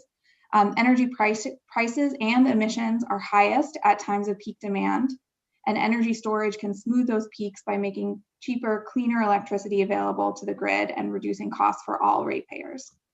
In addition to the energy costs, storage can also help defer or avoid ratepayer-funded capital expenditures to build and maintain grid infrastructure. Cost-effective interconnection, as many of you I'm sure have heard, is currently the biggest constraint to renewable energy deployment in Maine. And energy storage can help us get the most green for the buck by maximizing the amount of clean energy that can be delivered within a limited interconnection capacity. Finally, the importance of energy storage for reliability and resiliency cannot be overstated. The catastrophic grid failures in Texas and other states this winter due to extreme weather are just the latest example of 20th century infrastructure being ill-equipped to withstand the challenges of the 21st century. Energy storage is an important piece of the puzzle as we work to make the grid more dynamic and resilient in the face of a changing climate. So we support LD 528 and urge the committee to adopt it with amendments directing the GEO to establish a 2030 storage target and directing the PUC to establish a storage adder in existing renewable energy programs and procurements. Thank you for considering this bill and for the opportunity to comment. Thank you very much. Are there any questions from the committee for Ms. Robertson? Seeing none, thank you very much. We now go on to our next witness, or next person interested in testifying in favor of the bill is John Furland of Ocean Renewable Power Company. John. Senator Lawrence, Representative Barry, and members of the EUT committee. My name is John Furland, and I'm president of Ocean Renewable Power, ORPC. I'm speaking today in favor of the energy storage bill, particularly its call for pilot projects, as this will help advance a compelling opportunity in Washington County. The Eastport Smart Microgrid Project, a partnership initiative of ORPC, the City of Eastport, Versant Power, and the Island Institute. ORPC develops underwater power systems that generate electricity from tidal and river currents without use of dams or impoundments. We're based in Portland. We got a Marine Operations Center in Eastport. We have an engineering and electronics lab in Brunswick, and we employ 18 people based here in Maine. Our systems are designed, developed, tested, and currently under assembly in Maine, and they're in high demand internationally. Our RivGen power system is the longest operating river current device in North America. Paired with energy storage, in providing baseload power to a remote Alaskan village. And we have similar projects underway elsewhere in Alaska, as well as in Canada and in Chile. Our success internationally is directly related to our ability to test our power systems in Maine. This was facilitated through the Ocean Energy Act of 2010. As a result of the act, the PUC granted our company an up to 5 megawatt allocation of tidal energy generation, which led to a 20-year power purchase agreement with Versant. Now, uniquely, this PPA is designed as an economic development tool. It requires establishment of a Maine-based ocean energy industry with an in-state supply chain, host community partnerships, and R&D participation by the university system. These benefits are in place, and an act to advance energy storage in Maine will help deepen their positive impact on the Washington County economy. As ORPC pursues its Western Passage tidal energy project in Eastport over the next 5 years, we will work with the community, utility, and nonprofit partners on the microgrid project, whereby ORPC's tidal energy devices paired with an energy storage system will provide predictable baseload power to the grid and increased resiliency for a region of Maine historically at the end of the line. This project would operate seamlessly with the Versant regional grid and would replace a former diesel fuel backup substation and reduce the need to spend unnecessarily on pole and wire corridors. This collaborative initiative will create a compelling pilot project envisioned by the Energy Storage Act, and over the long term, implement all components of the state's climate action and clean energy economy plans. Thank you for the opportunity to speak with you today, and I look forward to your questions and discussion as you deliberate on the bill. Thank you very much. Are there any questions for Mr. Ferland from the committee? Seeing none, thank you very much. We will now go on to Rob Wood of the Nature Conservancy, Maine. Rob? Thank you, Senator Lawrence, Representative Berry, and members of the committee. It's good to see you all. Thank you so much for the opportunity to testify today in support of LD 528. I'll be brief with my testimony. I'd just like to first thank Senator Vitelli for bringing forward this important bill. I was honored to serve on the 2019 Energy Storage Commission alongside Senator Vitelli and Representative Foster and Representative Grochowski, Public Advocate Hobbins, and many others. And the commission really did make significant headway in examining the benefits of energy storage for Maine and in recommending next steps for the legislature. Senator Vitelli and commission members actively sought areas of consensus, and the commission made several policy recommendations, and 3 of those are addressed in LD 528 today. The commission heard from several experts who spoke to the importance of goal setting in terms of setting a megawatt target for energy storage as a good foundation from which to build supportive energy storage policy, and also using it as a tool to send a positive signal to industry. That said, I think as we've heard from a number of stakeholders today, including industry stakeholders, a lot has changed since 2019, and so the 100 megawatt target in the bill might need to be strengthened and increased, and then also we would be supportive of incorporating storage into future clean energy procurements or doing a separate procurement for energy storage. Lastly, I think our only other recommendation with respect to the bill is that while we're supportive of enabling energy storage deployment through rate design and time differentiated rates, and we don't recommend any specific changes to the bill, we do encourage this committee and the Public Utilities Commission to consider time of use rates holistically and to augment an examination of energy storage enabling rate designs by also studying rate designs that are intended to shift customer load off peak in general. So again, we strongly support LD 528, and we really appreciate the process that led to the robust recommendations of the Energy Storage Commission. So thank you so much for the opportunity to testify today, and we'd be happy to take any questions. Thank you very much. Are there any questions for Mr. Wood from the committee? Seeing none, we'll go on to Steve Zaretti from Brookfield Renewables. Steve? Good afternoon, Senator Lawrence, Representative Berry, and members of the committee. My name is Steve Zuretti. I'm testifying in support of LD 528 on behalf of Brookfield Renewable. Brookfield Renewable owns and operates more than 600 megawatts of hydropower in Maine, as well as more than 200 megawatts of wind power, and then relevant to this conversation, a 20 megawatt battery storage project that went online in Millinocket in December. I've submitted comments to the committee, so I'll be high level and brief with my testimony. But in short, we support the bill, but we think much more can be done than what the bill is currently proposing. We also participated in the Energy Storage Commission, so we have a good grasp of how this proposal for a 100 megawatt goal came to be. But as you've heard from several others, since that time, there's been significant advancement in storage deployment and development in the state. And so to the extent that this bill seeks to promote deployment that may not otherwise occur, we would encourage a larger target and some more prescriptive measures. So similar to what you've heard from others, we'd recommend consideration of procurements that provide long-term contracting for both distribution and transmission connected energy storage. And we'd also encourage language that would direct storage that is optimizing existing Maine renewable facilities. So for example, contracting storage co-located with an existing wind site, really to address resource curtailment that can be for the benefit of ratepayers and for the state's policy goals. And then finally, we'd recommend consideration of certain exemptions that may help move the needle for certain projects. And for example, that could include exemptions related to property taxes. So with that, I thank you for the opportunity to comment and happy to answer any questions. Thank you. Are there any questions from the committee for Mr. Zuretti? Seeing none, thank you very much. We'll now go on to Thomas Murley from Cape Elizabeth. Thomas? Good afternoon, Chairman. My name is Tom Murley. I live in Cape Elizabeth, and I am a professional in the investment in renewable energy and conventional energy businesses.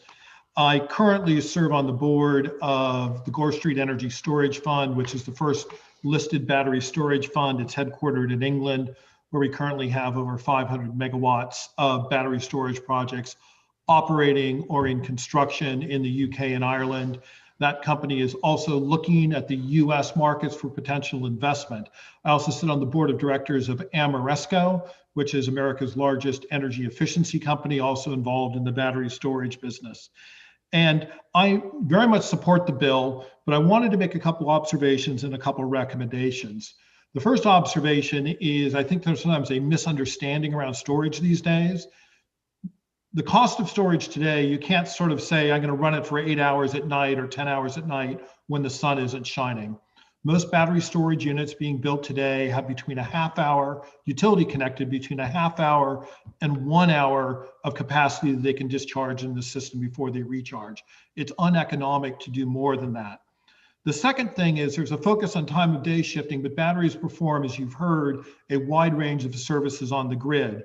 They can provide firm power, they can provide instantaneous balancing power. Increasingly in a number of markets, they provide ancillary services such as frequency response and VAR support, which are needed to keep the grid alive and running and not crash. Energy players also will do arbitrage, much like a pumped hydro storage, buy power when it's cheap, release it when it's expensive. And it can also be used for demand side management, typically what's called behind the meter, where it sits inside an industrial project. And rather than take high demand charge periods, they'll rely on the battery for short periods. In reality, projects in the solar, in the battery storage area are relying on a whole stack of these revenues to make it work. So my first comment and recommendation in this is you approach this, you need to look that battery storage will generate from multiple sources of revenues. You want to make sure you don't necessarily overcount. The second thing is about size. As has been said earlier, projects are getting bigger. When Gore Street started a couple of years ago in the UK, we did 5 to 10 megawatt storage units. We now only look at things at 25 megawatts or greater, preferably 50 to 100 megawatts, because that's where the best economic advances from storage come. And that leads to my second recommendation, which is to look to increase that 100 megawatt target, because it would be very easy for that whole thing to be taken up by 1 or 2 projects. And I want to emphasize that this is coming along very quickly globally. The UK now has 1 gigawatt of installed storage. It will have 2 gigawatts by the end of this year. The other recommendations I wanted to make are first about the distributed, the customer interface. I think that's a great idea. In time, it will come, but the technology and how that interfaces with the grid and control for selling and having everyone's home maybe pushed back to the grid simply isn't there with the control systems. I would recommend that the legislation focus on researching into that. I would also, in the light of the different revenue streams, not focus just on tariffs for time of day, but for these ancillary services such as balancing, VAR support, and capacity markets. The other thing I think you need to take into account in the legislation is having the PUC interface with ISO New England, because large grid connection storage is also going to be compensated for the various market systems in the New England power pool, and ISO New England will have dispatch and other authorities over some of these units. So I think there probably needs to be an interface for the PUC to say how this works with the ISO New England delegation. The last 2 points are, I'm not a big fan of pilot projects. Everyone wants to get comfortable. The fact is the industry is moving on. The need for demonstration, I think, is greatly decreased, and it's time to move on to full-scale storage. So I would put more of the emphasis on the larger targets than the pilot projects. It's not to say something like the offshore we were talking about with the ocean renewables isn't a good idea, but I would think bigger. And the last thing I would say is we've heard about the difference between is this generation, transmission, or distribution. I do think you need to come to a view as to which side this sits on the prohibited activities. I'm a firm believer that in a lot of places around the country, the utilities are seeking to put this in rate base, throw out the more innovative competitors. I'm a big fan of putting this mostly on the generation side and limiting the participation of the large utilities. If you have any questions, thank you. Thank you very much. Mr. Murley, if I could just clarify, are you here as an individual citizen or are you here on behalf of any organization? I am here as an individual citizen. Great. As I said, I would comment on it, but I do have experience. I work with 2 companies that might in the future work in Maine, but I'm not advocating on their behalf today. Okay, thank you. Any questions for Mr. Murley? Representative Berry. Thank you, Mr. Murley, for your testimony. And I just wanted to ask, you talked about all of the attributes of storage and, those, especially for a grid scale project, can be monetized. Should a small, in population small and relatively low income state like Maine be putting our ratepayer money into this, or should we let the wealthier states do that initial subsidizing to bring the market to maturity, in your view? I think the markets are already pretty mature. The technology will continue to get cheaper. I think the markets are mature. This is why I mentioned the interface with ISO New England. There are markets that can compensate it for it. There will evolve over time, and we need a framework in which these work. And I think, all I know is in the UK, we don't have long-term contracts. You take market risk. The market pays for 30, 60, or 90-day contracts, and they're not long-term contracts. And, the arbitrage and other revenues, those are, the people that have the assets make those decisions. But you're seeing a market mechanism compensate, a fairly short-term market mechanism compensate for the big things of grid support and balancing power. And that eventually gets ruled in the consumer's bills anyway, but it's not a mandate per se of a 10-year contract. I don't know if that answers the question. Any follow-up, Representative Berry? I think it starts to answer it, but as a policy matter, I'm still struggling. And if you care to comment more, I'd certainly welcome it for the work session. If we're going after largely grid scale projects, we're going to up the ceiling. What is that going to cost Maine customers, and why can't the regional market properly value the attributes that storage brings? I think at the moment, we've talked about this before, the markets lag a little bit. So for example, in the UK and Ireland, they've created specific markets to deal with battery storage and these issues. ISO New England, the NEPOOL market, doesn't quite have the products for this, which is one reason I recommended maybe it's good to have the legislation, the PUC work with ISO New England to come up with a New England-wide solution, because these storage assets can be relocated kind of all over the place, and there needs to be some kind of integrated market. And if you do want to bring the market solution to it at the least cost to the main customer, you've got to look at this on a regional basis. Other questions from the committee?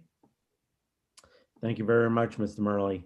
We'll Thank now you. go on to Kelsey Fiore from Nexamp.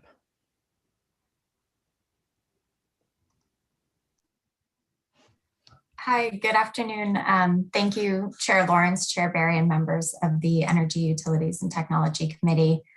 I realized a few minutes ago that I think my introduction alone is about 3 minutes, so I will try to I'll try to speed things along a little bit. My name is Kelsey Fiore, and I'm the New England Policy Lead at Nexamp. Nexamp is a vertically integrated clean energy company. We're based in Boston, Massachusetts, and we were founded in 2007 by 2 U.S. Army veterans. We manage the complete project life cycle of storage, solar plus storage assets, from design and construction to customer acquisition and management, operations and maintenance. We've built a national portfolio of over 100 projects totaling approximately 300 megawatts. And we have about 200 megawatts of storage in operation or in our pipeline. And we're operating in or developing projects in multiple states. We are very eager to bring storage to Maine. We have not yet been able to do that. We have a fair and flexible community solar offering also, which I spoke to briefly in my introductions to the committee a few weeks ago. So I won't belabor that point, but we're again appreciative of the committee's efforts to bring DG to Maine through the passage of LD 1711 last session, which has allowed us to bring our community solar platform to the state. I'm testifying today in support of LD 528. This legislation, crafted by Senator Vitelli and her team, provides a really firm foundation for encouraging energy storage in Maine, with increasing and more violent storms causing more frequent and wider spread power outages from New England to Texas to California. The importance of storage to improving grid reliability and resilience has become increasingly apparent. So we're really thrilled to see this legislation proposed in Maine to get this technology off the ground. We're appreciative of the inclusion of many of the recommendations of the 2019 final report in the commission to study the economic, environmental, and energy benefits of energy storage to the Maine electricity industry, hereinafter referred to as the 2019 storage report. And we have a few recommendations to hopefully strengthen the bill even further. So we commend the Senate for setting forth a goal for installed capacity. I know others have spoken to this, and I was really happy to hear Senator Vitelli speak to this again, but we do think that that goal is rather modest, and we'd love to see it increased. We urge the legislature to increase the statewide target to help expedite the state's efforts with regards to energy storage. And we think that it might be helpful to have separate goals for behind the meter storage and front of the meter storage. So in this vein, we think it's important that the bill speak explicitly to front of the meter storage in addition to BTM storage. And we encourage the committee to detail how front of the meter storage would fit into the types of storage opportunities that Energy Maine Trust is directed to consider. There seems to be a focus on BTM, but not too much language around front of the meter. So we also would kind of echo what a couple others have said with regards to planning beyond 2025. I think companies like Nexamp really need to know before they enter a market that the state is committed to a program for several years out. So we would ask that the state plan beyond 2025 to set clear regulatory signals to energy storage developers and encourage a healthy and consistent market. And we would ask that there be put forth a recommendation for that there be a 2030 goal put forth and that it be established by the end of 22, which echoes what what Jessica at Borrego stated. Great. We're at the 3-minute mark. Okay. So you've submitted written testimony? We submitted written testimony. We'll take a look at it and you're welcome to attend the work session. Wonderful. Thank you. Any questions from the committee for Ms. Fiore? Seeing none, thank you.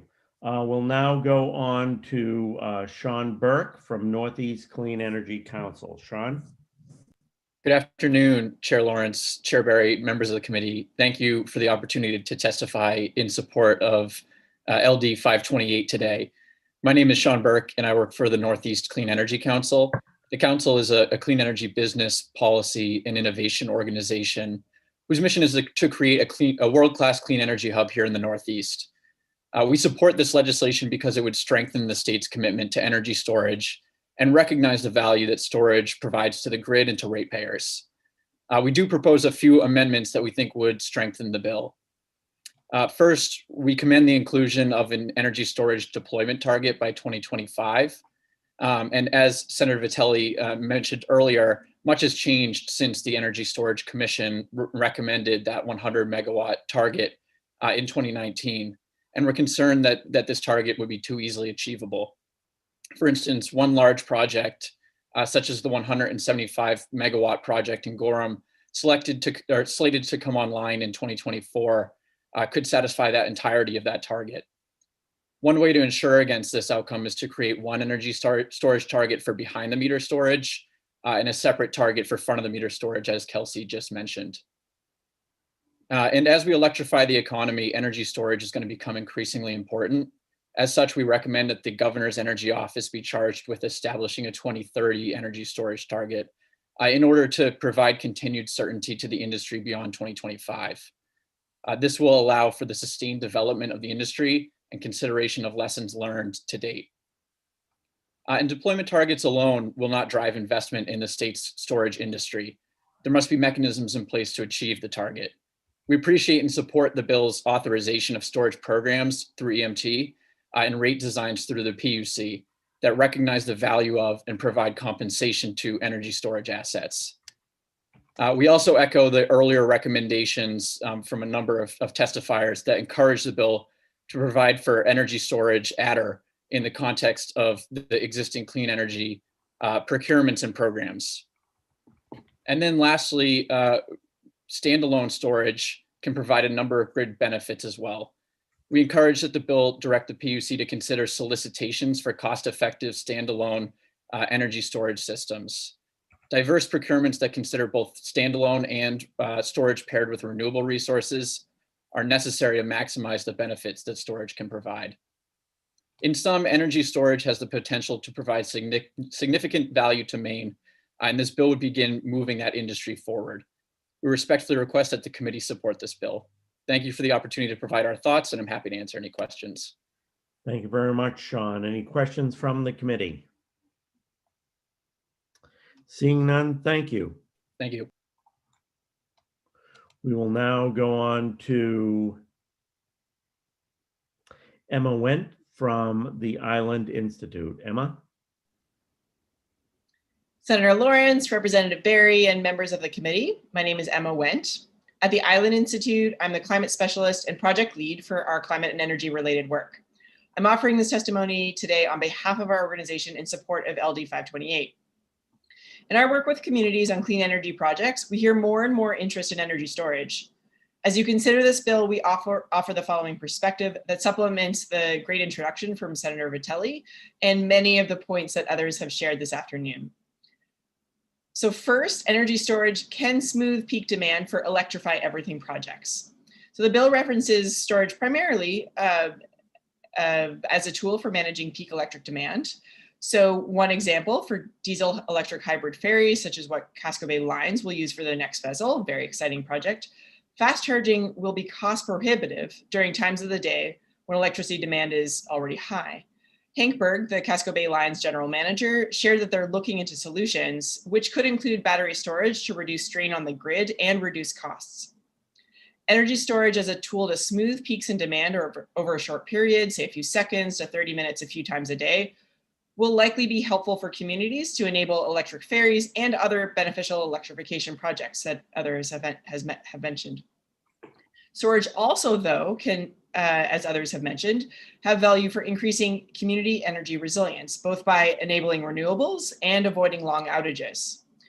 On the enabling renewable side, Matinicus and Isle Ho are both currently planning microgrids for their islands, primarily powered from solar. These systems require battery storage to provide electricity overnight and on cloudy days to minimize the use of diesel generators.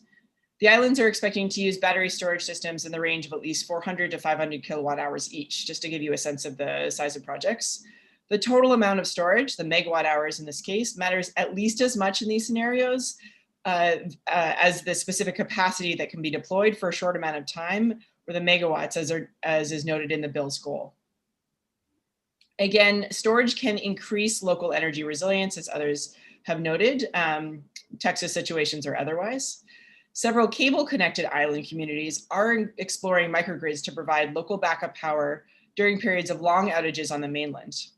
These communities are considering local renewables supplemented by storage to keep minimal power onto critical systems like clinics or working waterfronts going for several days after a storm until the lines can be restored, since they're often the last ones on that line and can see outages last much longer than the rest of the grid. We encourage the committee to consider how to ensure that storage will be located to help those who need the most across the state, and from our perspective, in particular in island and remote communities. Finally, we encourage the state to financially and politically support storage pilot projects. Pilots can be a low-risk way to understand how a range of energy storage technologies, procurement, and locations can be used to support our state climate action plan. And while there's definitely increased maturity of the industry, there's still a lot that we in Maine can learn about specific deployment of energy storage. I urge you to support this legislation and any approaches that enable storage for community energy resilience. Thank you very much, Emma. Any questions from the committee? Seeing none, thank you. We'll now go on to our last proponent, and that's Dan Burgess, Director of the Governor's Energy Office. Dan? Thank you, Senator Lawrence, Representative Barry, members of the committee. I'm Dan Burgess, Director of the Governor's Energy Office. We've submitted written testimony, and I will just give a brief overview of that. Testifying in support of LD 528, as the Energy Office believes that energy storage will play an important role in how Maine meets our energy future, and particularly as we look to integrate and develop renewable energy resources to meet our renewable portfolio standard in the most cost-effective way. This committee heard from consultants that were hired by our office this morning, give an overview of several scenarios in which our RPS can be met and our energy future can be met. And energy storage, one of the key takeaways from that report was that energy storage is going to play a key role in multiple scenarios. And that just looked at one value proposition for energy storage, did not consider opportunities like peak demand reduction, resiliency, and others. Further, I would point the committee to a recent report done by Wood Mackenzie, which is a national firm that conducts analysis on energy markets. Just within the last week, produced a report showing that storage is really showing significant growth across the United States, including some of that initial development here in Maine, as you've heard about today. In just the fourth quarter of 2020, according to this report, energy storage installations in the U.S. were 3.5 times higher than 1 year earlier. And that is projected to continue as costs decline. Again, there are some market rules that are changing, like at ISO, which I think we can get into either offline or in work sessions about what's allowing some of those projects to move forward on the larger scale. But there is an opportunity to do more in that arena, and I think this bill is a common sense approach to moving some of that forward. And it was helpful to hear many of the comments beforehand around kind of coordinating on rate design and looking at potentially larger targets, and we'd be happy to work with you all, the sponsor, and others on the legislation as it moves forward. One other thing I want to point out is that I think there is an opportunity to look at some of what we might consider the highest value or most cost-effective opportunities for deployment might be, and also to think about opportunities for deployment around things like critical care facilities or emergency facilities to deal with potential outages, as we've seen happen in other states. There is an opportunity to provide not just grid positive benefits, but also ensuring resiliency at what we might describe as critical care facilities. And so there are some lessons learned from other states that I'm happy to talk about as we look at either programs that Efficiency Main Trust or otherwise. And so with that, look forward to working on this piece of legislation, and happy to take any questions. Thank you, Mr. Burgess. Are there any questions from the committee? Yes, Representative Berry. Thank you, Mr. Chair. Director Burgess, thanks for your testimony. Can you speak to the value of establishing a state goal? I mean, as we all know, I think that is not binding. There's not a specific consequence if the state fails to meet its goal. So can you speak to the value of it? And maybe if you wish to add any comments on what that goal should be based on what we've heard today. Thank you, Representative, for the question. I think that setting a target of some variety does send a signal both to the market, but also to policymakers that the Maine sees X number of megawatts as being within the state's interests. I think that you've seen, or I've seen other states set targets and then develop plans on how to meet those targets. So you've heard folks testify today of wanting certain policy mechanisms, procurements or otherwise, to meet a specific target. And I think those are things that could be discussed. But setting a target does, I think, send a certain signal that this is a priority for the state. As far as what that target should be, I'm not necessarily prepared right now to say it should be X megawatts by a certain date, but I think that if you look at what's in the pipeline, or what's been built now and what is in the pipeline, there is certainly an opportunity to go greater than 100 megawatts. I, for one, am learning more about the 175 megawatt project that's been proposed and appears to be moving forward in Gorham, Maine, by the company's Plus Power, of what I've seen in the media reports. But I think with that project and then other small projects, we're on our way towards surpassing 100 megawatts pretty comfortably. And a follow-up, if I may, Mr. Chair. Yes, go ahead, Representative Berry. Thank you. This target, 100 megawatts, 500, whatever number we choose, Director Burgess, that would be installed capacity within the state. It wouldn't be necessarily that it's for Maine customers. It might be for customers in a southern New England state. But it refers to the installed capacity here in Maine. Am I reading that right? I think that would be my understanding. I mean, I think that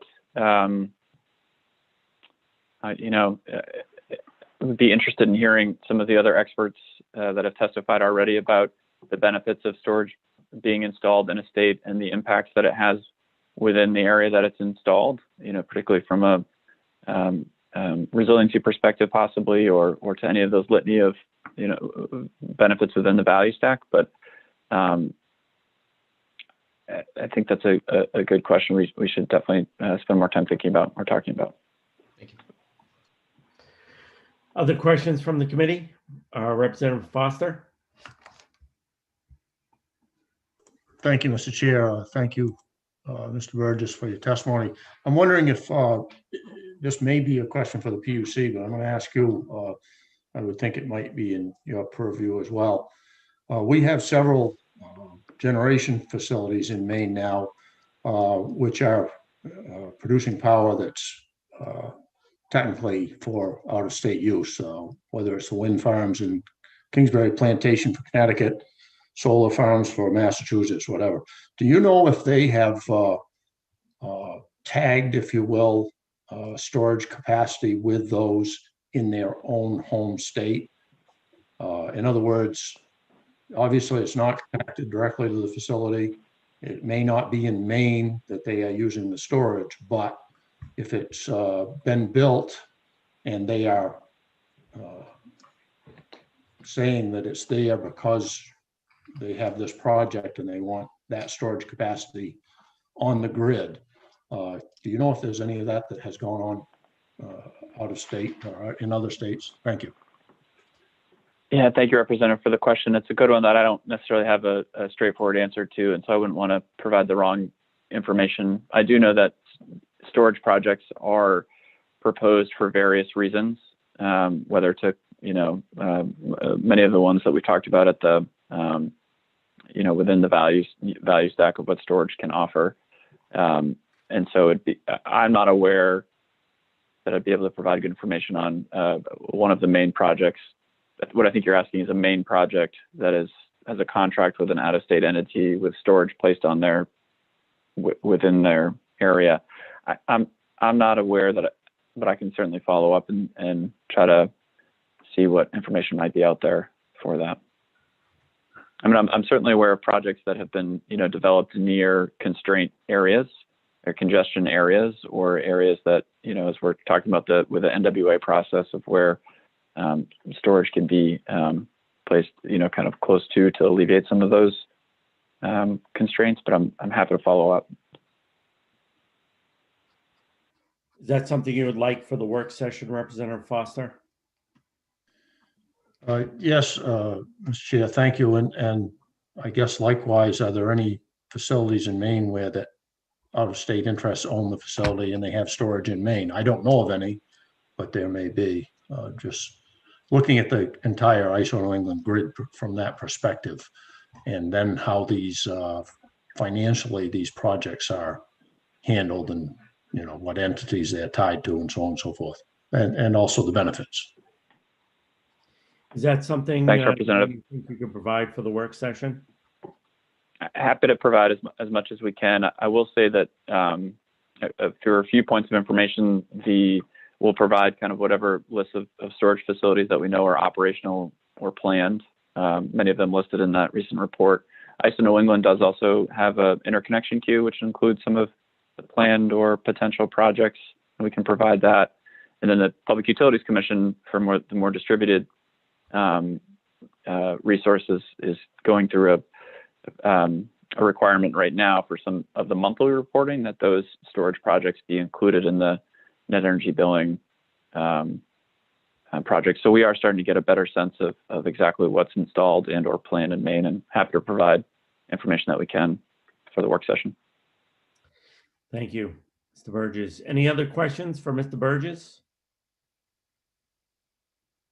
Seeing none, we will now go on to opponents. The chair recognizes Steve Hudson from IECG. Steve? Thank you, Mr. Chairman. Good afternoon, Senator Lawrence, Representative Berry, members of the Joint Standing Committee on Energy, Utilities, and Technology. I'm Stephen Hudson, a partner in the law firm of Purdy Flaherty, and I'm here today representing the Industrial Energy Consumer Group. I have explained to this committee that earlier today that we are a trade association that's represented medium and large-sized consumers for more than 25 years, and we advocate for policies that reduce the cost of energy for our members, helping them maintain their operations in our state and the direct and indirect jobs that they create.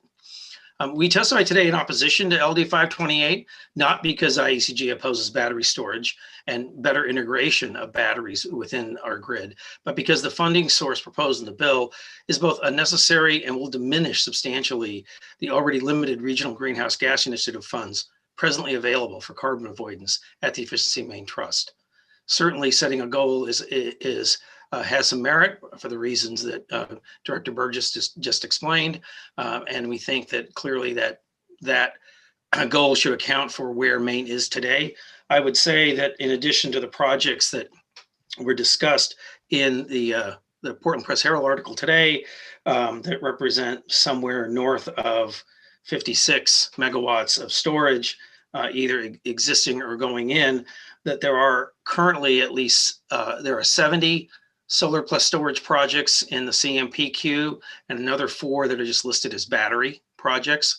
not quite sure what that is, but that means 74 projects already underway in Maine without any additional subsidy from the state of Maine, or more importantly, a subsidy from Maine's electric ratepayers. We think storage is an exciting technology. We think it has a lot of value. Mr. Murley explained some of those other value streams to you in his testimony, and we think that that there are plenty of incentives for folks who want to do storage and realize some of that value stream to be able to do it, but we don't think it needs to be done on the back of the Maine ratepayers. So I'm glad to answer any questions. You know, we need to realize that battery storage is declining in cost, still pretty expensive. Cost is apparently $2 to $4 million per megawatt of capacity. We need to understand that the private sector seems ready and willing to make the investments in battery storage while taking advantage of other incentives offered by Maine and other New England states. The current incentives include both incentives for distributed generation as well as state procurement of grid scale projects. In addition, we note that battery owners also get the benefit of not only being compensated for providing the ancillary services that Mr. Murley described to you, but also the benefit of being able to choose when to sell their battery power, allowing them to do so when the cost of electricity is highest. Considering all of these financial incentives and benefits, we oppose rating for battery projects and storage projects. We support the PUC exploration of battery storage as part of beneficial electrification, and we'll be pleased to work with the sponsor and other interested parties on this legislation, and be happy to answer questions now or at the work session. Thank you. Thank you very much, Steve. Are there questions from the committee? Representative Berry. Thank you, Mr. Chair, and thank you, Mr. Hudson. My question is about storage at a smaller scale on the distribution system and its potential value there. And if you could, comment on that specifically. I think most of your testimony is really referring to larger grid scale storage, and that's certainly, I think your testimony is somewhat consistent with some of the questions I was asking, but I just want to shift it to the distribution system and where there might be congestion there. And we've begun to explore that through a relatively complex non-wires alternatives process. I'm just wondering if maybe giving Efficiency Maine Trust a little more flexibility to implement storage solutions in that space with the guidance of its board and under the supervision of the PUC would be troubling to your members. Well, I think in large part, we by the way, we have the highest regard for Michael Stoddard and his team over at Efficiency Maine. We disagree with them from time to time, and unfortunately, they're right at least as often as we are, which is always disconcerting. But we respect them immensely, and we really appreciate the care they take in managing the public funds entrusted to them. That being said, I don't think we necessarily have my concern is when you talk about distribution side investments, about making sure that the public is getting the benefits of expenditures on that side, as opposed to it all accruing to an individual entity that is put the battery storage in and that is being compensated in other ways for that battery storage. So I think there are certainly some ways of looking at it, especially in regard to non-wires alternatives, as you mentioned. We supported, I think, the effort that was done, the pilot that was done in Booth Bay Harbor, and we've supported the search for non-wires alternatives as a way to minimize unnecessary transmission investment. Now, with regard to the distribution side, I think all of those projects that I mentioned in CMP service territory are all on the distribution side. So those are all they're in their queue for the projects smaller than 5 megawatts. Thank you very much, Steve. Any follow-up, Representative Berry? Also, thank you. Okay. Any other questions for Mr. Hudson? Seeing none, thank you. Thank you. We'll now go on to those testifying neither for nor against, and the chair will recognize Hans Albee from Brooks Revision Energy. Good afternoon. I was getting nervous when thought I was lumped in with those testifying against. Let me be very clear. I am testifying in support of this legislation. Oh, you are thank in you, Senator support? Vitale, for testifying in support yes, Okay. support of this legislation. Thank you, Senator Vitale, for bringing forward this bill, and thank you, members of the committee, for the opportunity to testify. You've heard a lot of great testimony this afternoon, and I've been really interested to hear it as well. I'm not going to add too much of that, but I do want to provide a little bit of context from our specific experience. Again, my name is Hans Albee. I'm a professional engineer from Revision Energy. I live in Brooks, and my role with Revision Energy is as a senior engineer and lead of our storage initiatives all across the company. That means I have quite a bit of experience with deploying storage within the state of Maine as it stands right now. I think the context I want to provide is twofold. First, the reason we're all here is because climate change is a rapid threat and large threat to our economy, to our way of life. Storage is an essential part of that, and we need big goals to address it. The reason I say that is to speak in support of raising the 100 megawatt goal. There's an analysis by Richard Silkman from a couple of years ago that estimated we would need a lot more storage to reach 100% carbon-free energy by 2050, which is one of the goals we need to achieve in order to combat climate change. 100 megawatts represents less than 0.2% of the storage he estimates we need. So I would respectively advocate for raising that goal to 1 gigawatt by 2025. I think a goal of 0.2% in the first 5 years is insufficiently ambitious. Second, I want to give you two specific examples of storage that we've worked with. One is a homeowner in Norwich Walk. This is a homeowner who spent $20,000 on a behind-the-meter storage system for his home last year. From that investment, he gets peace of mind, he gets security, he gets the ability for his home to operate when the grid's not present. The second example is a business owner, a manufacturing business in Gorham. He spent a little more than $65,000 for a behind-the-meter storage system for his business last year. He purchased that system to provide peak demand shaving for his utility bills. The reason I mention them both is that these are customers who are already buying storage, already deploying it, connected to the grid, and their systems are idle, not doing anything at all, at least 90% of the time. Both of those systems sit idle most of their lives. They could be providing services for the grid. I think this speaks to your question, Representative Berry, and speaks to some of the other points that others have raised about the importance of behind-the-meter storage. These customer-owned assets could be doing important work for the grid. They're already being purchased, they're already available, they're ready for deployment at scale, but they really need an opportunity to participate in the grid and be compensated in a fair and equitable way with much larger projects that others have discussed. So making allowances and specifically incentivizing behind the meter owned storage is really essential. The last thing I want to say is that I fully support the importance of research and pilot projects for a diversity of distributed generation resources in the future. But in order to combat climate change, we need to move fast and we need to move aggressively. And there are assets, fully mature assets, such as solar and storage, lithium-ion battery storage, that are ready for large-scale deployment right now. And Maine is ready to be on the forefront. Other states are already doing this. There's a lot of precedent. There's a lot to be learned from other states in our country. And Maine really it's time to get on board and become a leader. Thank you for the opportunity. Are there any questions from the committee for Mr. Albee? Yes, Representative Foster. Your mic is off, Steve.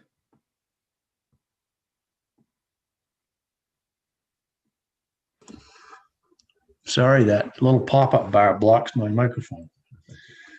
Thank you, Mr. Chair, Mr. Albee, for your testimony here today. The question I have is in regards to the two, I assume of many projects that you have been involved with, the one in Norwich Walk and also the business owner. I'm wondering if you could tell us what size the unit in Norwich Walk was and how long of a duration that that household is able to utilize that storage capacity if the power is out.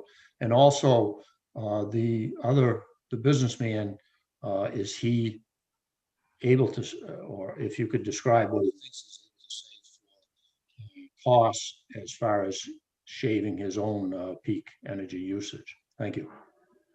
Sure. Thank you for the question. You're right. Those are two of only many projects. We've installed over 200 behind the meter storage projects in Maine in just last year. And we expect to install probably at least that many and probably 150% of that this year. So something on the order of 300 projects in Maine in this year. Regarding the second part of your question, the customer in Norwich Walk is a 10 kilowatt, 30 kilowatt hour system. So if you were to discharge at full capacity, then he could last for 3 hours. That's obviously not how his home works.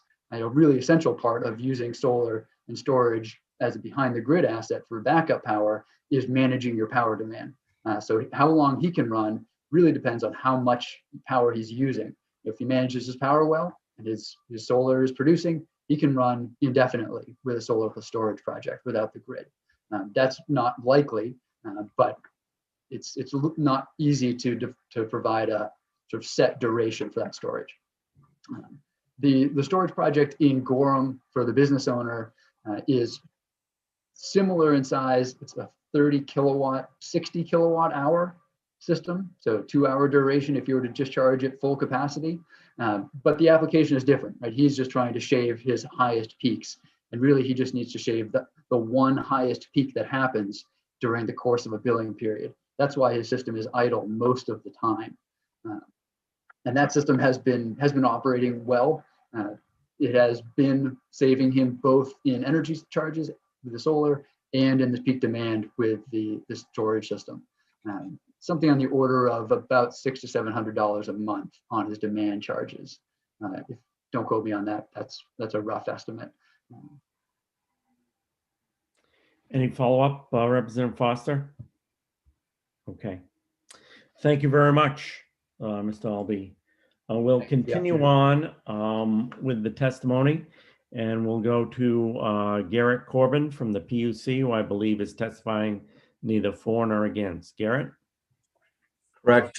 Good afternoon, Senator Lawrence, Representative Berry, and honorable members of the Energy Utilities and Technology Committee.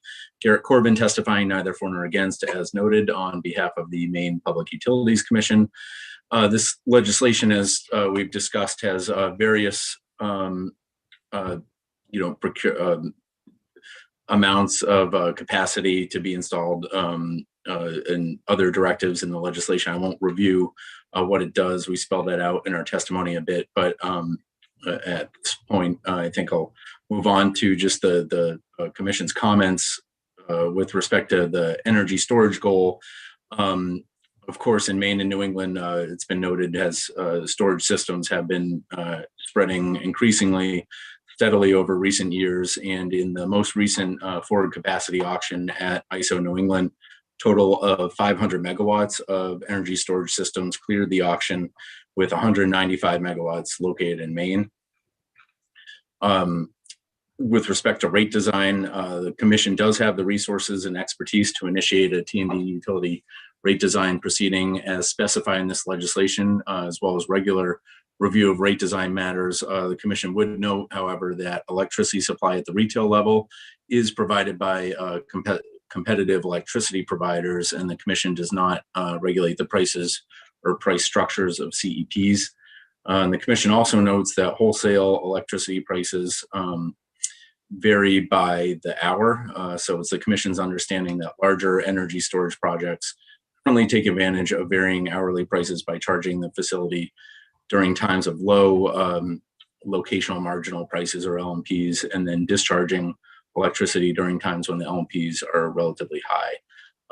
That is the information we wanted to share with you today, and we'd be happy to try to answer any questions today or for the work session. Are there any questions for Mr. Corbin at this time? Seeing none, thank you. We'll now go on to Michael Stoddard from the Efficiency Maine Trust, who I believe is testifying neither for nor against. Yes, thank you, Senator Lawrence and Representative Barry, members of the committee. My name is Michael Stoddard. I am the Executive Director of the Efficiency Maine Trust. I do appreciate the opportunity to testify today, neither for nor against LD 528. We have welcomed the addition of energy storage systems, the discussion of adding that to the enumerated list of strategies that the trust would consider in its program design and implementation. And we know, as many people who've come before me have testified today, that we see the increasing recognition of the importance that storage will play. It was talked about extensively in the Maine Climate Council meetings. It was referenced, as mentioned by a prior testimony in Dr. Silkman's book. There are a lot of studies around the region about decarbonization that all place a heavy reliance on storage. And we've seen it, as the public advocate mentioned quite some time ago, in the non-wires alternative analysis. We've been looking closely at the potential role for it in managing demand side, managing the demand side of the impacts on the grid. I listed several pilot projects that we have had underway for the past year. They were interrupted somewhat by the pandemic, but we have been getting interesting results out of them. You see a graph on one case of a cold storage facility, which is a form of energy storage that's been quite effective. And I think along the lines of what the testimony from Revision was just in the last 10 minutes, there's a lot that is being installed already, and the full value of those installations are not being harvested at this time. So there may be quite a bit of opportunity to, as Representative Barry's pointing out, improve the reliability and the reliability on the distribution system, and at very low cost if we're able to do more to harvest those resources.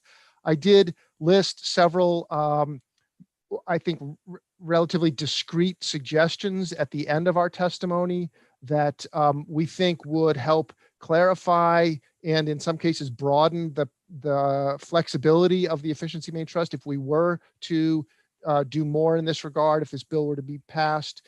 And it would just simply open up to recognize more of the types of applications that have been mentioned here already today. Not so much the large scale that you're talking at the utility scale storage, but more on the distribution side and and behind the meter. So it's not just reducing peak demand, it's also shifting demand, and it's sometimes balancing load.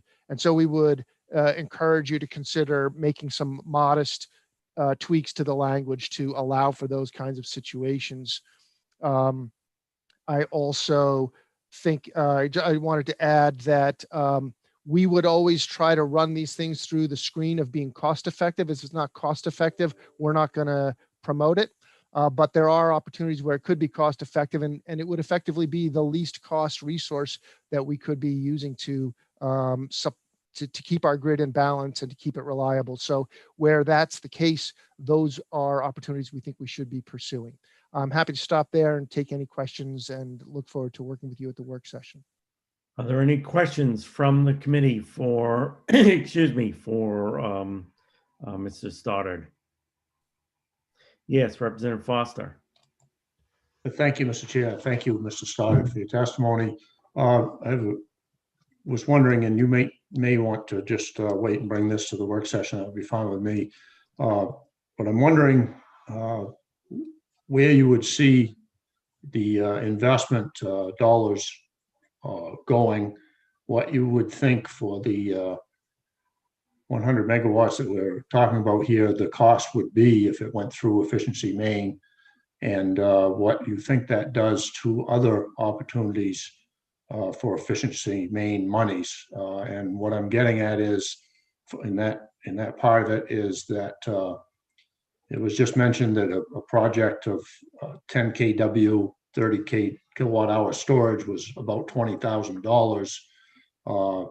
I guess I'm looking at how you spend $20,000 in other ways that might bring about either a reduction in energy usage or more efficient energy usages if these dollars are comparable. In other words, if I gave you that money would you spend it in some other area rather than this?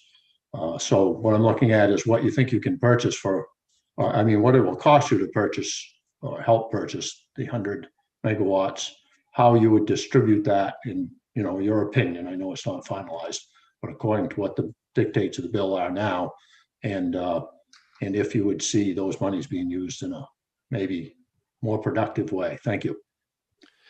Thanks for the question, Representative. And I will take you up on the offer to come back to the work session with some more concrete answers to your question. I would say generally, though, as you know, in almost all cases, we do not pay the full cost of a project. We pay as little as we can to encourage the upgrade or the application that is a step beyond what the customer was going to do anyway. And so it may be that it's certainly in the case of the $20,000 project you just heard, that's what the full project costs. We wouldn't pay that normally. We would try to take advantage of the fact that in that case, I think it was a homeowner, but you can imagine with a large industrial or a hospital or a university, you might have some very large projects that are already being installed. And as you can see from some of the pilot projects I described here, we haven't talked that much about thermal energy storage, but in a world that we're moving to in which more and more thermal energy is being supplied by electricity, there may be some so saving, storing energy in a thermal way could be shifting load or reducing load and demand on the electric system. So it could have an electric benefit to the T&D system and the energy side, the electricity side, excuse me. And so there could be quite a bit of value there. And so that would then suggest that if it were cost effective, if it saved more than it cost, and it would have benefits to the ratepayers, that would be something we could presumably fund with the electricity funds, not the RGGI funds. Any follow-up, Representative Foster? No, thank you, Mr. Chair. Another question, I think Representative Barry, did you have a question? Actually, I'm all set. Thank you. Any other questions for Mr. Stoddard? And we did have one person on the list, but I don't see him on there. I think it's Patrick Jackson. I believe he did come back on. He's here. He's in the room. Is he on? Yep. Can you load him on? Can you guys hear me okay? I can hear Yes. you. I don't see you. Up there you are. Okay. In your testimony, it was unclear whether you were testifying neither for nor against. Which category are you in?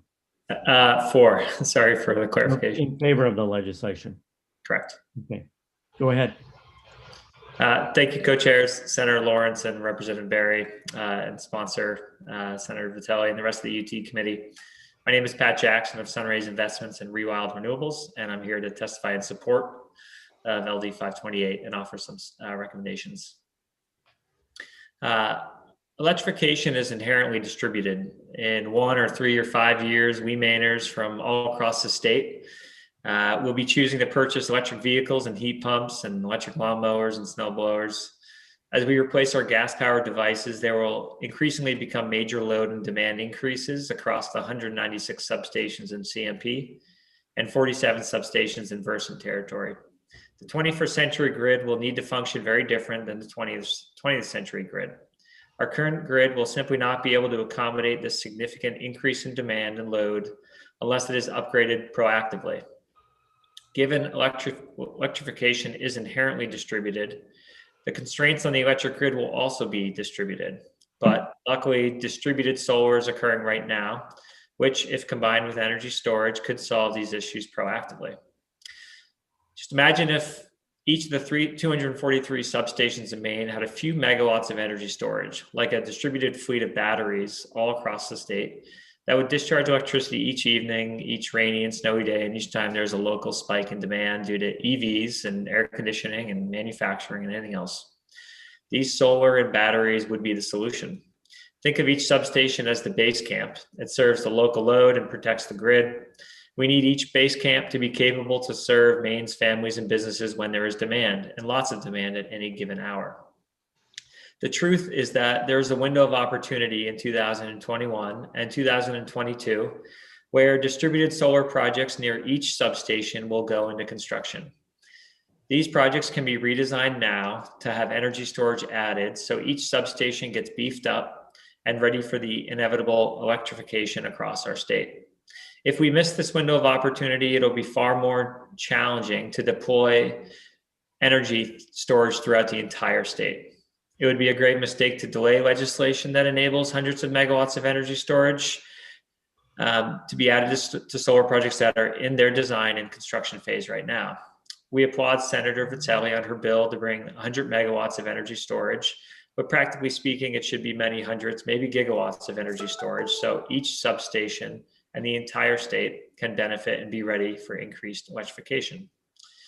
There's been much discussion today on whether an incentive is necessary. Sunrays added energy storage to every single project that we have gone through development on due to response from the December 2019 Storage Commission report. And we have since taken storage off every single project because there is no adder or incentive.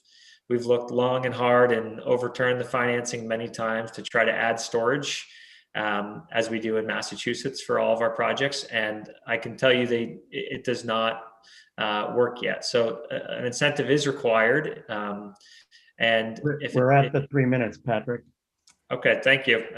One thing I'll add is that if you look at our testimony, there's a picture that we added on one of the projects that we operate in Massachusetts, where you can see what we've done in terms of clipping the distribution and discharging the solar in the after hours. So welcome any questions, Jeff.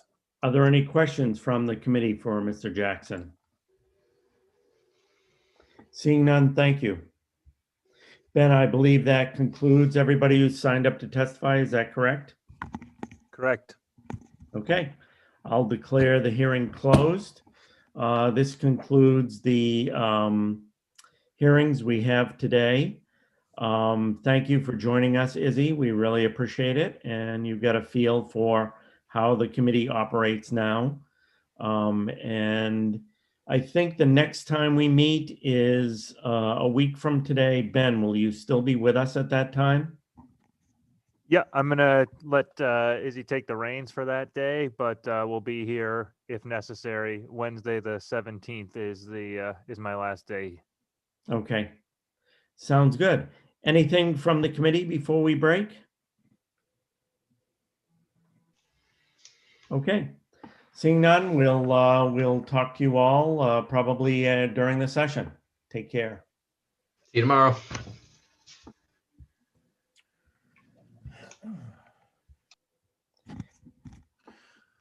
All right. So Ben and Deirdre, I'm going to suggest that we take a 15-minute break, and then I'll do a Zoom with you, me, and Seth, so we can go over calendar. We've lost Seth. I think he'll be back.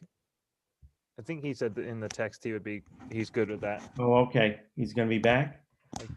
I I don't mind hanging out. The link will still work, so he can. If someone wants to shoot him a text, I'll just ask if he left. Ben, I think we're still streaming.